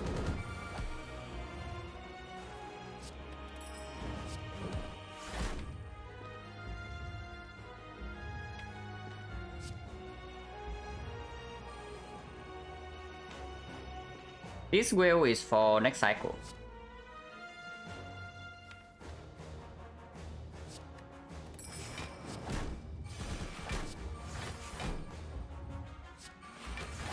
Yeah, Yeah, this is full block already, so we can attack, and Poison Stab probably deals more damage in the long run. Yeah, the fight is like very smooth from here. Man, Frozen Eye is so sick. Frozen Eye is like insanely powerful. The only thing we need to not do here is to will this turn. If we will this turn, we are going to be sorry.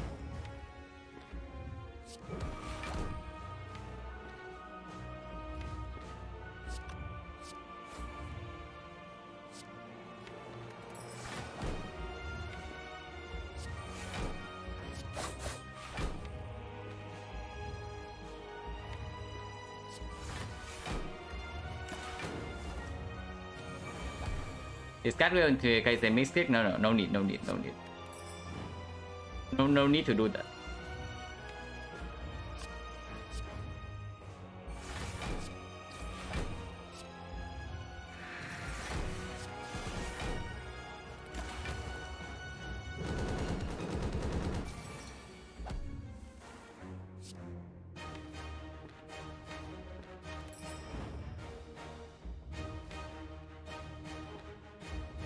Kind of want to burst PK, but it's also not necessary, right? We can just burst to full block this turn.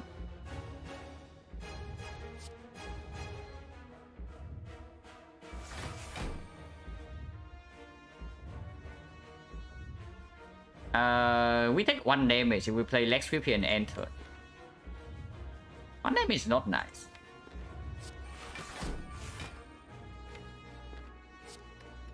Yeah, why take 1? You can take 0, right? And mood value. And yeah, we still fully block next cycle and no problem, and then can burst PK now.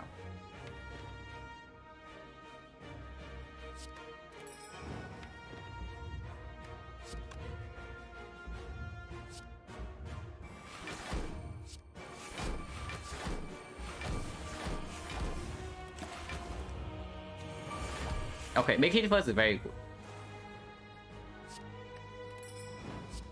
I mean, doesn't matter either way. The fight is probably already over.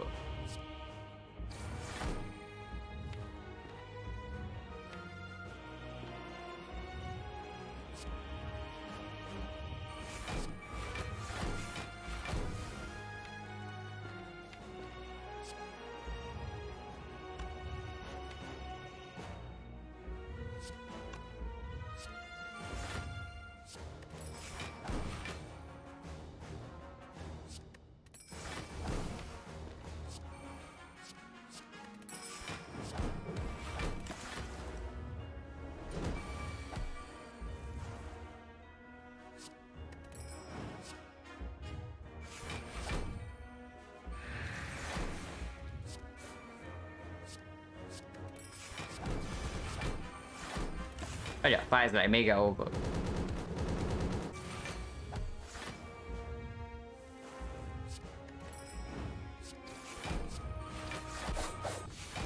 And yeah, 10 streak. And good thing that we did not throw the very first run.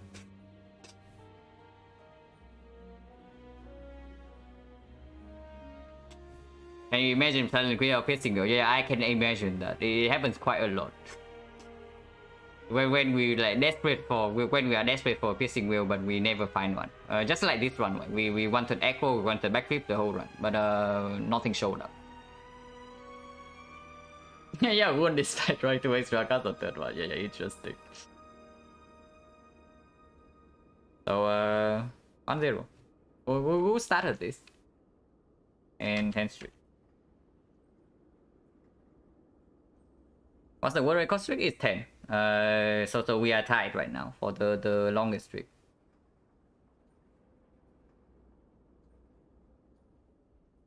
Lost 1 HP. Yeah, we lost 1 HP in the spear and shield. Did not need to do that, but it doesn't matter.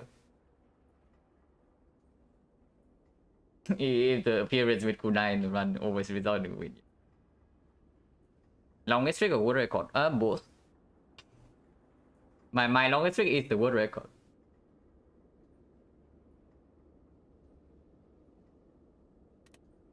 But yeah, honestly, 10 is like super mega beatable. That's not a surprise. Because if you compare the If you compare the win rate of like defect and then silent, silent should have a way longer streak than 10. And then even ironclad. But it's just a matter of time basically playing for streaks.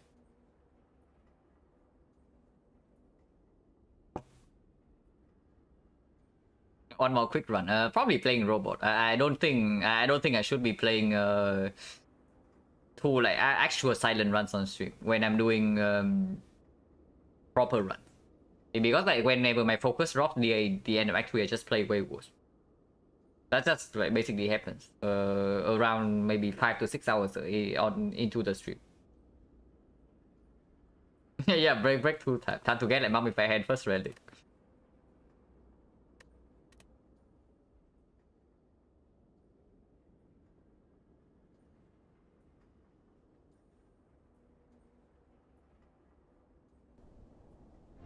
Playing robot makes my happy. Yeah, maybe I should have I should end stream right now then. But probably not. Yeah. Playing probably I'm taking a 5 minutes back, and yeah, when I'm back we are doing a robot run. So I'll be right back.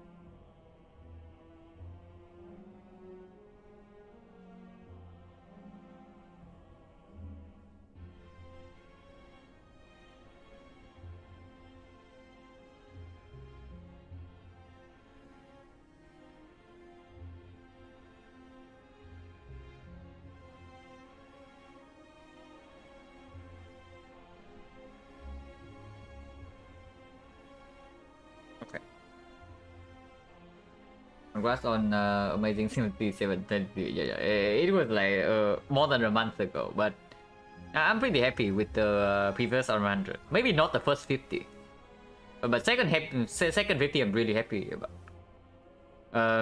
With the quality of play at least. I did throw one run. I think I threw two in the second 50, but overall it was very solid. But yeah, it's robot time.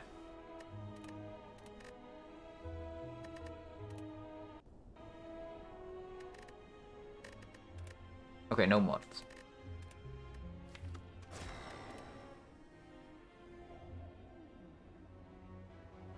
So common relic. Probably a clear common relic. It's freaking slime boss. And the path is probably upgrade into elite into burning elite if doable. Common relic is probably super clear. Yeah, bag of marbles, okay. At least it's good against Nob. And yeah, we still want to go this way. Upgrade before floor 780. Start here. Do we ever go here? Probably not, right? But maybe if these two fights do not drop a single potion, then maybe I can consider it. But most likely not.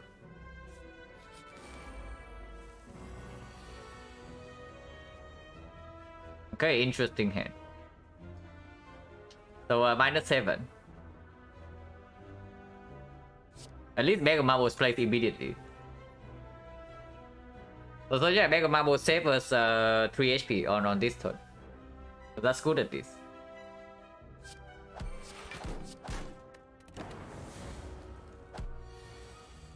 But yeah, the fact that taking 7 on floor 1 is the classic. You just take 7 no matter what the enemy is, except Cultist. Compound this early is not that good, but the other two options not exactly. And I guess Compound Rival was a little bit with Mega Marbles. How the Silent run in? It was very strong. We did not. I think we did not lose a single point of HP in the hard fight. Yeah, we did not lose a single point of HP in the hard fight.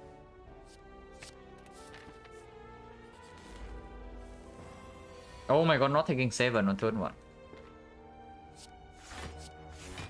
And Compound is probably slightly better just because of the Mega Marbles.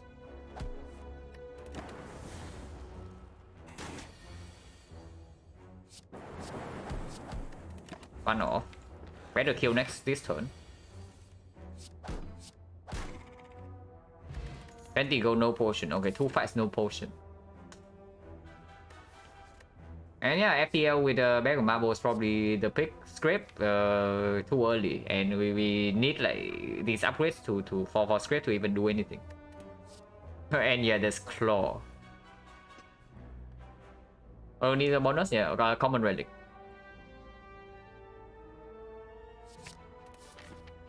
No potion. I mean, we're not that scared of the North, right? Even without potion, with the Mega Marbles. Going into early shop as defect feels like so freaking bad if you cannot like take cut removal or something else. I want to be able to remove in every single shop, and if I see something like I don't know, maybe pellets, maybe Orrery. I really want to buy those. And right now, if we go here, we cannot buy the shop ready. Okay, cut remove then. We have a full value heal here, but it removes like way too strong. It moves way too strong. What is the safety option? If we take this fight and then things go wrong, maybe we can go here. Okay, there is the safety path. So no problem.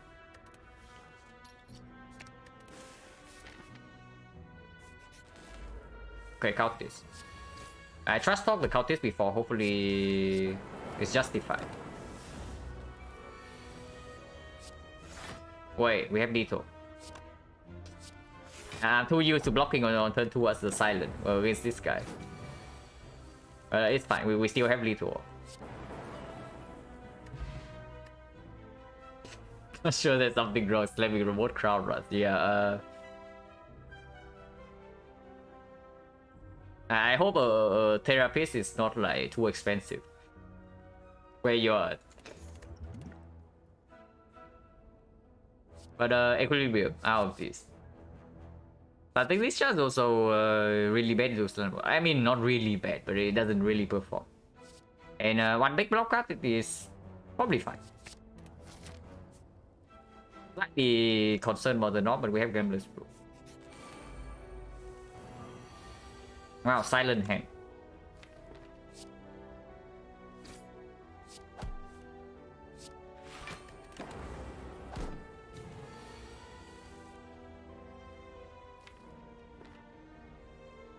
Okay, so how good are we at like using lightning?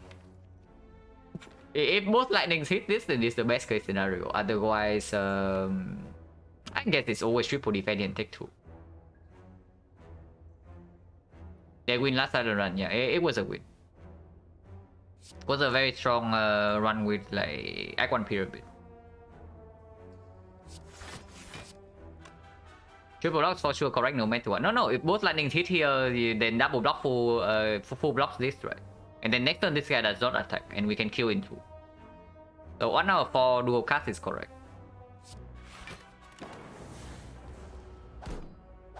And honestly, if we are talking expected value, then dual cast is actually just corrected, because we lose 7 otherwise. But 25% of the time we save 2. So on average we no, not we save 2, but actually wait. Yeah, I'm talking nonsense. Forget what I said. It's like the other way around.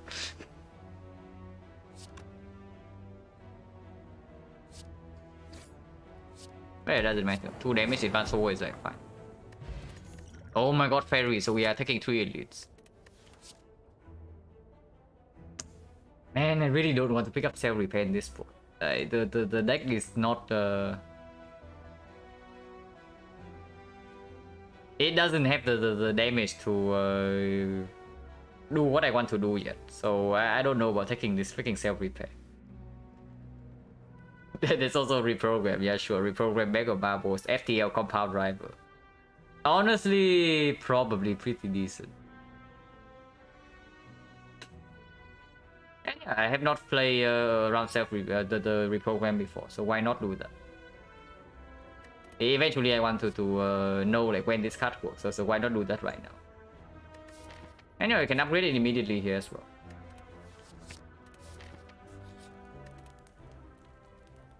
And with reprograms, definitely not this upgrade.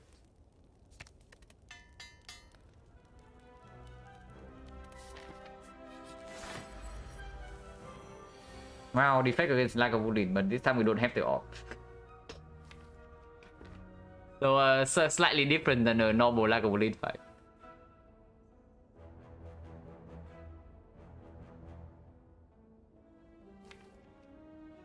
Probably I don't even play the reprogram. I'll probably do. But I don't want to play FTL.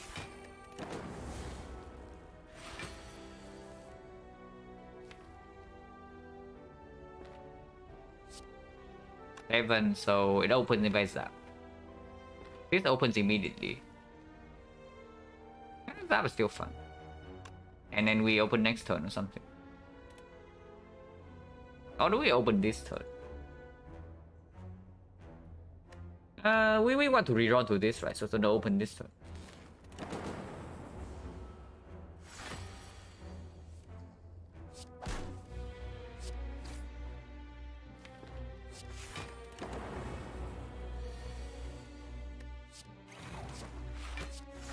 Okay, lighting off Leo 0 now.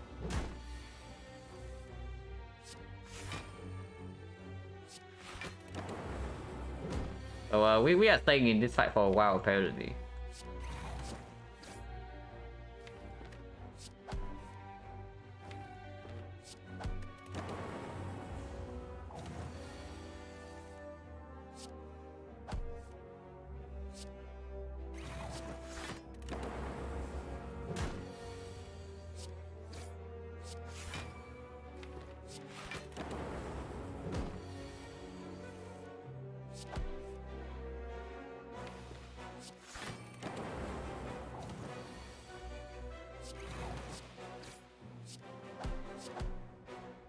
not too bad. And Hungry is good.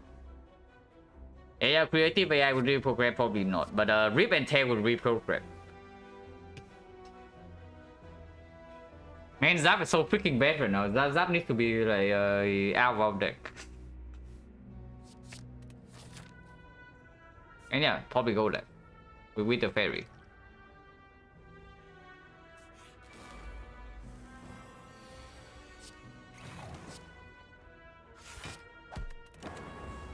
On hit next turn.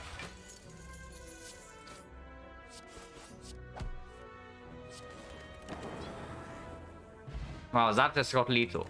Amazing. Flash battery, turbo.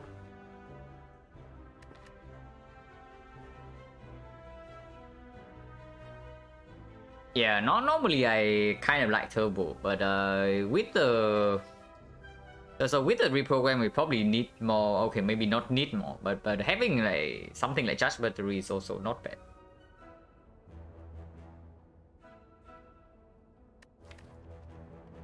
And the amount of cut draw is not going to be that high. Like compound rival doesn't draw much. Before we get a fusion, compound rival is not going to draw. So basically we have no cut draw in our deck right now, which probably never is fixed for this. I suppose with equilibrium is kind of okay. Yeah, it's kind of okay, but doesn't perform that much. And yeah, with 2 potion, decently high potion chance. I don't even know, because we are probably never using fairy in this fight, so we probably have to toss the Gambler's Rule away. Hopefully we can use the Gambler's Rule effectively in this fight. Oh my god, we are so freaking reprogrammed.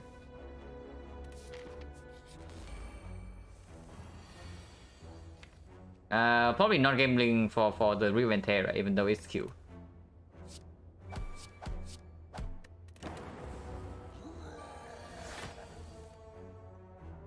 Oh my god, we have scaled this guy. Light concern. That's okay. We have 18. And next turn we have 7 plus 9. So 18 right now plus 16 next turn. 18 plus 16 is 34, and then this will deal 12. Yeah, we are on no. But I mean, we have the Gambler's Rule for exactly that, and then we have on energy to spare, so no problem. Wait, if we play the Zap, we get that, right? Yeah, Zap will deal 1 damage next turn, and then that's like our damage, and then we don't even take damage this turn. Okay, so it's actually reprogram Zap Revente, and that's like perfectly lethal next turn, even without potion use. Man, Zap just keep like showing off, showing why it deserves to stay in our deck.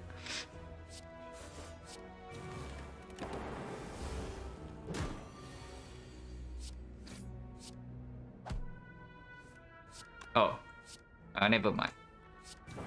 Did not need to Zap. Oh my god, Nob drops the Horde. Yeah, Chaos not interested. It's basically just like compound fuel, but we have only 1 compound driver right now, and then otherwise it's just a brick. White Noise also not interested. Like any defrag is dead, any capacitor like super set, electro completely useless, and a bunch of other stuff. Basically, it's only Echo Form we are looking for with the power. Yeah, burning edit.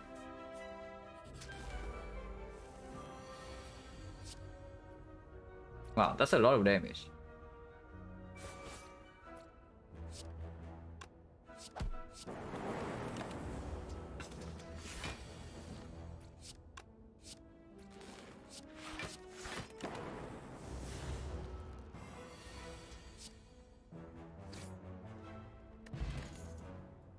Hologram? Yeah, hologram has to be picked. Like the cards that make are super premium with the reprogram. Also a block card.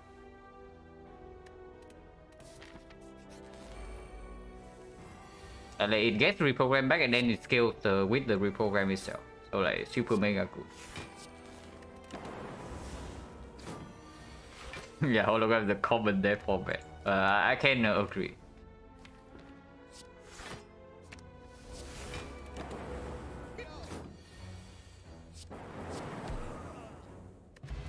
no, still no potion. Rebound. Okay, rebound, reprogram. Now we are taking it too far.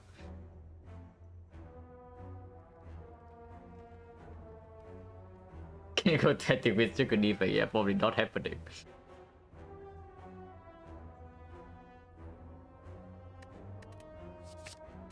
I mean, I don't even know like if it's good or not, but it's funny, so I pick it up. Man, this guy they get our bag of bubbles. Like they are too good. They actually just they get our bag of bubbles.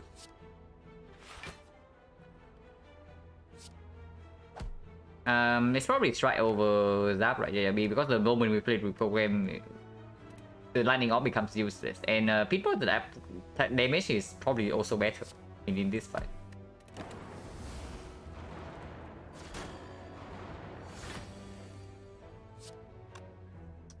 Yeah, rebound, reprogram, synergy. I mean, it's probably okay.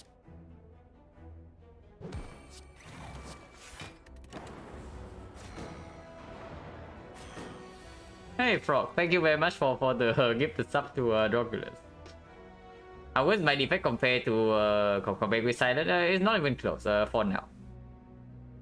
The defect have only just started to maybe get into like the basics of understanding the character, like how to be consistent.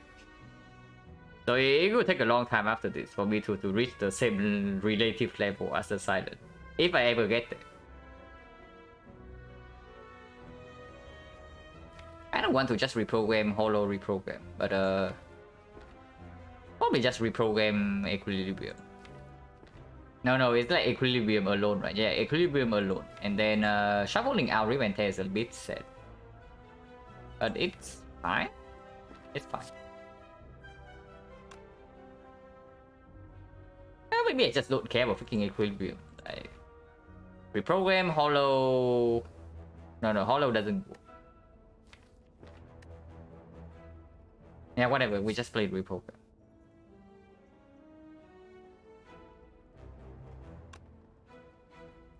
No, Equi Ribbon Tag. Man, this turn I actually have no idea what to do. It's probably Equi Ribbon Tag. Oh my god, Ribbon Tag, you're so bad. With my worst character relative power level, probably defect, because I have the least amount of time on the character. My defect win rate right now is probably somewhere between 40 to 50, but probably still lower than my Ironclad.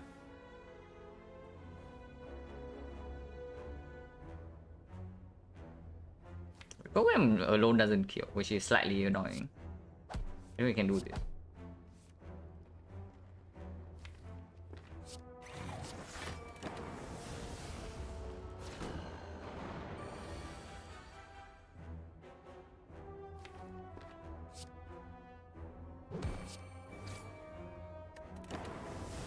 Minus 10. Could have done Gambler's Pool. Probably should have done Gambler's Pool. Okay, we can still Gambler's Pool this turn. Potion chain is like very high right now.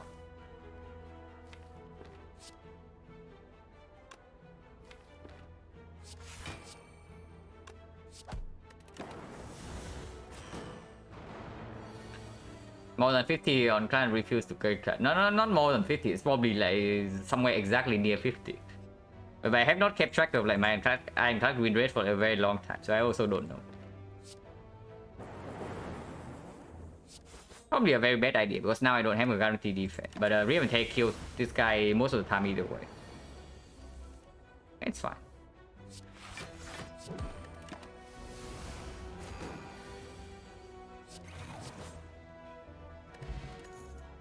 20%, like 20% away from highest winning character. Yeah, but 20% is like very hard to get, right? The higher you go, like the harder it is to get more percent. It's not like the process is like linear. You go from like 0 to 20 and then you go to 20 to 40 is the same difficulty. It's not, and then 40 to 60 is like another one. Okay, we have another Riven and we take that. Go for the eyes, like pretty nice. If we are blocking with dexterity. But I mean, this is I want to believe in this. It probably is not very good, but I want to believe.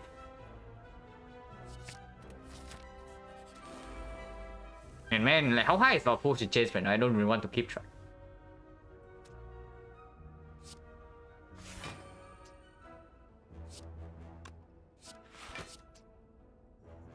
How high is our freaking potion chance?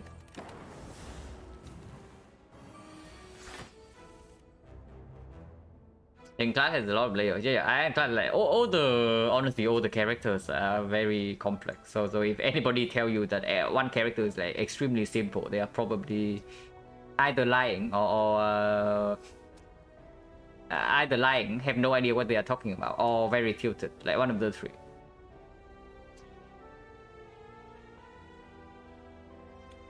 Missed the end of the last one, then we win, had to leave spear and shield. Yeah, we did not take a single HP loss in the hard fight. So it was like very easy after Frozen Knight.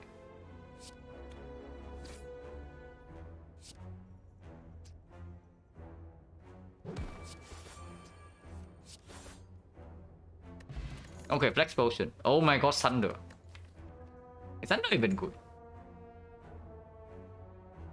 This is the Thunder. The Thunder run is already over. And when I'm doing like real runs, I probably don't want to play two in one day. At least like two super serious runs.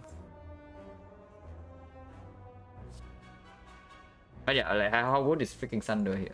Thunder needs an upgrade, but right now, I mean, we want to upgrade Hologram. Melter does not need an upgrade. But man, Thunder Akabeko, Beggar Marbles, we just get like energy back, and then we draw one more card. If we draw Thunder turn 1. Yeah, Thunder for that, I mean, I don't know. Steko is probably not very good. But Thunder for Necro, Thunder for Necro. Also, Thunder has a nice animation. So we pick the Thunder. And probably still Thunder upgrade over Hologram. The only bad case is if we see the Fusion Hammer. Otherwise, the Hologram is not that urgent at the moment. But the Thunder needs an upgrade to be relevant in Act 2. Also quite good into Slime Boss.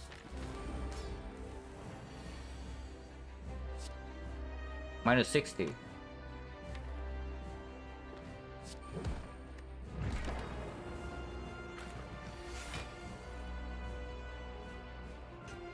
Wow, come back defect revoke weapon. Thunder has nice animation. Yeah.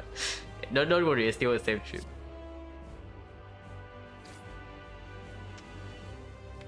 Maybe should have flex pot. Now, this is not like the focus of the thing. So I don't know how well it does after the split, if the split is bad. And right now the split is looking like absolutely terrible. Because it cannot even hologram the Riven tag. Ah man, Flex Potion is so freaking strong though. Flex Potion is actually so strong. And then Reprogram is like not online yet. We only have blocks in the deck. It's probably split here.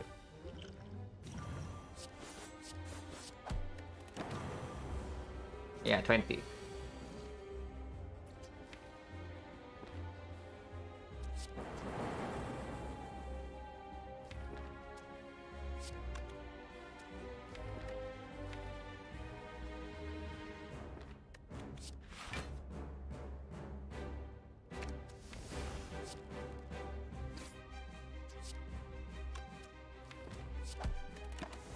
Yeah, with Graviton, I don't care about splitting this on one.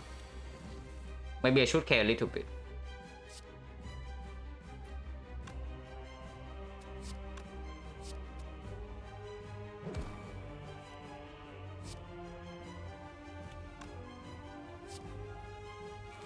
Okay, this either split this or kill this. So we never die to this hit.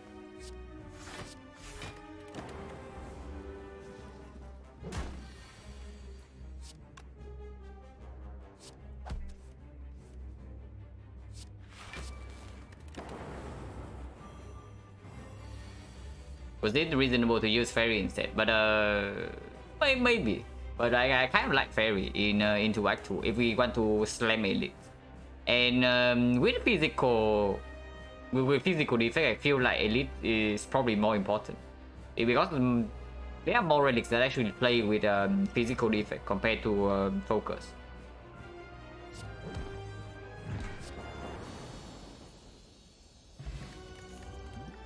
Oh my god, hyper beam. Okay, so how important is energy? Normally, normally I don't like picking Dome over maybe back in this situation because of like potential energy gen and then cat draw. But now with the reprogram, like the Coed is also like bad. So the Coed doesn't get picked, and then Vision doesn't perform, and also Compound Driver doesn't draw a lot of cards before we see Plasma. There's not a lot of card draws option. There's only like skip. So picking up energy gen preemptively also feels kind of weird. Which probably means that this the freaking Dome. Coordinate plus sometimes still okay, yeah, but you cannot pick like coordinate minus into upgrade, right? That's like super weird. I mean, maybe I say cannot. Probably you still do it, but you are very sad. Okay, so maximum elites. When we have this deck, we have like physical front load and the Horn Cleat and the Gremlin Horn, and this kind of deck we probably want to slam elites. How good are question marks? The buys are like complete trash, and I mean maybe they're not complete trash because the if we can store with like reprogram, then we can heal back to full. But it's not very good in the hard. In Act 4 it is. And Act 4 is when the max HP downside of the bites come in. This kind of deck I feel like does not perform super well in Act 4 because the number of consistency cards that you want to pick up are actually like not as high as like ops when you are doing ops thing. Necro is so big, yeah, Necro is big. With like freaking Hyper Beam Thunder, we are doing a speedrun deck. I want to beat it defect, yeah. I play defect on stream sometimes. But okay. Upgrade O-Base is good because yeah, with reprogram strike and defense actually like real cuts. Red Mask Bandit is definitely awesome. And okay, so let's talk about the business. I don't even think Operation is probably just not a pick, right? Not in this spot. The Operation Dome is super mega weird. And buys are not the pick. So no buys, no Operation, no Mausoleum. Ritual Dagger is absolutely a pick. So I guess they have like 3 misses. The other ones I hit. Yeah, there are only 3 misses there. All the other ones I hit. Oh, okay, wait. I forgot about the freaking Forgotten Auto. The absolute trash of the trash. So there are 4 misses. But we have the Fairy, so maybe Forgotten Auto is not that bad. And we have Rigo Pillow. How bad can it be?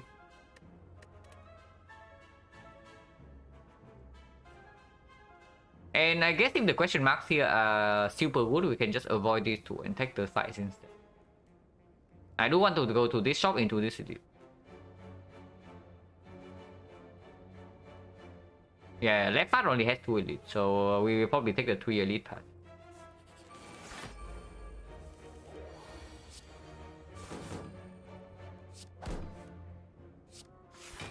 And we have Compile ready, so not interested in keeping this lining up.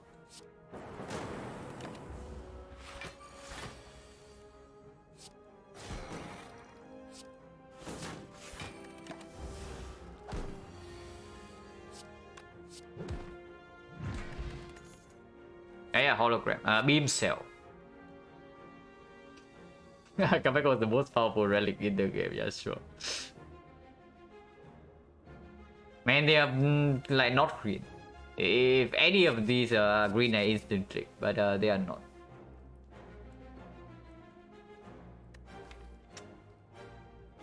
Who's the boss?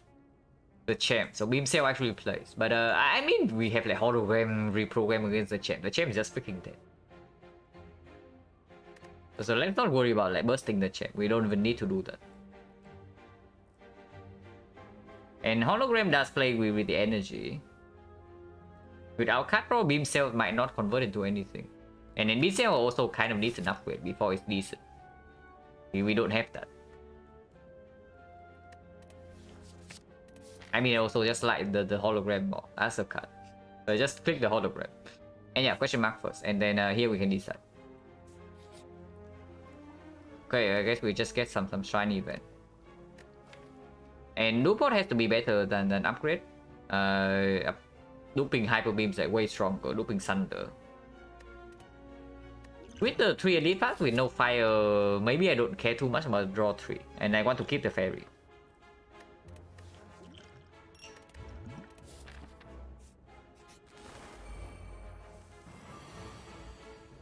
Wow, Dome with the birds. And unfortunately this is not targeted, so we cannot even like down the bird. Do we keep Akaveko for freaking Hyper Beam or what? Probably not, right? Because otherwise we are floating energy. Oh my god, it's actually targeted damage all along.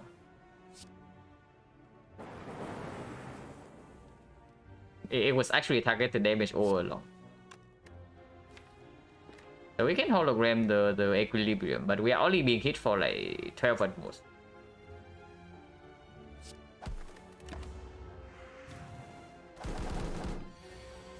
Yeah, we have cleared this stuff. 16.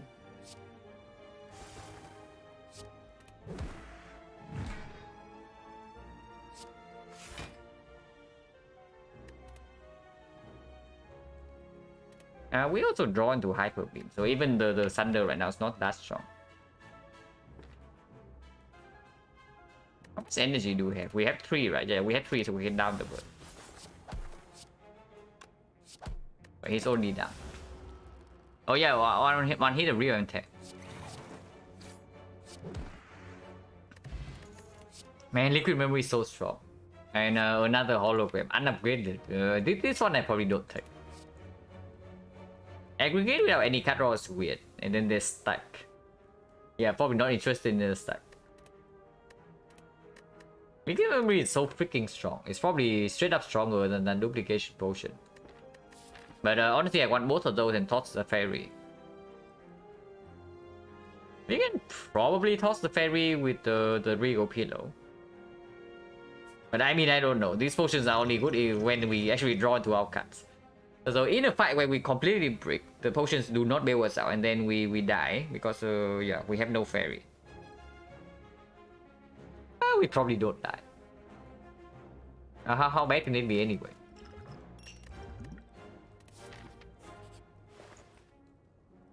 Kunai? How strong is Kunai? Probably not very strong. Finesse. Okay, finesse is good. Yeah, remove Zap, pick the finesse, and then... Or do we remove Dual Cast? Dual Cast can still do things sometimes. But removing the Zap means that after we play Dual Cast, this Compound Driver is like complete garbage. So I don't even know. You know, maybe we should just remove Dual Cast first. And then remove the Zap afterward.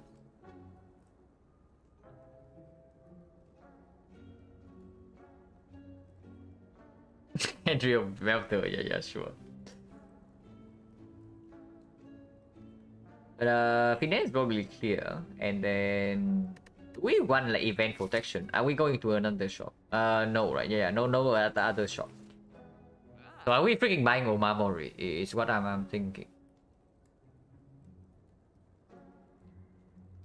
That's not go good view. Oh man. Now I know why the effect is so bad. Yeah, now I understand why people say the effect is like complete garbage. It all makes sense now.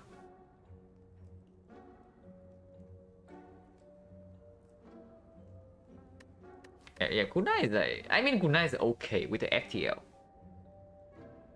But ideally, I want both of these cards gone at some point. But I don't know which one to remove first. Honestly, in this spot, I have no idea. And I want this. I actually want this with the reprogram. Get the 7 by Thunder Strike. Okay, that's a like that line's like too big brain for me. That line is way too big brain for me. It's probably remove Omamori. I don't mind Omamori too much. If we... No. We just... Oh no, we got a shrine and then the fight here. So then these are real events. So Mausoleum we can actually take if we have Omamori. Forgotten Altar we mitigate. And then 1000 gold next week. Because Kunai also cost me card remove. I want to remove both of these at some point and then maybe pick up a fusion, maybe a cool-headed.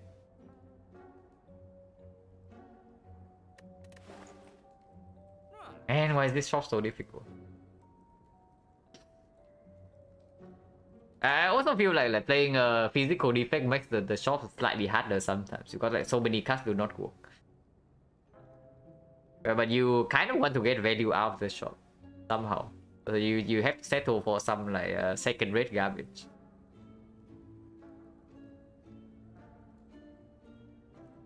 The kunai number goes high, big deal, yeah. Probably it's actually probably removes that because the fight right now is still short.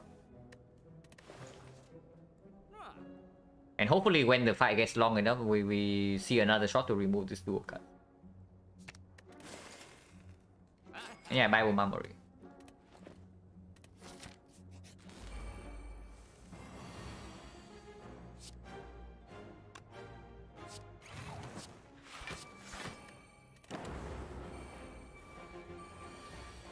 Okay, hyper beam. Okay, no hyper beam.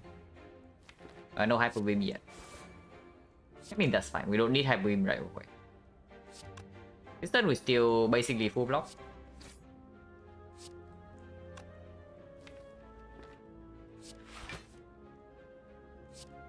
And Kunai would have already popped here.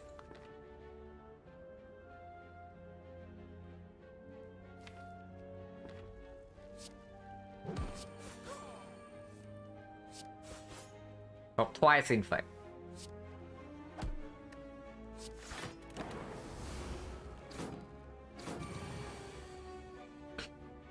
Hand defect run today with Necro, Blue Candle, and Death Branch. 1 HP dual generated card, yeah. Yeah, if you have like Echo Form Self Repair, then that probably wins like most fights. And then you need to find some way to deal with Act Form. But that sounds like really strong. Yeah, Gameless Blue. Oh my god, Steam Barrier Plus. It's freaking green. Man, Kunai could have been pretty sick. Is Omamori better than holding cards for future shot? Omamori doesn't stronger right away. It's not like we should be hold. It's not like we would die. Yeah, it's not like we would die right until we do.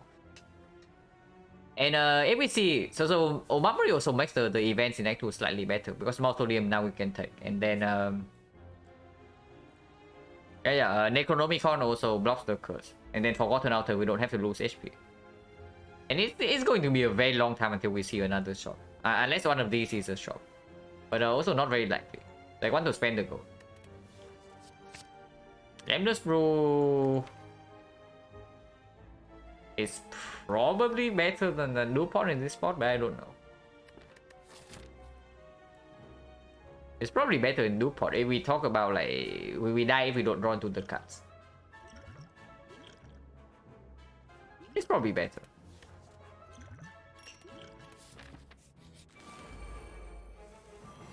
But it should not be too difficult.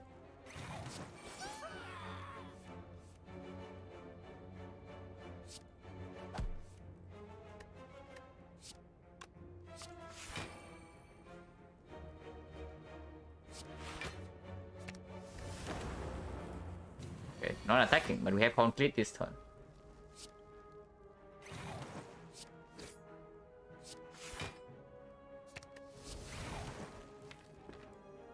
If she attacks it's for 33. And it's only 12 damage. And energy might play next turn as well. But she's not attacking. She's pretty good at the game.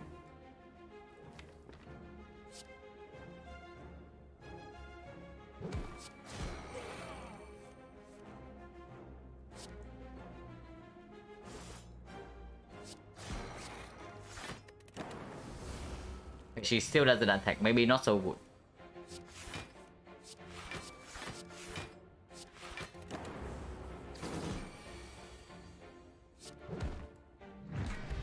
Oh my god, preserve insect. These are garbage, so skip. And yeah, we bought a memory, so better go to question mark. And also have 2 potions. Yeah, transform 2, so dual cast is gone. It's honestly, it's probably defense. We added like so many freaking block cards. So the strikes are probably better than defense in this spot. It's also jacks, but probably not. No, probably not the jacks. Mutation is killed with Bego Marbles and Akabeko, but the fat node power is going to stop working like quite soon. We also need a way to make our deck stronger for the late game. It's not like we beat Act 2 and then the fight the run's over. Like the hot garbage compared to other attacks. Yeah, but the defense is also like hot garbage compared to other blocks, right? So it's basically what we want to draw into right now. And we draw into like a lot of block cards. Not a lot of damage. And on turn 1, everyone maybe strikes over defense. If it's the slaver, then that gives me a kill.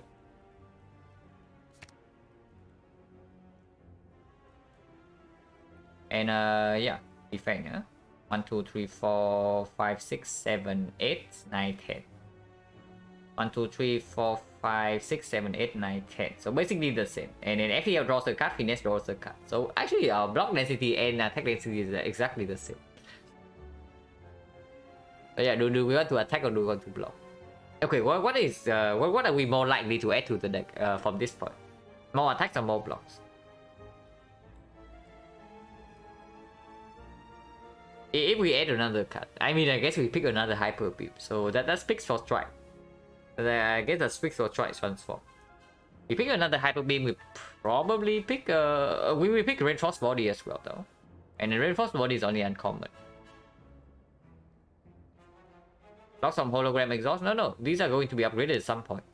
For sure. With the reprogram, we are definitely upgrading holograms. I guess strike transforms are okay. I like having equal number of blocks and attack against a champ, maybe especially with the dome. And yeah, Equilibrium maybe also pick. Equilibrium, Reinforced Body, and then for attacks we pick up Hyper Beam, we pick up maybe...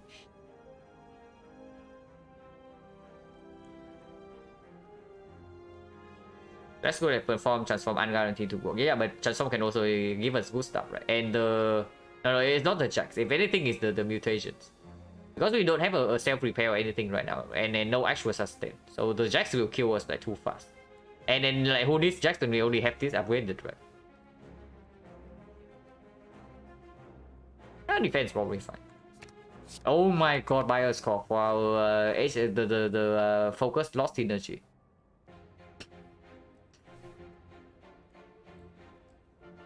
But it's fine, these exhaust. They are not very good, but they exhaust. And then also, starting this just actually means that Compile Driver has something to draw with. So not too bad. Ooh, Slime? No, this is slightly better than Slime. This one is probably very bad. But this thing is like sometimes okay. It helps Compile Driver. A little bit. Yeah, Omamori. Nunchaku is like, whatever. Yeah, pick reprogram this. And now we transform to Bioscope and we have freaking Mummify Head.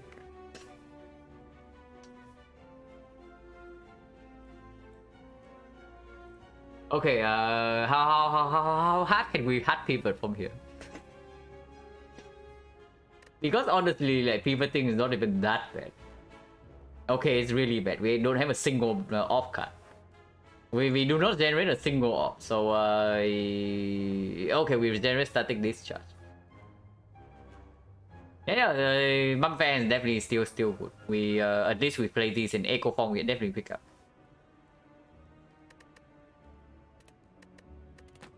So it's still good. Yeah, like here for now it still performs, right?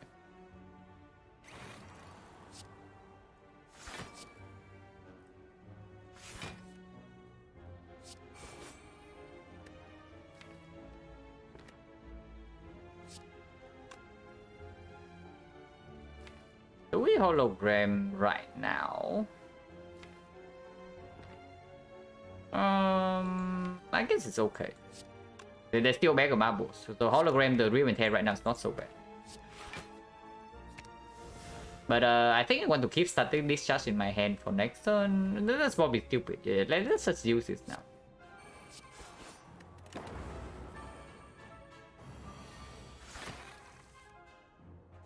Oh my god.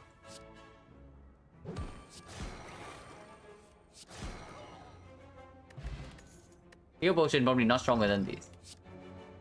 Go for the ice. Yeah, I guess go for the ice is okay. We have the dome. So immediately it only tells us something about the intent. And then weakness also plays with dexterity block.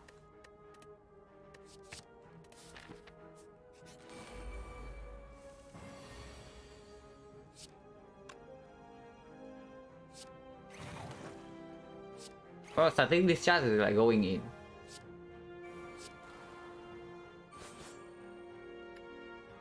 I don't really want to potion for like 14 HP. Maybe I should. But can we go pillow here if things go wrong? Okay, maybe I should. Oh my god, he's like outplaying me. We got mega outplayed.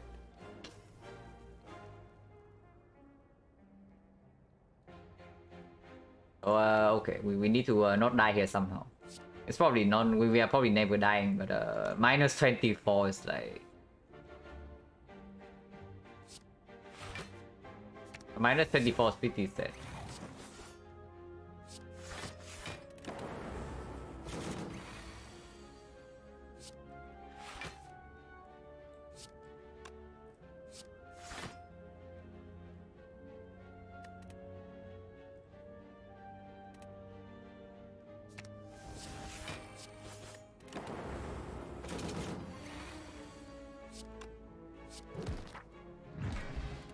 Okay, white beast. So now we can actually use... Oh my god, force field. It was all planned. But force field probably only costs 2. So it's like 2 costs with 16 blocks. So it's not even good. Unless we see echo form and then suddenly it becomes 1 cost, 16 blocks. Which is actually good. It's green. And the other 2 options are not very good. It's probably just bad. It's probably just bad. Not bad now can become good, yeah, but after we scale up, we reprogram, do we really need this? And as far as roadblock is concerned, it's like way worse than reinforced body. Let's go here, my escort started this shot, we transform into this from mutations event.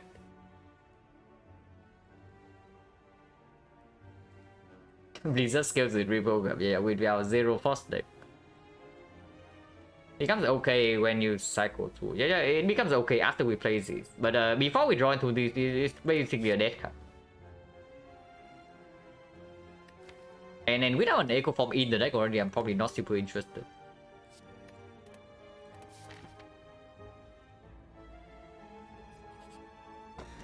Oh my god, that's for period of memory synergy.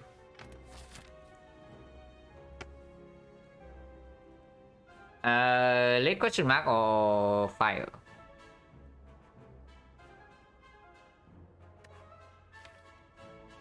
Maybe there's still very good late question marks left. Of course, like Colosseum, Hyro, and then all the good events are still there. Very basically. On the other hand, we just go and upgrade on the holograms. Question mark struck every time, yeah, sure. I think I want to upgrade hologram, and then if I lose life here, I can rest before the check. Will I take bites in this spot? Probably not. We remove 2 strikes already. And bites with the dome also, let's super mega win. Upgrade hyper beam probably not necessary yet if we can use the potion. We just bought the book. So the slavers, this potion alone is enough. Unupgraded hyper beam. And the Gremlin Leader Hyper Beam upgrade also is not that relevant. I want an hologram upgrade. The other one I can think about, but this one I want.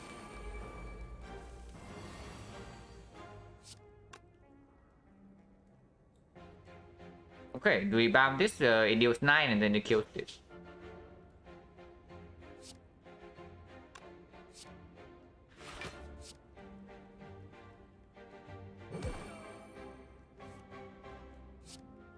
Okay, can even rebound the FTL. Was not the best idea though, because I draw to FTL right now. But I guess we can rebound FTL again.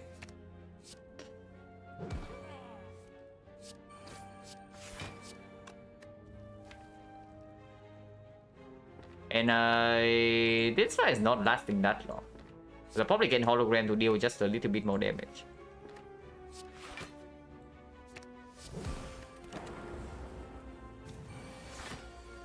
Yep, cleat. Okay, she's not attacking.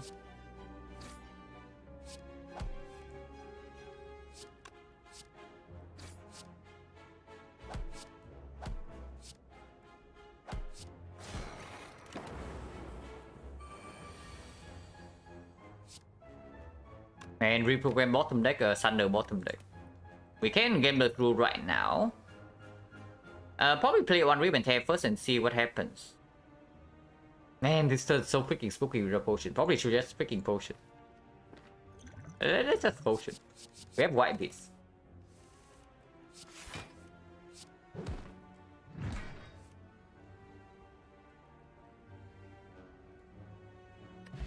Oh my god, ceramic fish. And yeah, hyper beam we pick up. Okay, so how bad is the champ fight? Like, can the champ fight ever take can the champ fight ever kill us from 34? Probably not, right? Probably never. I mean, I say never, but maybe he can sometimes. Fish with Obamori, unfortunate. Yeah. Taking first claw at this point in the run, probably not.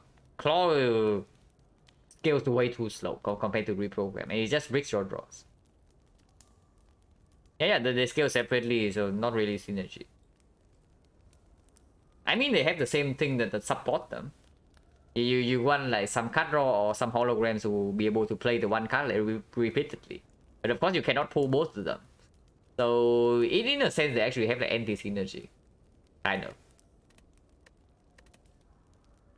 What is my upgrade here, if anything? Second hologram?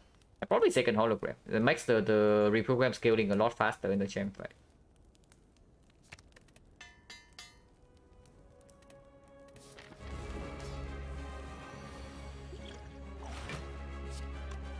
Don't care too much about Akabeko. Man, Kunai would proc him. But Omamori has already given us a relic, so it's not too bad.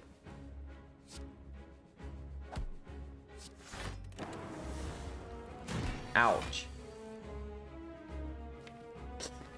Okay, I am like positively spooked. You start by some transform. Yeah, we will transform into those two.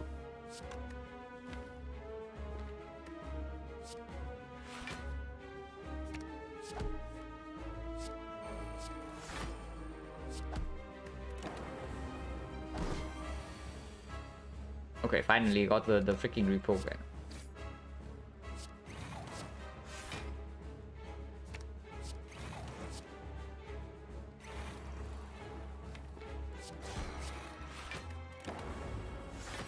This turn is the weakness turn, so no risk here.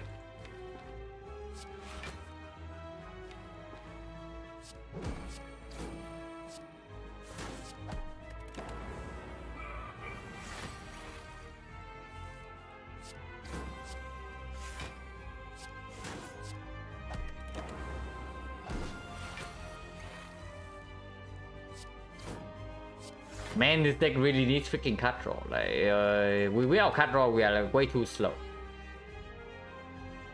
Without card draw, we are way too slow. This deck, even if it beats Act 3 somehow in Act 4, we just freaking dying.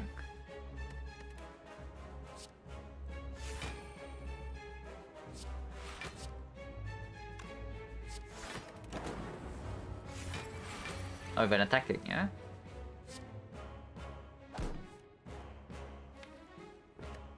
Bottom decking reprogram again. That's pretty not good. At least we have reprogram holo reprogram next turn. And also rebound something.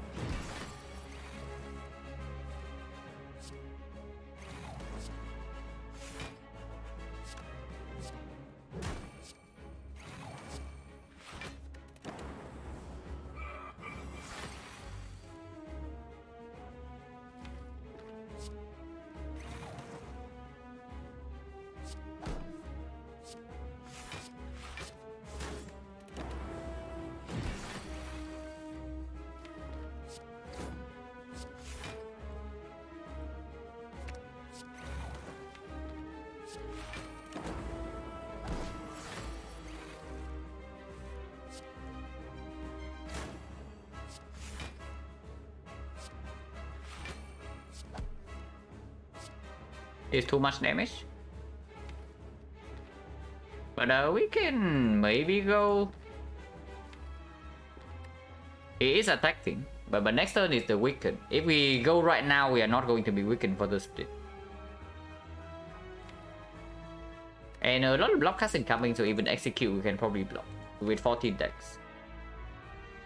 Well, we can still we can wait. We can wait for like 2 more reprogram stacks.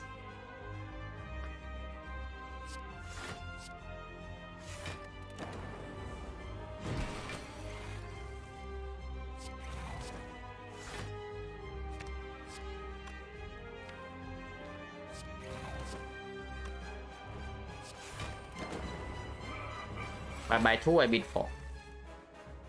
Actually 3.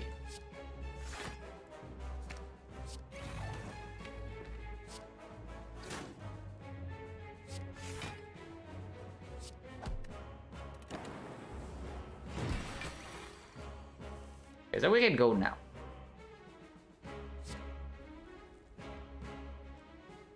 Oh, just go next turn. Yeah, next turn we're not weakened. We can still draw with this.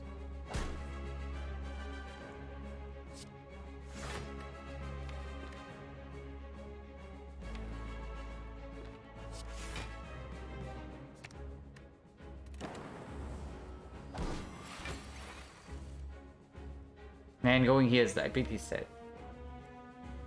But we can hologram the equilibrium next turn and then that blocks.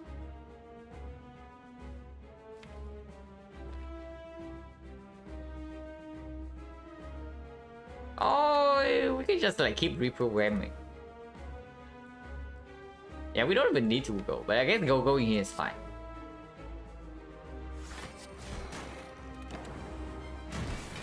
Ouch.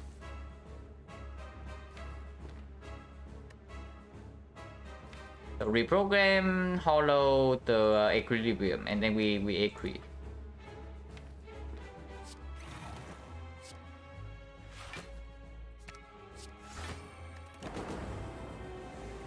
And yeah, execute, we are not vulnerable, we are not failed. And we have a million stats.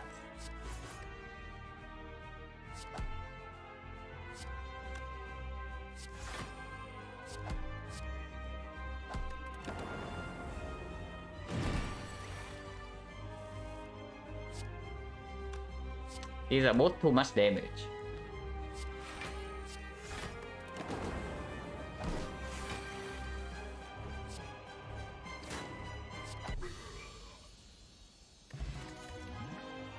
And yeah, six is absolutely the pick here.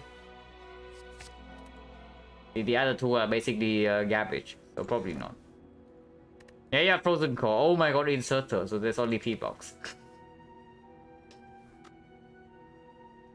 Okay, there's only one choice here, and then hopefully we transform to something decent.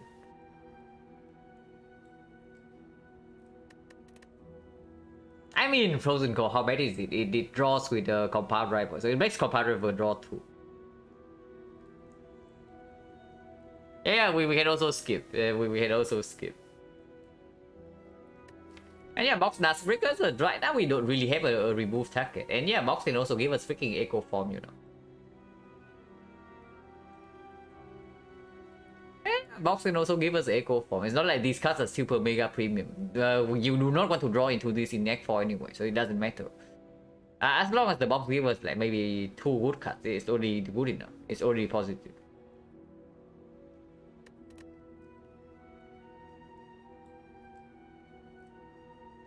Yeah, his thing is okay. This is good. This is fine. Beam Cell is fine. Multicast complete garbage, and Bullseye is like better than Strike. Could be worse. Do I want to draw into card? Refragment? Yeah. Refragment is like completely fine. It exhausts. And then it refunds the energy.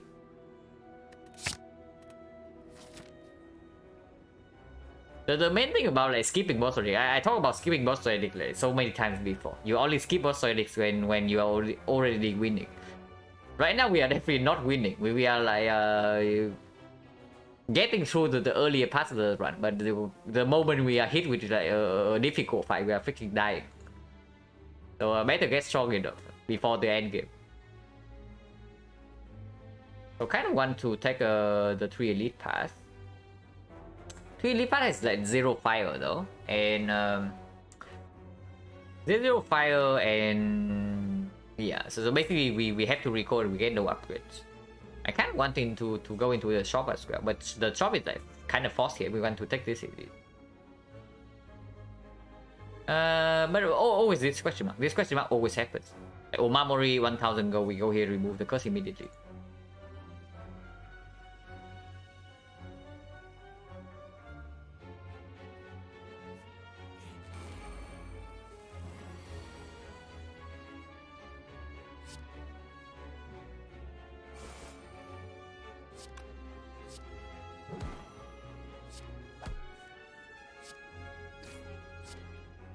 Yeah. Taking damage immediately on turn 1. I guess we got more blocks now. Unless we want to use a potion, which we probably should. If we say that we get no sustain in this segment, then probably we should better use a freaking potion to save life right now. Wait, yeah, we were still saving life. The ribbon test exactly equal. No, not exact. 1 over. Power potion? No. We are liquid memories here to save this potential 16. Because I also don't want to blow the power potion and get nothing.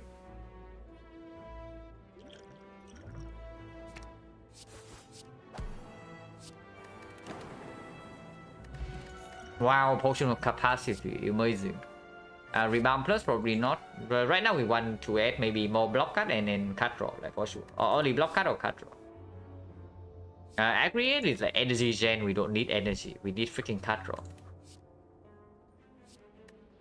Aggregate plus, yeah, it's a good cut, but it doesn't solve our problems right now at all. If anything, it breaks us.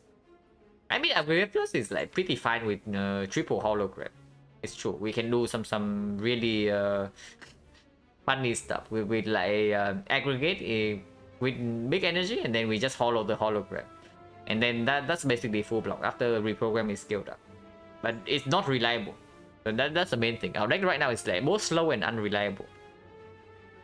And that's a terrible spot to be when you are approaching like near the end of Act 3.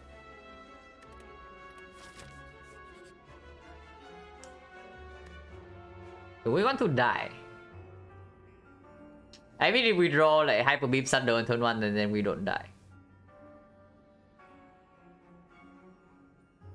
I mean, I guess you can give out on elite and go here, then you get like Rigo Pillow.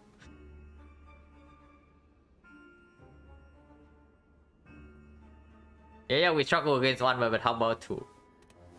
Yeah, whatever. What can go wrong anyway? Yeah, easy. Wait, this doesn't help. This really doesn't help. But it can discount the Hyper Beam we can draw. I want to play Hyper Beam first though, so no Compound Driver to force the attack. Okay, I guess we Hyper Beam it.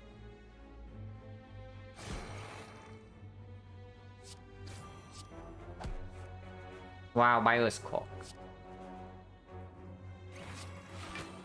Lightning deals 4 though. Ouch. Yeah, starting this charge like going in. Machine learning is actually fine.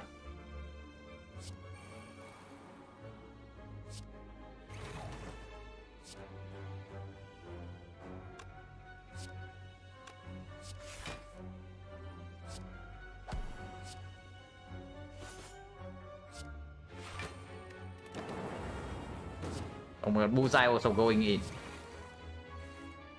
And yeah, second Hyper Beam is here, so we get out of this fight. Oh my god, Unceasing Top. Man, should I pick Aggregate? Like the Aggregate actually plays now. And we remove the multicast and actually we can do some Unceasing Top things. But okay, so maybe Energy Change. Oh my god, Self-Repair, we picked this.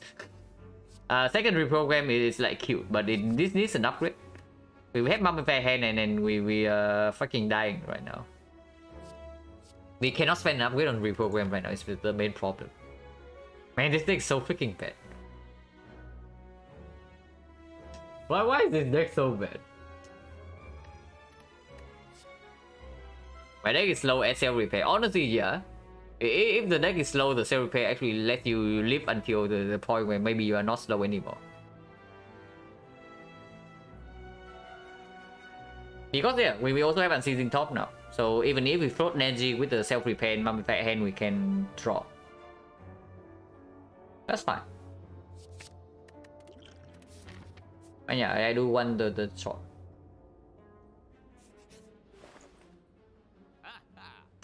Leap, there's a wing boot. Your wing boot is too ambitious. Leap on sale, we probably pick. The block density just got a lot worse right after the P box. So the leap on sale is probably fine. There's another hologram. This one I don't know. We probably don't pick a fourth one. But leap is fine. But load block is good. It's not reinforced body, but it's like, acceptable. Yeah, foreign. This show is pretty bad. And we remove multicast, right, with the unseizing top now.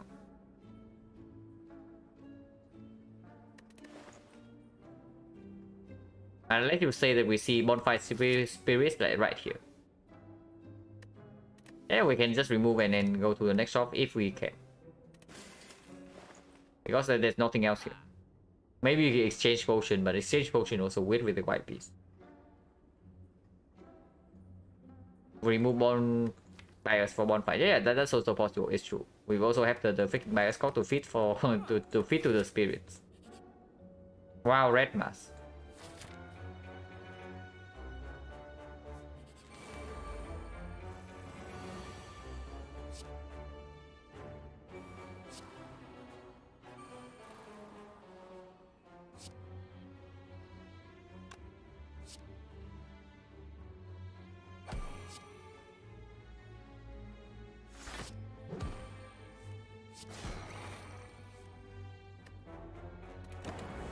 Rebound is like betraying us. Kind of. I mean, it doesn't, but whatever. But yeah, self repair just heals us for free.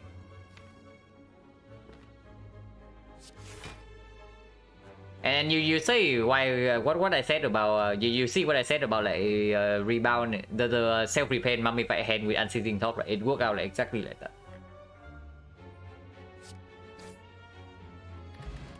Essence of Darkness, oh my god, best potion in the game. Yeah, capacity to work in the Essence of Darkness. Complete trust.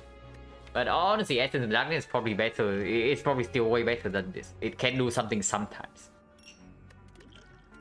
Capacity, proportion capacity is a complete trust. It will never do anything. Did it have a seizing top? No, we did.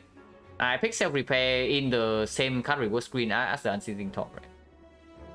When after we did the double workers, we see self repair here.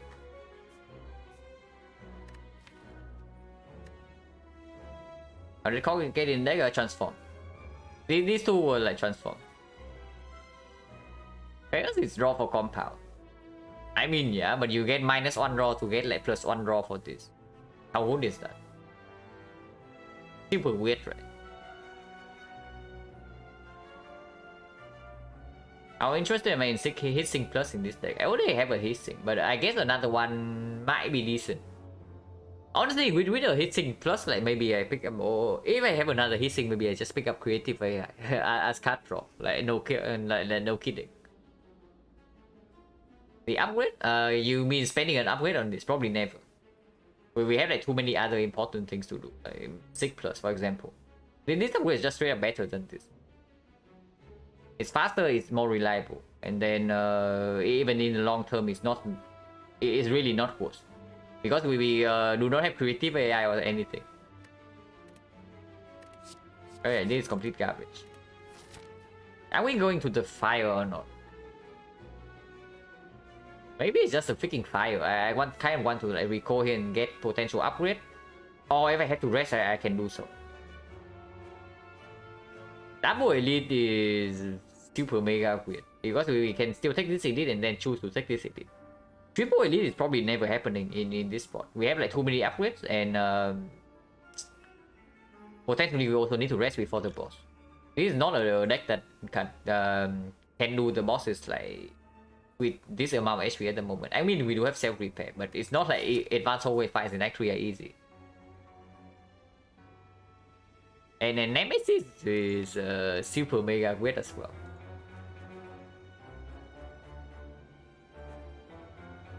Yeah, Nemesis is super good. I think Reptomancer we can do something about with the Grappling Horn and like 2 Hyper Beam. And Giant Head we outscale with the reprogram, but Nemesis is super weird.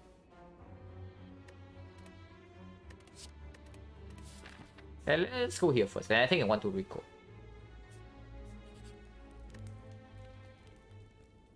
Unless you tell me that no other upgrade will compete with it ever, then we can upgrade this first. But if we see like Peace Pipe or something, maybe we use that. If we see Giria, I don't think I use that over 6 upgrade. So only Peace Pipe. Maybe we also see Dreamcatcher and then we rest here for most Dreamcatcher and then Rico Pillow value, like who knows. And 6 upgrade is so freaking good here. Recycle Plus would like to be in this deck. Yeah. With Recycle Plus, absolutely. With 3 holograms. Recycle Plus is like technically card draw when you can use it like often enough. And recall is probably fine. If we are not passing for triple elite. And I think I want to face the elite 5 first, is that even correct? I mean, Essence of Darkness does perform into Retromancer. Before we do like some Hyper Beam reprogram nonsense. Oh my god, this Nemesis. Okay, Unceasing Top is like going off yet again. If we can hit the if we can get the powers to hit the Thunder. F, no, we have no idea what this guy's even doing, so it can be F or it can be free. Yeah, F or free. Let's play this first.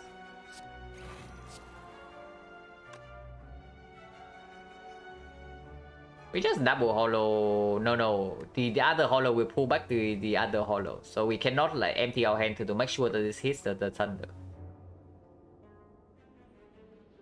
Man. Double hologram in our hand. So for once the hologram upgrade is like Grief Fingers. For once. Whatever, we don't need to Thunder anyway. And I do want to block this hit if it's 21.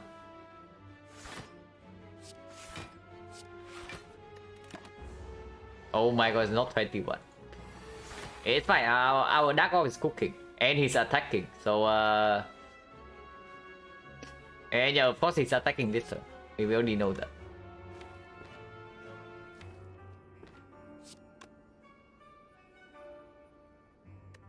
Reprogram first, right? Because any card we draw into, if it costs 0, then okay. If it costs 0, then it's bad. But anything that costs 1 or more is much better to draw before the hit.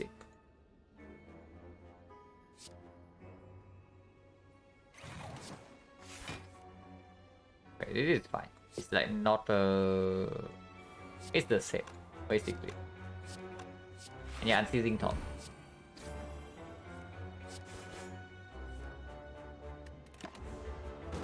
Okay, no 45 yet. And yeah, here's the 6.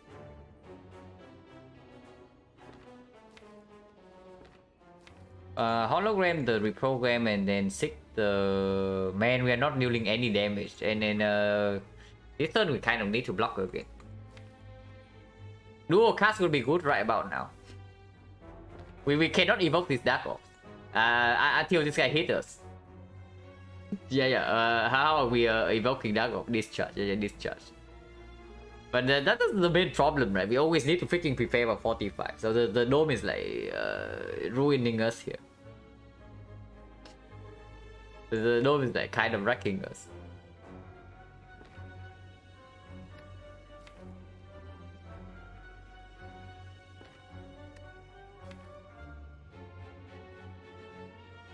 Do we bet on the chance that this guy is not doing 45 this turn? Because eventually you need to freaking deal damage, otherwise this fight is like going nowhere. Hologram has to go on reprogram.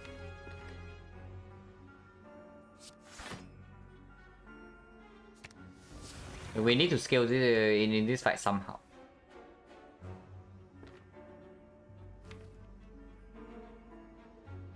And I think I want to get it's not even equilibrium, right? Yeah, it's not equilibrium. Equilibrium I want to see next turn, not this turn, if possible. Yeah, okay. So no equilibrium next turn.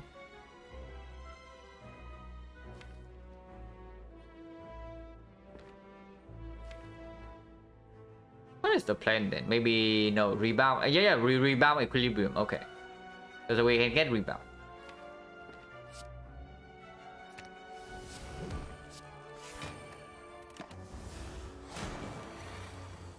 Yeah, 45. But hopefully next turn we have a kill. Hopefully, maybe.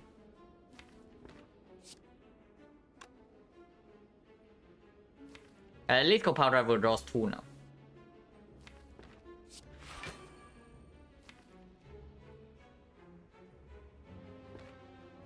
And energy, 4 energy is always going to be spent on like Rip and Tear, Hyper Beam, and then another attack. So if you want to play self-repair at any point in time, it's probably right now.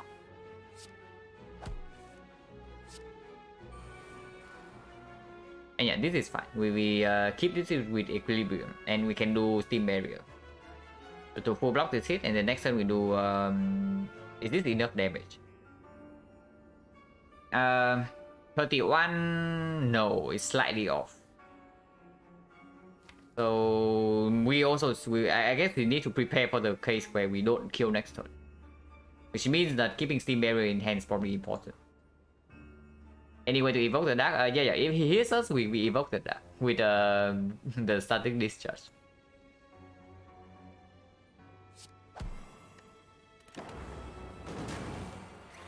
Yeah, like that.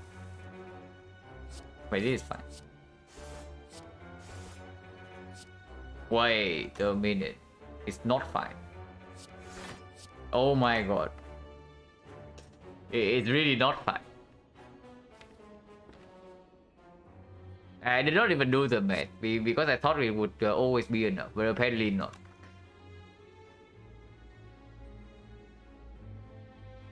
Okay, so what are we doing here? Because if he hits us for 45 this turn and we are not blocking, we die.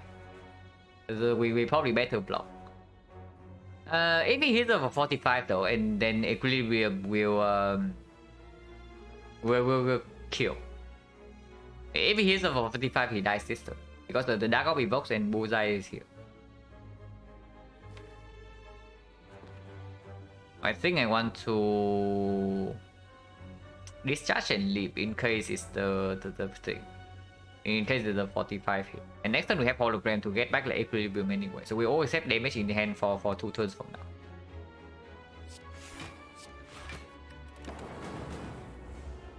Yeah. Thunder plus.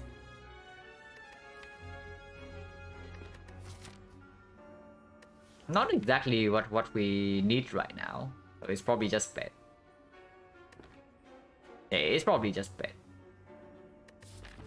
But we are like so mega freaking dying after Nemesis fight. Kind of expected, to be honest. I know the Nemesis is super fishy. Cold Snap for draw. Now that is set line. Because you cannot, like, after you play the Cold Snap 3 times, right, it no longer draws. That's the main problem, unless we take damage.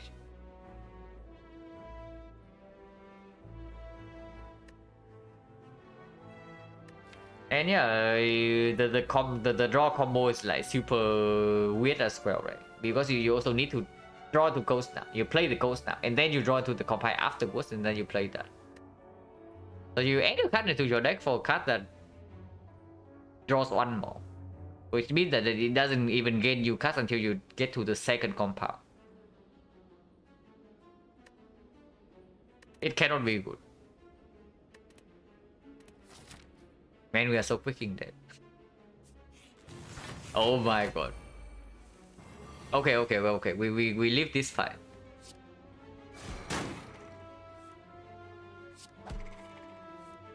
Take a self repair before I forget. Not interested. And duplication potion is probably way better than the export. The moment we see reprogram, we can only use that to be stronger than the export. And then Stego Oil can bail us out sometimes. I think I want to keep the dupe pot. Where are we going from here? It's probably not this one. Honestly, I'm even interested in something like question mark here into potential fire. But if this is something like mind bloom, we can even take the full heal for the curse. Even the winding hole, the madness, we can also do the same. We see madness event, we can take the rise for a heal. And then suddenly we no longer have to pass for a fire.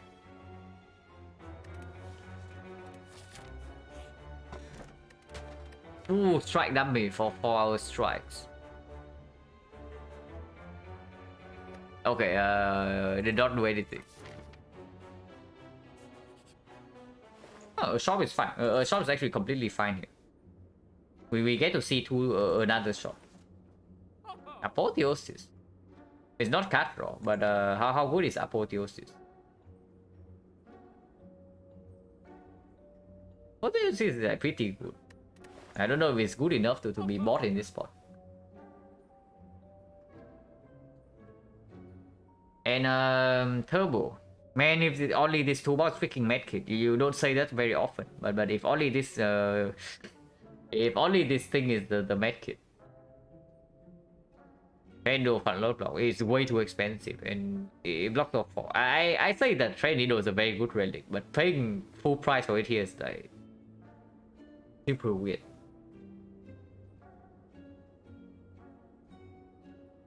But honestly, Turbo with the unceasing top plays a little bit in the first cycle. It's complete trash in the second next cycle when we have to draw into the void. But first cycle it plays with the top, but only with the top. We don't have the card draw. Always card remove. I don't know. We are going to another shop right here. If we go this way, or are you telling me we dodge the elite to go for another question mark? Remove one. We have plenty of things to remove. I mean, maybe not plenty of things, but we can remove on the garbage powers.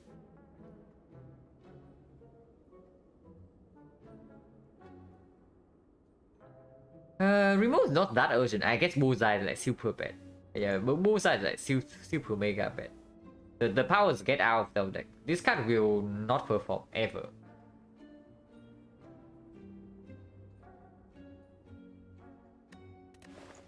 But probably not worth a go. And if we take Apotheosis, we also need to upgrade it. So I kind of want to go this way. I want to go here. Upgrade Apotheosis and then we survive these two fights somehow with the self-repair and the front load. And by this point, if we are still too low, we have not healed up with the self-repair yet, then we can rest here with Rico Pillow. Because the win condition with this deck specific shop relic or shop item. I don't know. Honestly, I have no idea. Like how the hell does this deck win? But maybe some potions. Yeah, I honestly have no idea how this deck wins right now. We are both slow and inconsistent. That's basically the big problem. Let's see what we do. Yeah. But honestly, looking at what's happening with the deck, you raise a valid point. Like, how the hell do we win? And honestly, one of the ways you can win is actually by buying this turbo, getting Apotheosis and the turbo, and then suddenly our first cycle can be much faster with the unceasing top. And even without unceasing top, sometimes we can play like multiple holograms into some nonsense, like reprogram multiple times. Because if we cannot ever accelerate our turn, right? If we play with 4 energy per turn, and with this kind of deck, we are never like scaling fast enough. The turbo at least opens up some potential high rolls in some fight. Go for the eyes. Was considering we already have one copy. We have one go for the eyes already.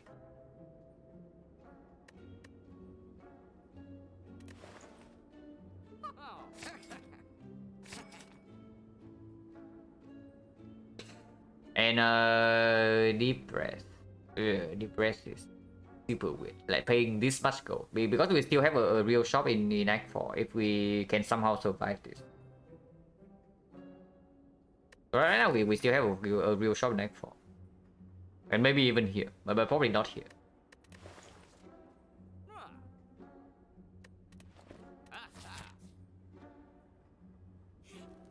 And yeah, upgrade apotheosis first. And hopefully we survive the advanced wave fight. Oh my god, at least we have Omamori. But this guy can easily kill us.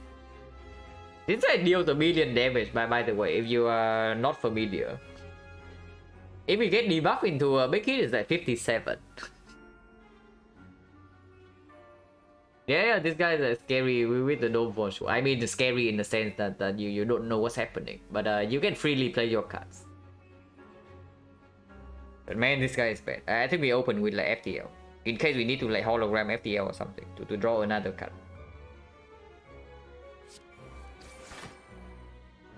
Okay, maybe this is decent.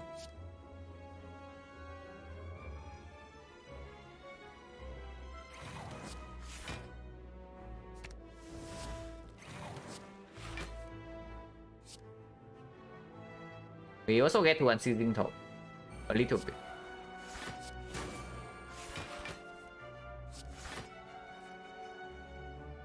Okay, can we can continue to go, or we just wait for the apotheosis, and then no we should go. We should continue to go unless we draw to a 2 cost here. Then we stop because then we can miss apotheosis.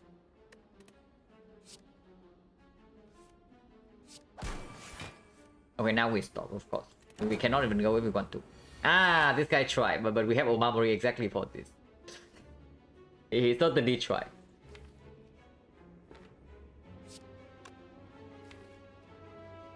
Okay, I see a big problem in here. Now we get a million reprogram this turn, but I see a huge problem in this dropout. We have one block cut. So not very good things are waiting this next few turns. Bottom deck Apple. It's not just Apple, we also bottom deck Sick. And also we draw into all block cuts right now, so no more block cuts. No more block cuts coming up. And that's the bad thing, right? Because Equilibrium also not drawn yet, so we cannot even do hologram Equilibrium to keep the block cuts in hand. I don't even think we reprogram, we hollow the reprogram here. I think we hollow the freaking finesse or something. Or hollow the turbo. Or we can stack oil. Right now. Yeah, we can rebound block cut, like honestly not even a big cap.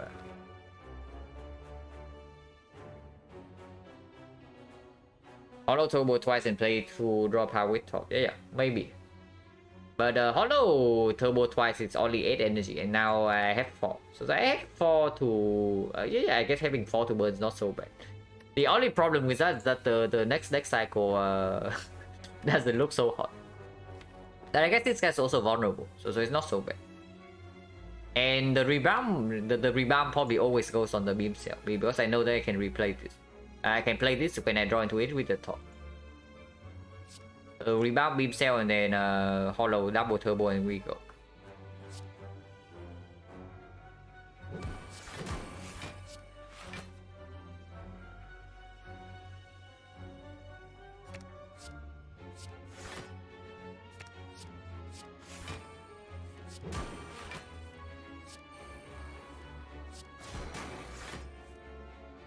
Okay, so we missed our unblock card in the deck.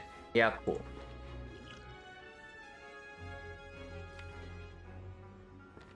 We can kill next turn. We can kill next turn. We have 4 strength and this guy's vulnerable. We have like Real and Tear and then Hyper Beam. So no need to potion right now. Oh my god, he blocked for 16. This guy is like way too good, man. Okay, that's Hyper Beam still kill. It probably still kills. We get a self-repair Hyper Beam, and then yeah, Hyper Beam definitely kills.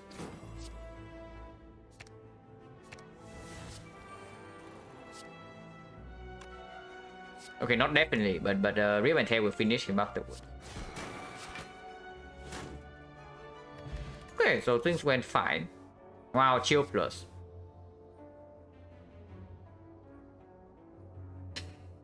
But okay, real talk, how bad is chill plus? It does make the compound driver draws, and unlike the cold snap, it gets out of our deck. So it basically costs 1 card to improve 2 cards. It costs 1 card draw just for 1 cycle. Because we will never redraw into it again. And before we have any focus loss, it is lost a little bit. I mean, it's like terrible.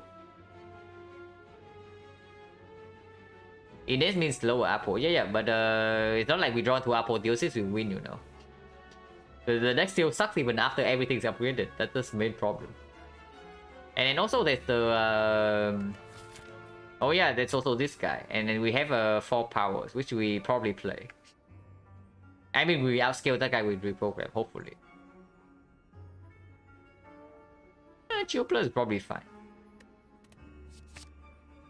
Second duplication potion instead of Sequoia.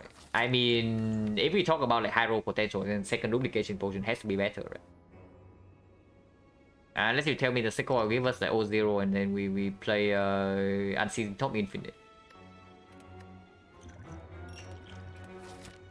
Also, Apotheosis heals us slightly more with the self-repair. Speaking of the self-repair, by the way, if we didn't pick the self-repair, are we dead right now? If we have not picked the self-repair. Self-repair heals us for like 7 here into 7 here into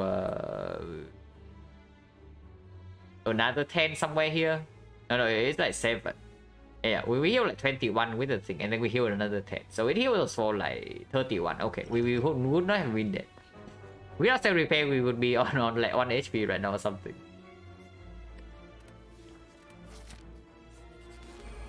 But self-repair has been doing fine. This guy, we do not have artifact for him.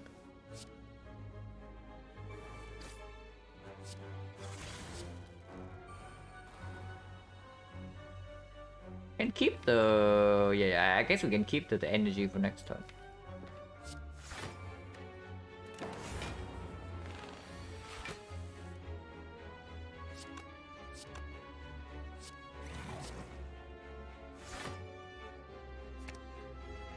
That's a mistake. Should have like gotten the equilibrium, but we can still do that.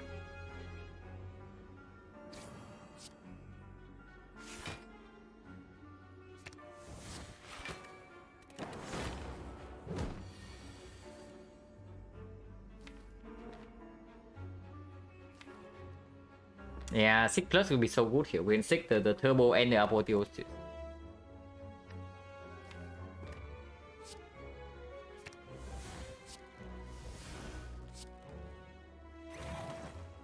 Again, like the same problem. Should I have repo hologram the equilibrium instead? That's just wrong. I guess it's fine. Not so bad.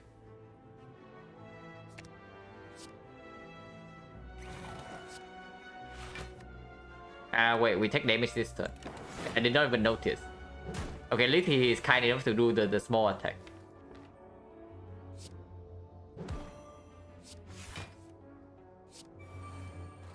And yeah, compound draws 2 now.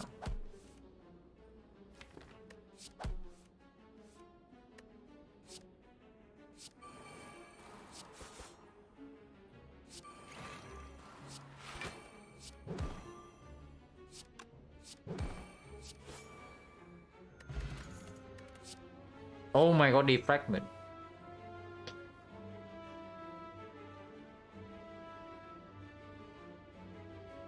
Both sequence plus. Now, basically, if we pick boost sequence plus, we are playing around unseizing top on turn 1 because yeah, we have chill plus and then boost sequence, and then we float energy and then unseizing top drops.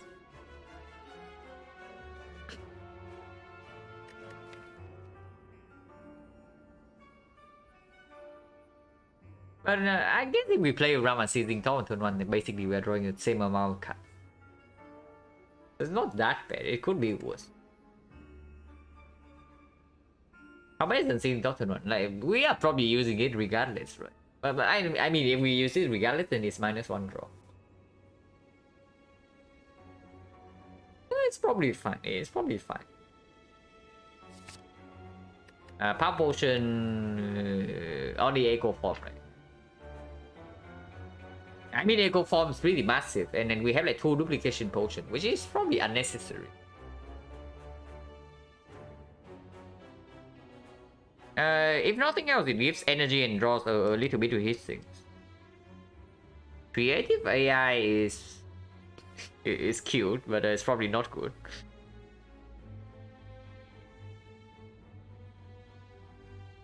But what are the power weak one? Yeah, there's only okay, machine learning is like somewhat okay, but it's not that good compared to duplication. Duplicate repair this fight was a play win single rabbits. I wanted to have both of these into Act 4 if possible. At least I want to have 2 premium potions into Act 4. I'm just thinking whether this potion is like stronger or what. And yeah, the potential of the power potions, of course, like off the chart. The echo form is basically guaranteed to be better than duplication. I mean, maybe not guaranteed, but after 1 turn, it's straight up just better. And then if we are desperate enough to play around high rolls, then it's probably the power potion.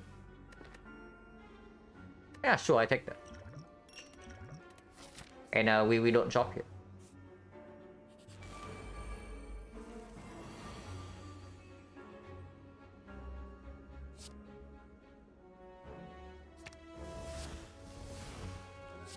Oh my god, there are 3 enemies. So the chill evokes this thing and compound rival draws 1. But I think the worst potion in the game, probably Smoke Bomb. Smoke Bomb is actively harmful most of the time it shows up. Because it also reduces the chance that you get a real potion. Yeah, the compound rival never draws 2 in this spot, unfortunately. So we probably play it first. Actually, no, we should not play it first. We do this and see which one this hits, and then we compound that one.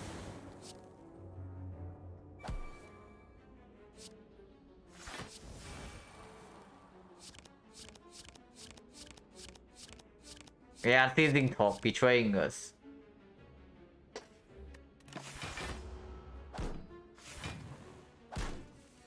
Okay, it's fine. We just get like hologram this turn.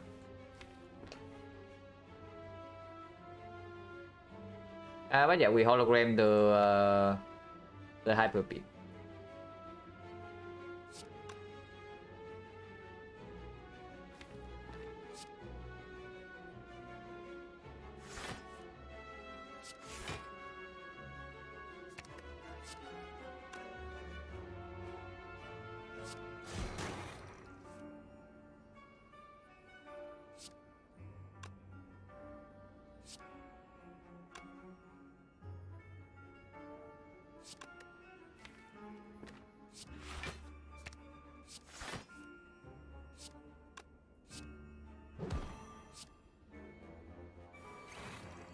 Okay, easy every time.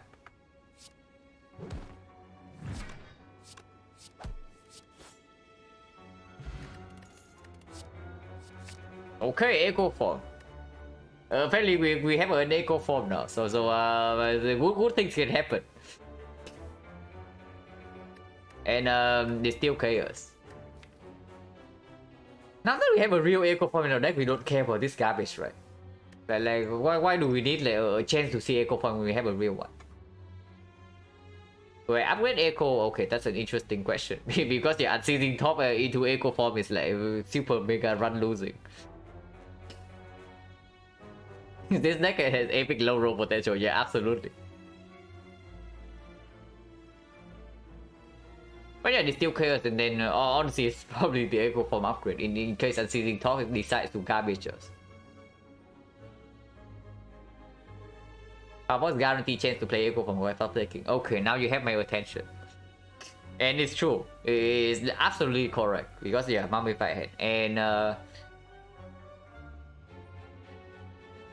I guess the Steel Chaos is not that strong. I mean, it's good. I mean, we go into Act 4, we face the turn 2 of Elite Fight, and then we have Power Potion instead of the Steel Chaos, and then we cry. Because yeah, 2 burns in our hand means that no Unceasing Top occurs.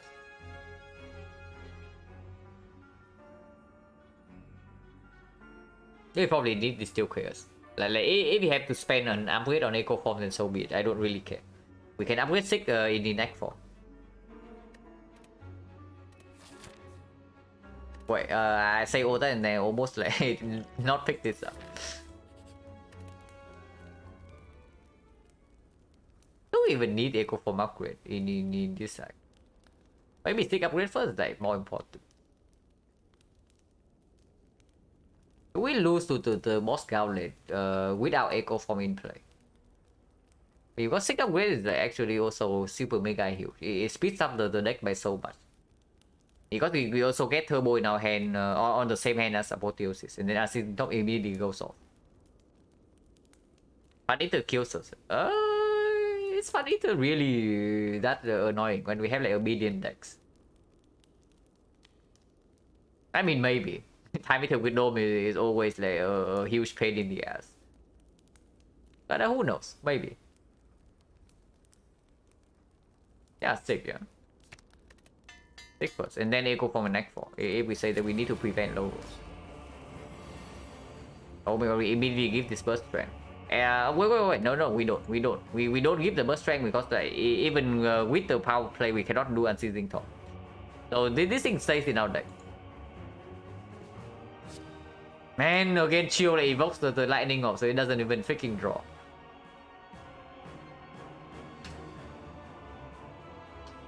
Chill is like too effective. It gets like, oh, okay, at least after this fight. If we survive this fight, the Chill will never summon 3 Frost Orbs again.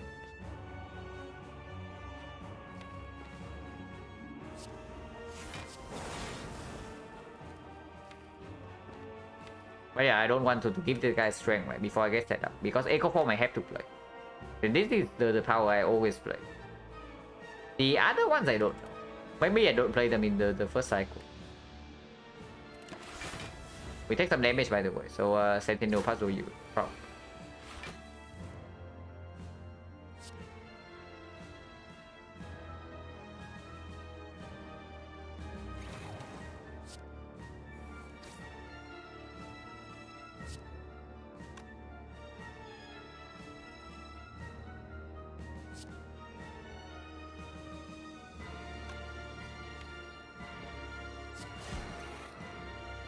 This is the line that gets us the Hyper Beam for next turn.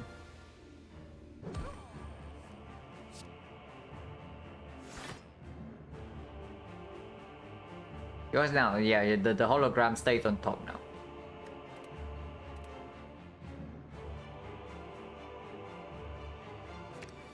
Unless we play this finesse, which of course we don't.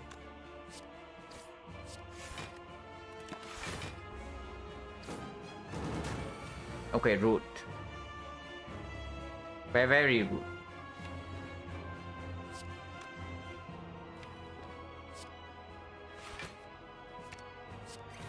If we draw like this, we don't even need to get the Hyper Beam back.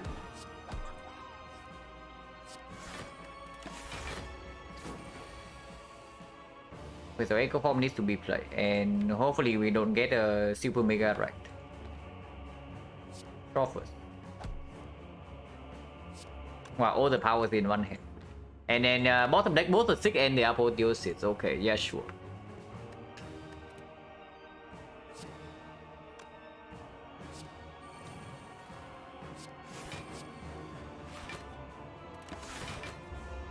Oh my god, he does the multi-hit on the turn we don't have block.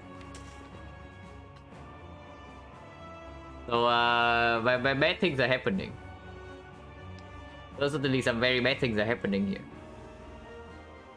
And man, the sick in this position means that we had to waste the sick if we want to do unseizing top things.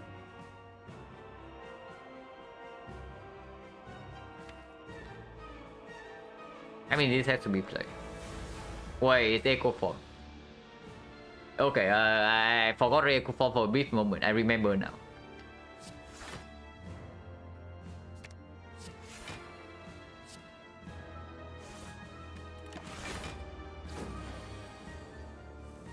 And yeah, permanent weakness is very nice.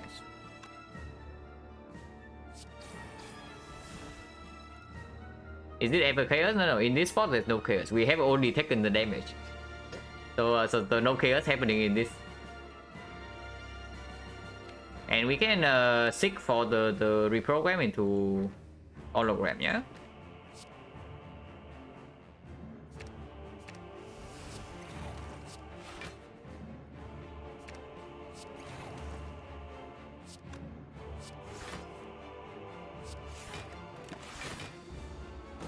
Yeah, I know his tricks now. And looping the EQ is like fine.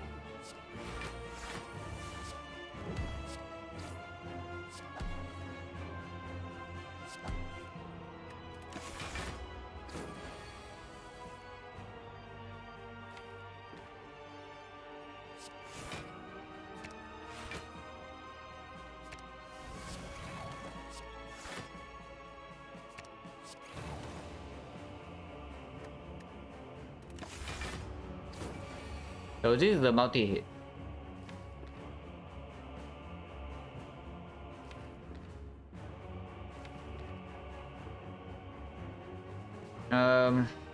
Battery energy doesn't play next turn. And we have no hand space for the hologram thing.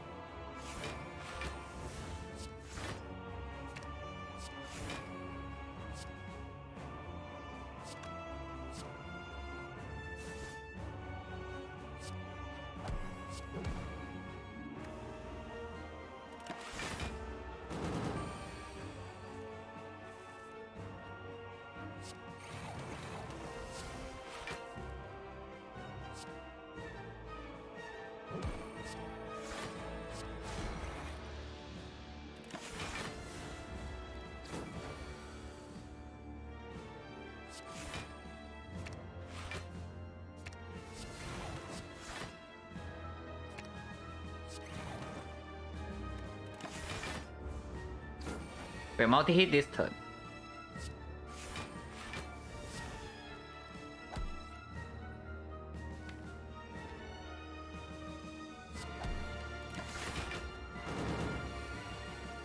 Yeah, self-repair is now both upgraded and we can double it. So instead of healing 7, it heals just for 20. Of course, like doing some work.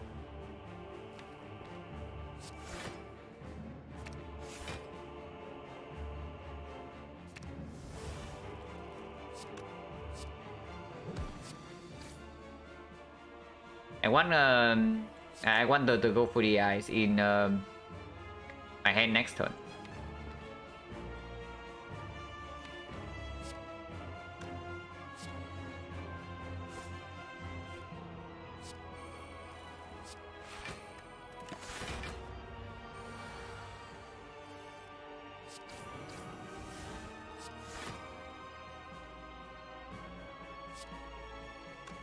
We need to play self-repair first though, before killing this guy. That's very important.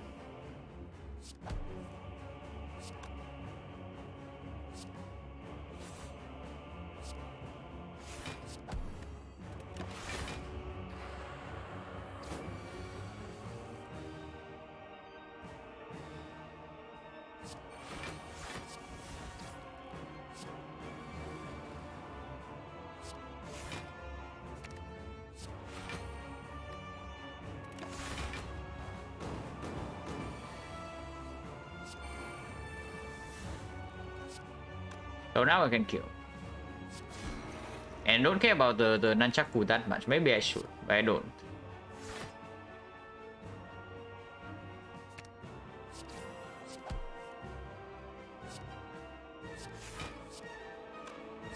If I can set up for free, then sure. How long this early schedule going to last? Probably for at least 3 or 4 more days. Yeah, blur would be good here. I agree. Calipers as well, of course. And yeah, time eater. Echo from turn 1 at least. Wait. This is strictly better. If only we use unseizing top. Yeah, only if we use unseizing top, and I think we do.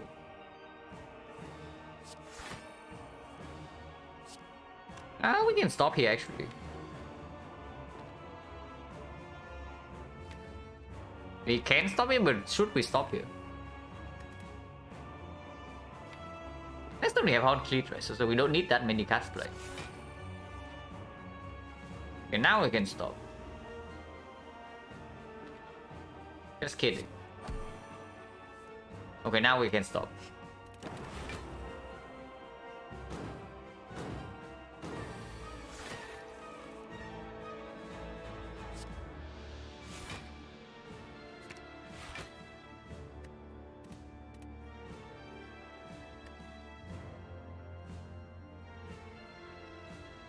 Do we get like the void or do we get like the hologram?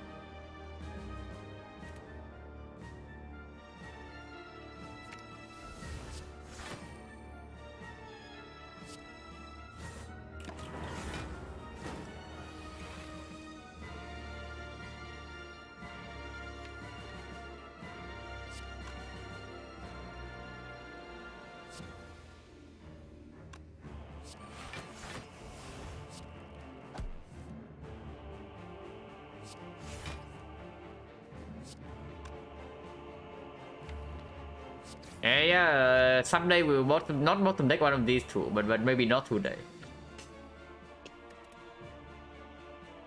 Actually doing it in every fight. And also no pre-program so far. So we bottom deck like 6 apotheosis and reprogram. Okay, pretty sweet.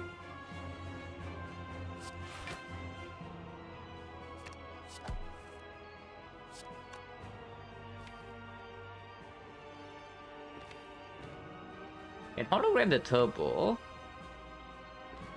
Or should we just play apotheosis and call it? Actually, hologram turbo, so 1, 2, 3, and then static discharge is 4. Wait, we need to play 5 cards. So 1 here, and then turbo, it goes to this, and it goes to this, and then whatever this discount we can play. Hopefully it's not self-repair, because I want to loop self-repair later.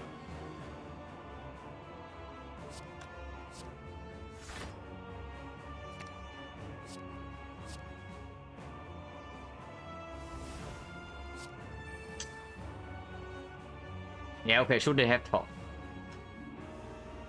Should just have kept my mouth shut as usual. But yeah, we cannot afford to play like 1 card next turn, so I guess self-repair has to go. And it's not so bad. I mean, we lose a little bit of HP into next side. It's like 3 HP. Only 3 HP we will not decide this run.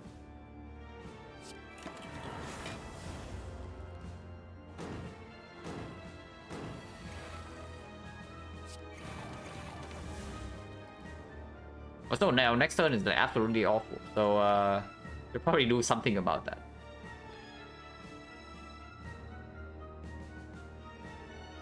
Okay, forget about next turn. This turn is terrible. Yeah. Forget about next turn.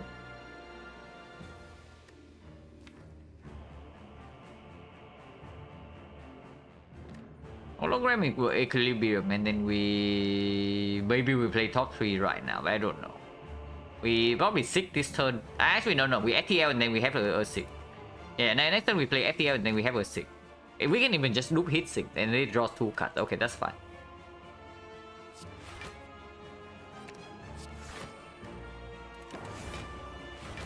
Oh my god, he's a freaking debuff.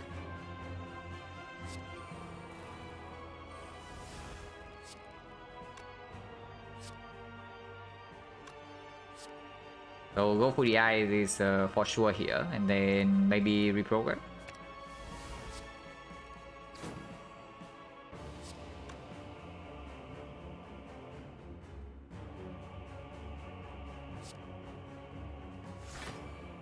Probably was Steam Barrier.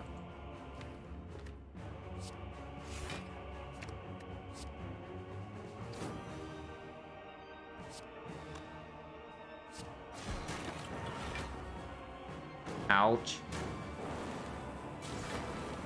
Okay, compound driver no longer draws. Yeah, that's pretty bad. Even though we mega scale right now, we still need to draw enough block cards.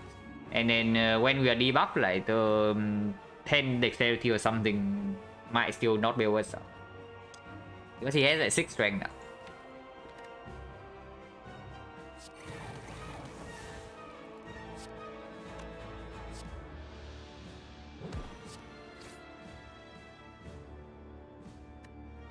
And Turbo's not here.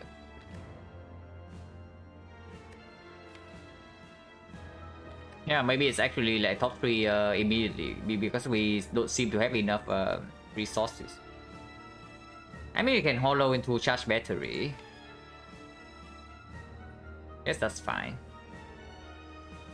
The next few turns are like pretty awful though.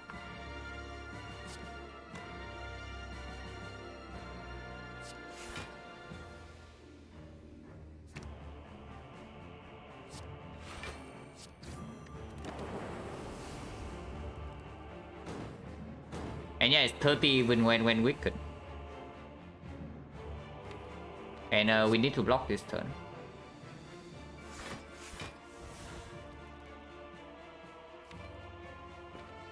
Our next turn is pretty awful.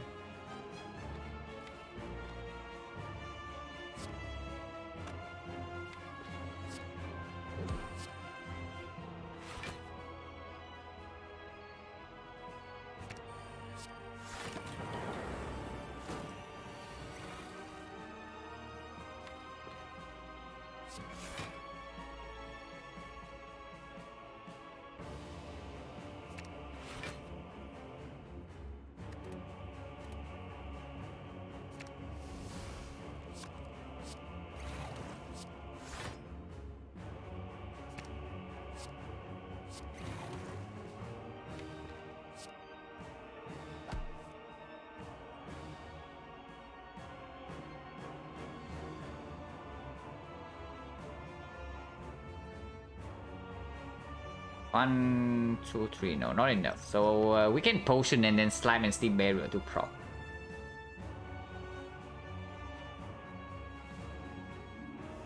Because we don't have like equilibrium this turn, and then next turn we only draw 4. If we break on block, we can die immediately. Yeah, this is the worst boss for the dome, like by far, for sure. Yeah, I guess potion's not that bad. We can buy another potion in the X4 shop. And then shuffling all these out is also good. We can save the barrier first, because this is good in the redraw.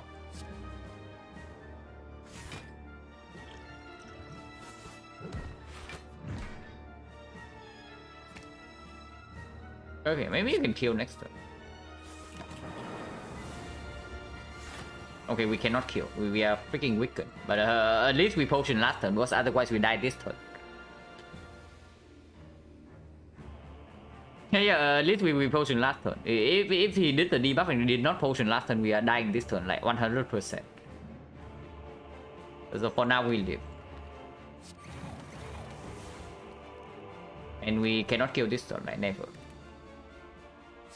That's battery is good. And I think exhausting slime is like okay.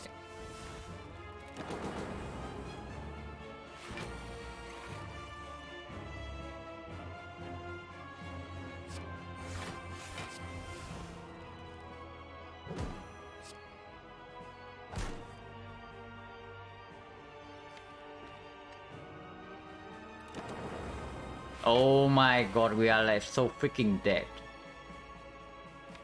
We are actually so freaking dead. Is that way too good at the game? It's not lethal, and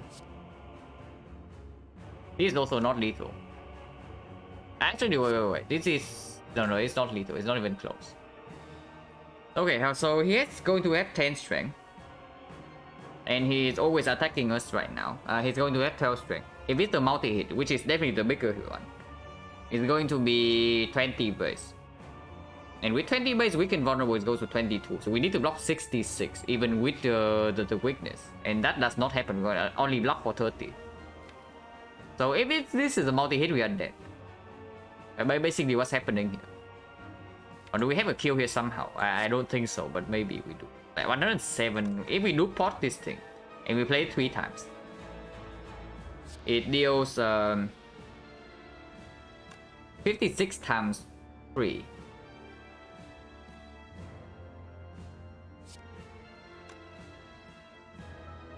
Yeah, it deals 56 times 3, so 168. 168? 168 plus 856. 168 plus 56 is not enough. Okay, so we have to bet on 50-50. If he does the multi-hit this turn, we die. Even if we do this team barrier and get 45 block, we still die. As in at the LS stack, we don't have enough cards play. We can only play 4 cards this turn. It is enough? No, he has 20 block. So we deal 168 and then plus this 56 is 224, right? Yeah. So we are like 9 damage off.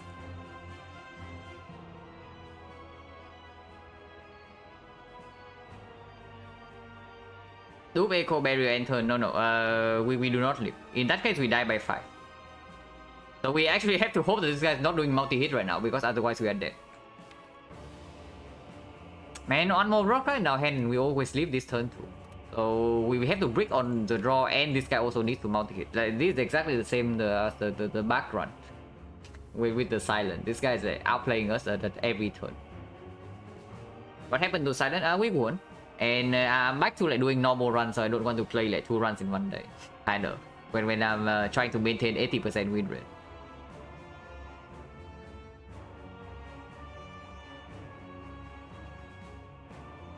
But yeah, 50-50. Multi-hit here, we are dead no matter what. So we have to bet on single hit.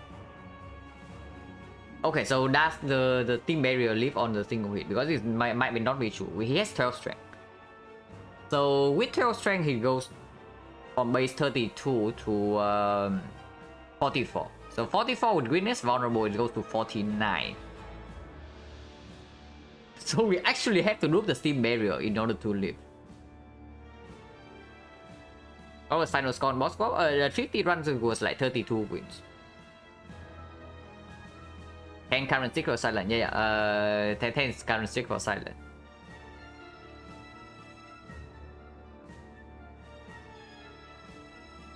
Yeah, even if it's the single hit, we still have to do the steam barrier. Man, this is so screw up. 11 streak incoming. If we win the next run, yeah, 11 streak incoming. We simply do not have enough card play to do anything here, and we actually have to still use the do and still hope for the 50-50. 240? No, I do not. I'm 9 damage off, and we can only play 4 cards.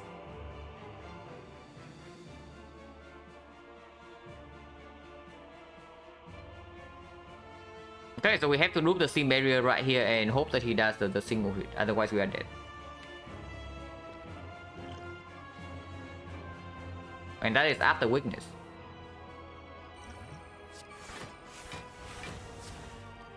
Wait, what does it? Oh yeah, steam barrier lose the block every time you play it. Oh my god, time meter for once have mercy. For once he has mercy. So of course we are going to act for without any potion now, but at least we live here. And then we absolutely kill this turn with the turbo in our hand and 2 holograms.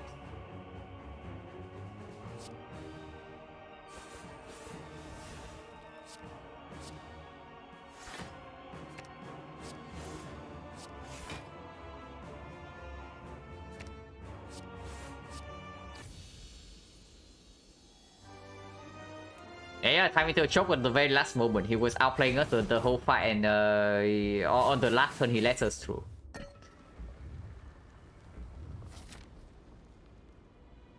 And man, reprogram decks like really suck. It really is just like terrible. And now we probably rest for 14 instead of doing the echo form thing. We will probably rest on 14 instead of upgrading echo form. Because I think we cannot play around low rolls in this spot. We probably have to play around high rolls. And if we want to play around high rolls and win in the hard fight, then we just have to bet on Unseating Top never betraying us. And 14 HP is super relevant. We are most likely also losing a lot of HP in the Sphere and Shield, by the way. But hopefully plus 20 from Cell Repair can do something about that. If we don't outright die in the Sphere and Shield, that is.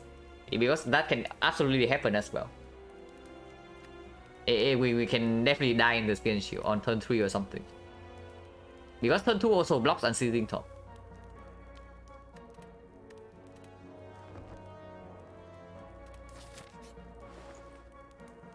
Yeah, Waffle should have, should not have. It's a reinforced body, how much do we want that?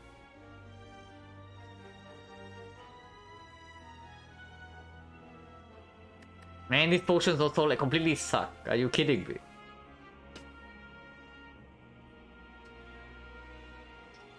me? These potions are like complete trash. Okay, so are we doing some forethought and seizing top things or what? There's no way to abuse Speedport. We don't have artifact, so probably not. But we can bet on the chance that we see artifact potion from the white piece. Because at least potion chance is 100%. Thinking of Hyrule Metamorphosis. Okay, Metamorphosis. Interesting. I mean, zero cost attacks. That's basically saying that we play with Unseating Top in the hard fight, right? But I don't even know. Because I think our main problem in the hard fight is not like offense. It's actually how to not freaking die to the beat of death while scaling reprogram. And Metamorphosis definitely does not help with that. That's the main problem. We are like very concerned about like dying to freaking beat of death while playing reprogram. Yeah, get forethought echo form and then seek the echo form to play like zero cost echo form. That's true. Cannot even take reinforced. Oh wait, we can. We can buy reinforced body and then still take card remove because of the fish.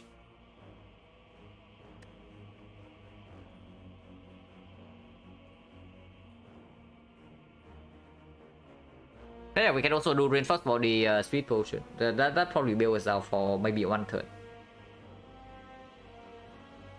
Is speed potion stronger than card remove? What are we removing, if anything? I think this just actually plays in the hard fight, kind of. It kills the frost off from the shield though. Which means that the compound rival becomes draw 1.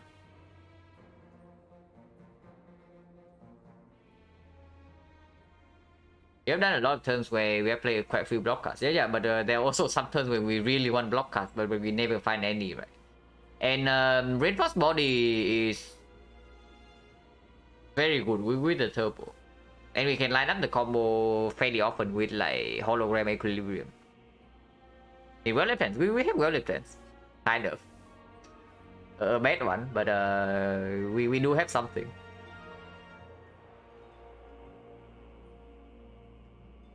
What are we even removing? Honestly, yeah, bullseye. Bullseye is like absolutely awful. I mean, it strips artifact into... I guess it's not that awful. It strips artifact in both the Spear Shield and the heart. So we can actually deploy vulnerable and weakness. It's not that bad.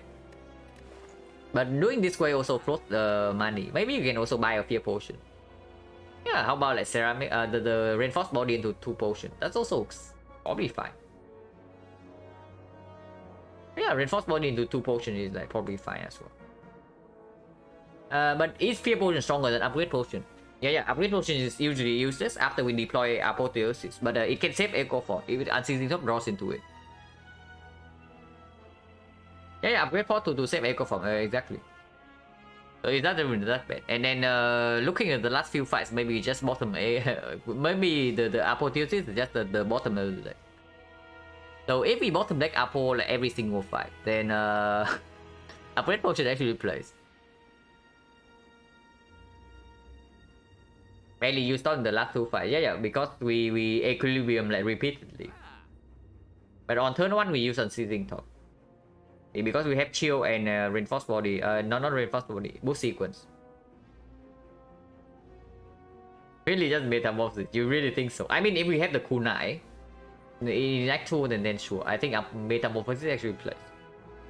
But right now the problem is that we don't scale defense fast enough. No, offense not a problem. yeah, sure. You hit 3 meters strike. Okay. Now you have my attention. Yeah, 3 meters strike into like Unceasing Top. Okay, sounds pretty good.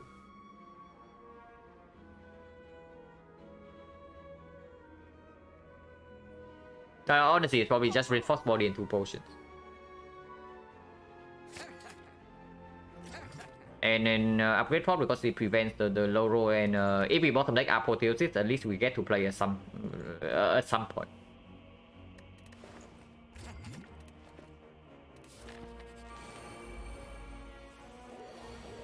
Oh my god, I send the Spain opening hand every single turn. Like, are you kidding me? This happened in the Awakened 1 fight as well. So now we cannot use Unceasing Top this turn and next turn.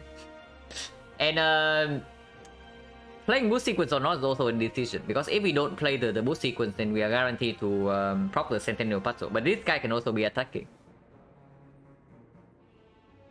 You have Sig. You have not seen the last 2 fights. Where okay, not last 2, more than that, where we bottom deck both the Sig and the Apotheosis. So do not believe in the Sig. But okay, next time we need the freaking Sig or something.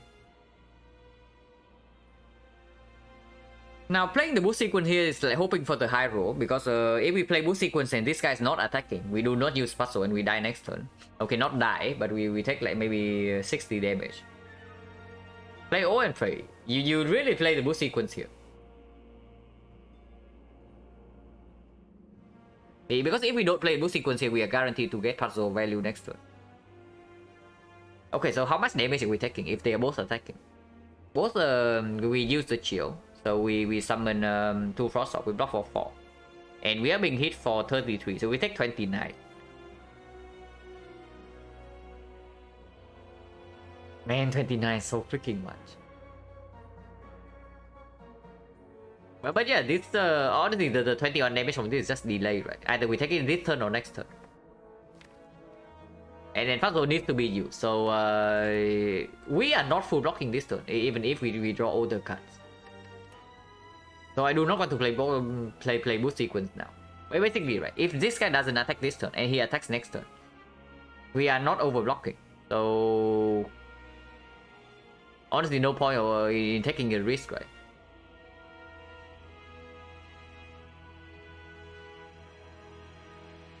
Is it ever boost sequence? No chill. That's still full blocks. Because this doesn't turn. This guy attacked for 12. We cannot turn to actually intentionally take the damage. It's blocked for 13. So the upgrade actually screws us here. We probably hissing and then chill and then rip and tear. I don't want to play boost sequence. Because this can also be hologram next turn. You know.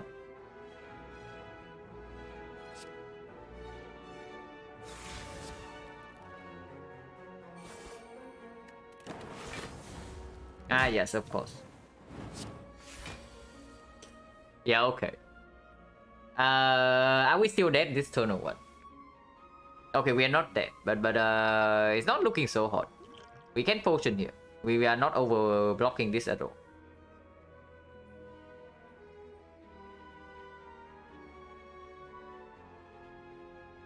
In time for robot Act 4, yeah, this is the reprogrammed deck, so we are like probably getting screwed in Act 4.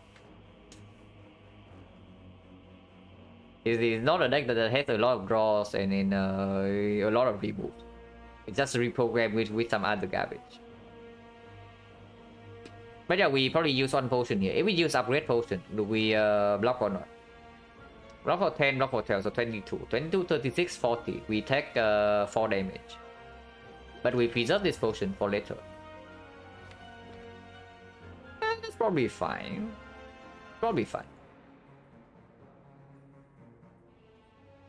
But yeah, we can turbo and play everything as well.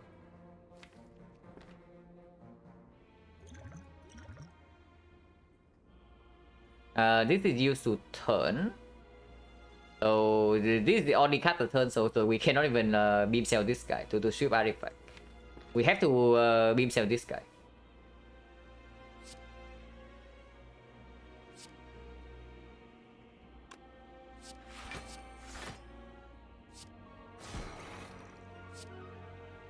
Wait, we don't block with Frost Orb. Okay, we take 8 damage then. But Hyper Beam needs to be played. Hyper Beam really needs to be played. We cannot stay in this fight for too long.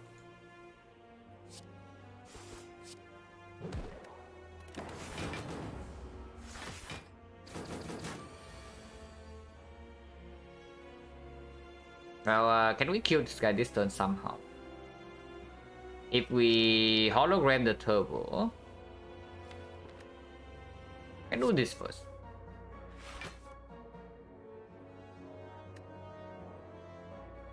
Compound driver needs to draw into something, but I guess we always use compound to turn. So can compound first.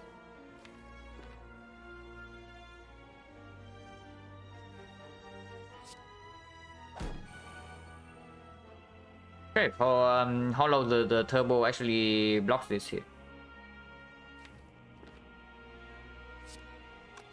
This guy can also be attacking though, so we are potentially facing 38 here and then 9 times 2.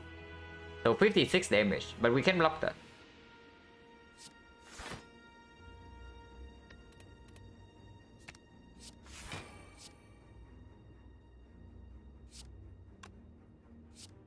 This blocks for exactly 56.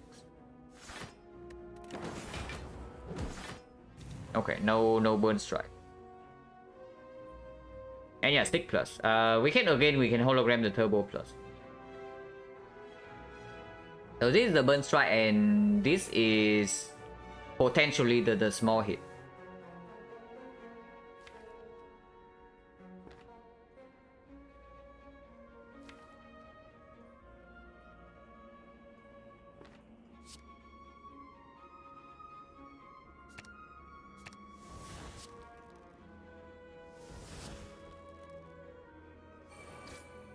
Okay, Echo Form here doesn't matter too much.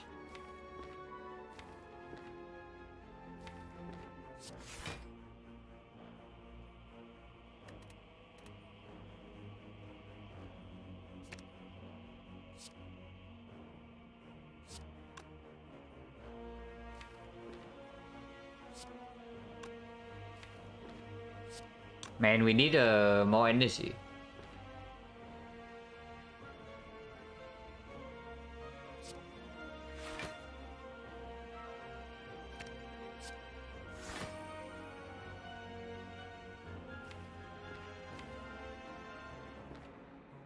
Play Hyper Beam?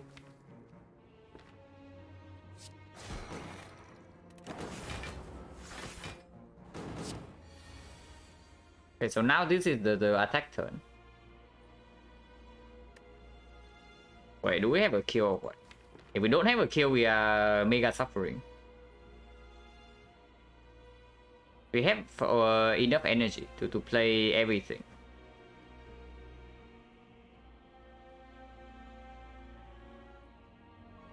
Need to deal 57. If we reprogram first, and then we have one... Man, are we not getting Echo Form Self Repair in this fight? We also failed to draw more powers to activate like Mumbai.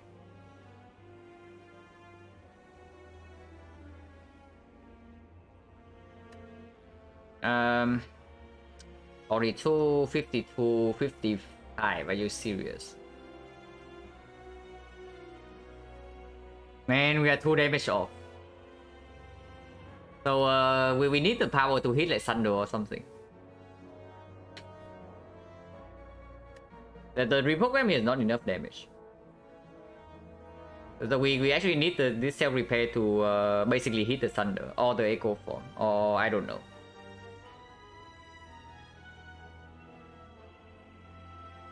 Man, compound is not even in our hand, because otherwise we can actually do something like rebound, go for the ice, and then compound driver. but it is not. So that is like very annoying. I guess we have to wait. Can we force? Actually, we can play all of these and then we self repair to force one of these two. Yeah, we can. We just play all of these cards and then we self repair. It hits one of these two and then it kills this. What card do I want on top? If any. I mean, if I don't want anything on top, then reprogram happens. Do I want reprogram on top? Not really.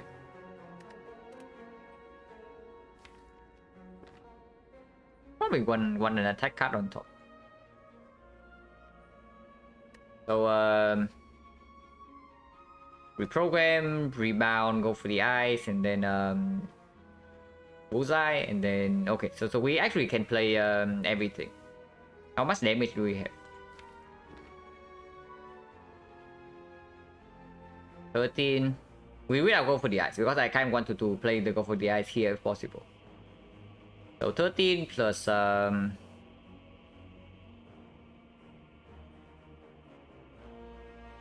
plus 12, 25. 25 plus 33 is 58. Okay, we are 1 over. We can do that.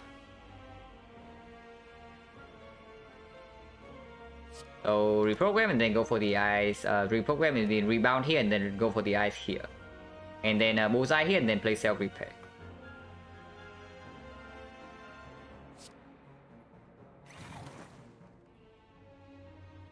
Yeah, double check. 25, 33 is enough.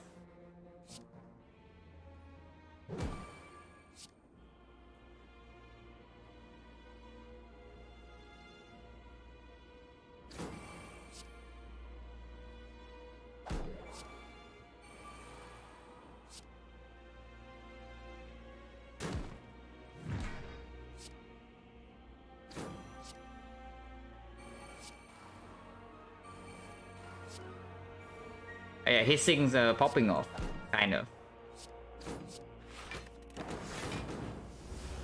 Wait, we are dead.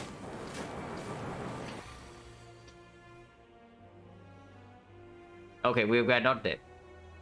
Because of Bioscope.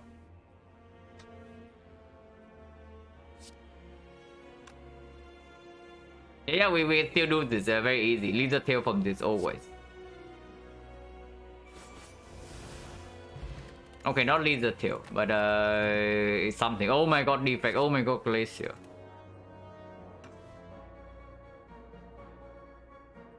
How good is stack? It's probably not good enough, but I don't know. How good is stack? With 3 holograms in the deck, maybe stack's not bad. Yeah, good thing Dome isn't better than Heartfire. I agree.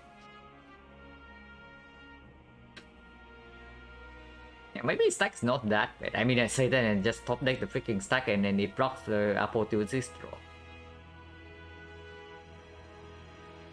Stack is okay, but yeah, the main problem with the stack that I see right now is that when the stack is okay, it assumes that we only survive the first few cycles, and I don't know like how are we doing that.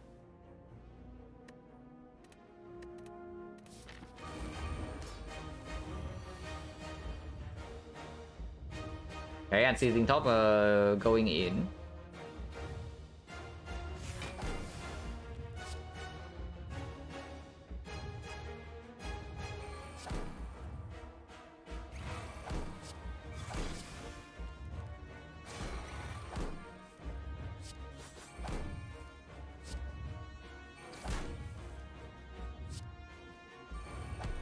And yeah, we stop here. We have Echo Form in play now.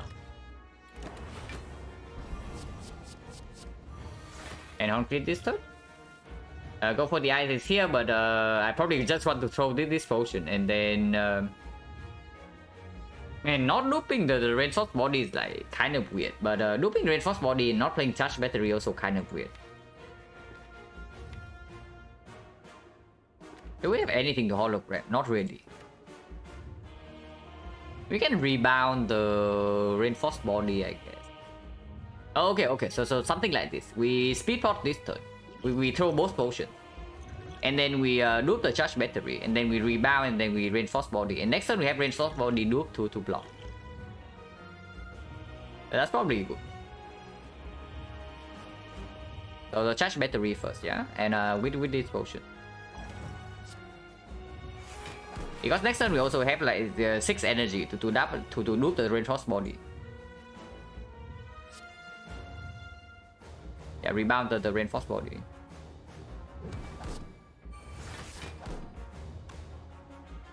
And then throw the potion.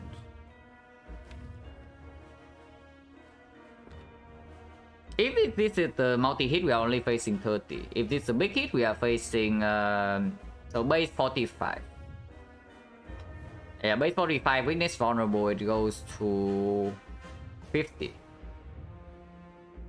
So we take like 8 damage if we play the go for the ice here instead of the potion. Weakness here leads to... Okay, so...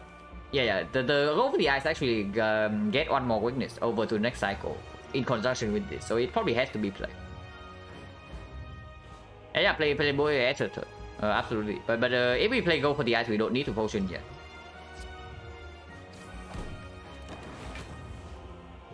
Okay, multi first. So this is the big hit. It means that we need to do this. And yeah, loop the reinforced body.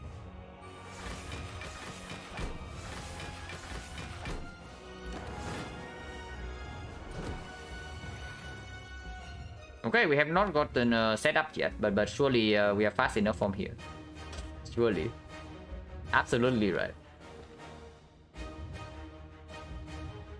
Man, we are taking 1 billion damage from each of this. Like, I don't know.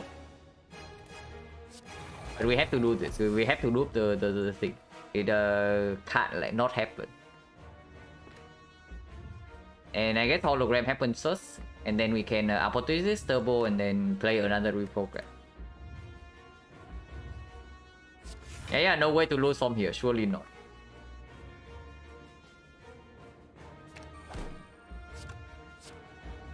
And this foil also blocks on Seizing Top. Otherwise, we could have played like a little bit more card.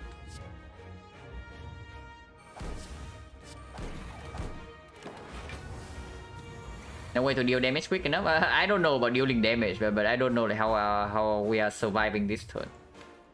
This cycle at least.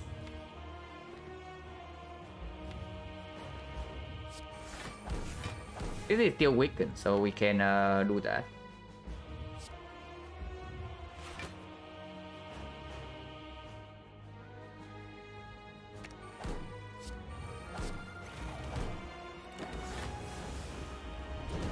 Big hit first, which is bad.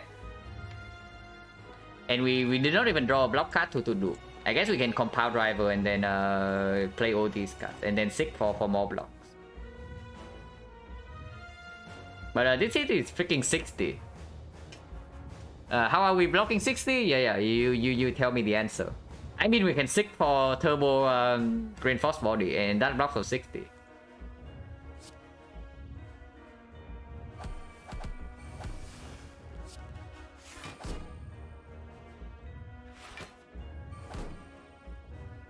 Okay, maybe not so bad.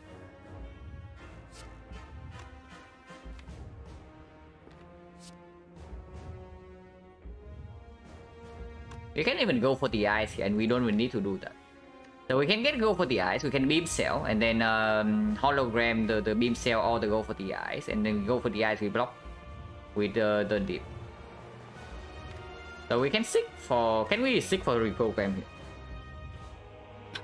If we get go for the ice and then reprogram, do we have enough energy to play everything?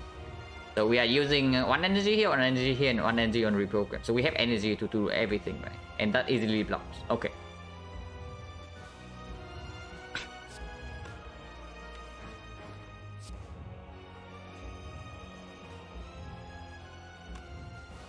The only problem with that is that we don't have we cannot loop go for the ice next cycle. But I guess we can do hologram.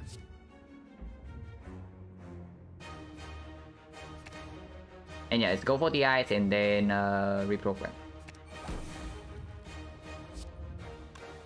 Do this first.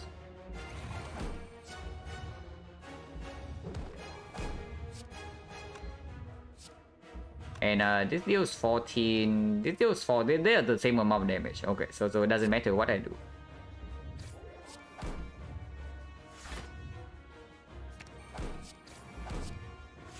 And yeah, we full block this. This is the off turn. And unfortunately, Equilibrium is not here, so I cannot actually keep this hand. Man, no more hologram next turn. Are you kidding me?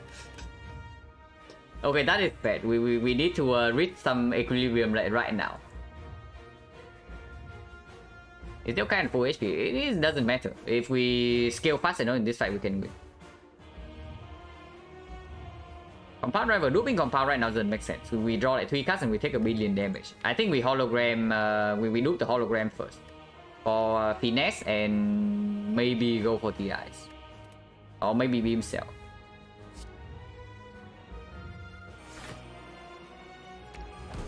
It is not reprogrammed in this spot.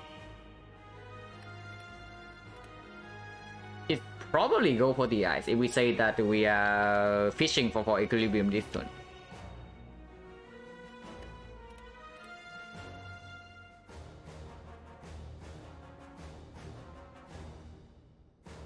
Beam Cell is a lot of damage though. Beam Cell is a lot of damage. But we have no more hologram. I mean, I guess if we cannot reach the Equilibrium, then we are dead either way next cycle, right? So, might as well get the Beam Cell to deal more damage right now.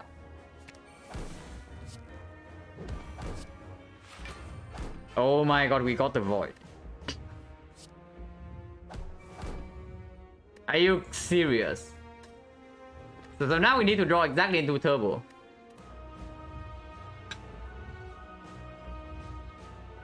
So now we also need to draw exactly into Turbo. Or we can play Static Discharge to hope that it hits one of the Equilibrium. Wait, no, we can still play the thing. We can play the Compound first because Nunchaku give us energy. Yeah, we can Compound first.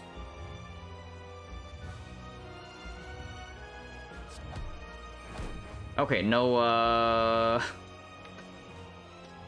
so basically if we don't draw into, this doesn't hit this thing, we are dead. Man, the Void. It's actually just the freaking Void. And no block next turn, yeah, absolutely. Wait, we can also hologram into the Finesse to draw into this Turbo. Okay, so what has a higher chance? This can hit 1, 2, 3, 4, 5, 6, 7 targets. And hologram into Finesse has 1 out of 9. And I guess if the Static just hits the hologram, we can still like hologram for the Finesse to fish for 1 out of 9 afterwards. So yeah, we Static Discharge and then 2 out of 7. We get to do something else, otherwise if we die next turn. Oh yeah, it also draws with the hit thing, but yeah.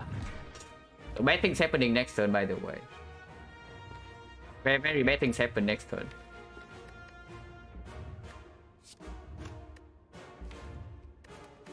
And we cannot do anything about it. Okay, we can maybe do something about it if this is the single hit. If this is not the multi-hit, we can live here. No, we die. Even if this is the single hit, we still die because it's 49 and then he has no weakness.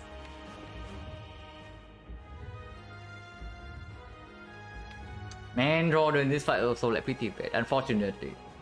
We slightly better draw order, this can actually win this fight. Because you see, yeah, we block for like 1 more cycle and then we completely outscale this thing. Our damage comes very fast. So you see he has like 500 HP where he dies in 3 turns. If the order this fight was so bad, it's not so bad. First cycle, second cycle was awful. I would say second cycle was awful, but the first cycle was very good. But yeah, we are dead.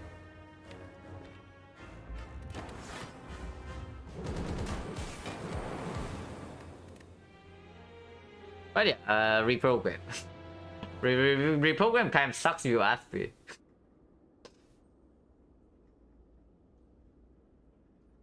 But this deck honestly got pretty far.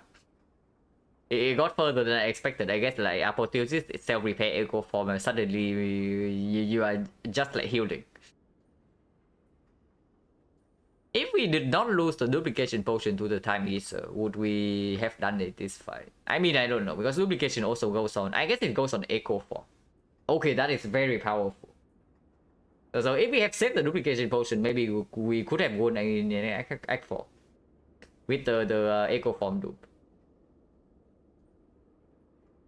The reason we didn't die because we got echo form. Yeah, and apotheosis and self repair. And yeah, you didn't want to pick the self repair. That's a lot to but actually to tap into. I mean, kind of. I don't even know if we're winning this fight if we have the new potion or not. But we would have been slightly stronger. But I mean, this fight. I'm still learning defects, so I have to experience some reprogram at some point. This was like a really good start for the program as well, as far as I can tell, because like all physical relics, and then we also have no op cards. So the no op cards, no focus, and then only physical relics. So everything kind of checks out. And then suddenly, like the moment we walk into Act 3, we feel so freaking weak. Because the deck is just like slow. yeah. Thunder Strike want to strike Dumpy and then static discharge. Not sure picking boost sequence fast and not as our draw score. Yeah, boost sequence was pretty bad. I would say that. I will agree. But boost sequence was pretty bad. Because I honestly was not thinking about the Ascenders being in our opening draw like every turn. Not because no cooldown. We bought like Omamori and what else did we buy in that shop? Finesse, Omamori, and remove the Zap. Could have bought only the Kunai. If we buy the Kunai, we could not have done anything other than that. It's Kunai against like these three. And we have like 0 charge Omamori, by the way. So if we bought Kunai, we could have like at least one more curse because the Mausoleum we pick up. But the other charge was from this thing here, somewhere here. Where is it? This guy curses like very early on, but we have another charge of Omamori. I know this turns out differently. Take this aggregate. Maybe. Aggregate might have done it, but it was before Unceasing Top, so I did not want to do that. After Unceasing Top, I would definitely pick up like aggregate. Because apparently we actually just need the top 2 plays, and at the end of the run we used energy like crazy because of Echo Form. Seems like they could succeed, but not enough draw on too big of a deck. Kind of. That's basically the problem with this kind of deck, right? Maybe I took like one attack too many. The second 3 and 10 maybe second Hyper Beam was bad. The effect is random, it's not machine. I mean, I don't know. Because the... Wait, I play a silent run off stream. Because like this kind of deck, right? Like this deck, for example, you see 41 cards. But it's insanely consistent and ridiculously fast because I can rely on these like cool-headed and compile rivals to continuously draw. You see 41 cards, but I win basically every fight on like turn 2. So I don't even know. It just seems like this has less option for card draw, like maybe skip. So either you sacrifice your early game or you do not have enough draws. It's basically what I'm seeing from like physical defect, kind of.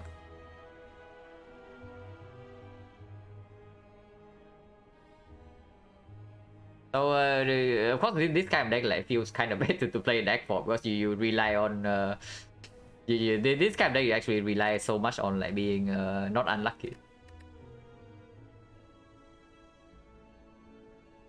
It's pretty much the same as he thinks worse on average. Yeah. He thinks it's worse, and I guess I think cool-headed is like way worse, right? Because you play cool-headed, you lose so much value in the hard fight. One of the things I value so much about the cool-headed is that it's draw 2, but it's also like bit of death positive. But the other option, you just take a median damage from bit of death. If you draw, if you play like too many of them in one turn. Yeah, I guess it's also needs consistent draw more. So I would say second Rim attack was probably a mistake. Second Hyper Beam, I don't know. But this deck also could have succeeded, for sure. Yeah, or bot can burst draw and get set up and afterwards don't take damage. It's true. This like cut draw like basically every turn. It is really needs cut draw every single turn, and that feels difficult. But yeah, I guess this can work. This can work with some slightly better things. But it's fine. I'm still learning defects, so a long way to go. It's not like I'm doing the defect sample yet, so don't need to delve onto this too much.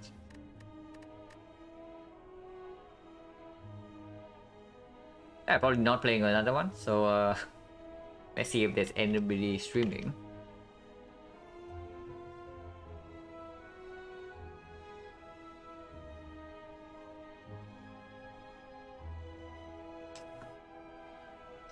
Oh, okay. I know who I'm going to raid.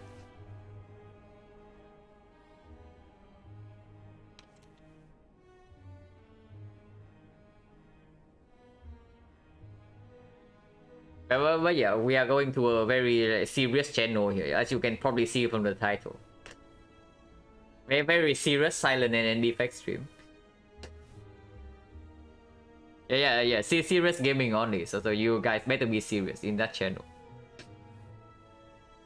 But yeah, as always, like thank you everyone for watching, and honestly, it feels very good to be back to like normal silent runs, because now I can actually like play without the restriction. It's not like I severely dislike the boss cop so much that I want to quit, but making a suboptimal choice like when I know it's bad, it doesn't feel very good. But yeah, as always, like thank you everybody for watching, and I'll see you guys later. And then we try to like continue the silent streak next stream. If I win the next run, we are going to get 11, and 11 would be the new world record. So yeah, see you guys.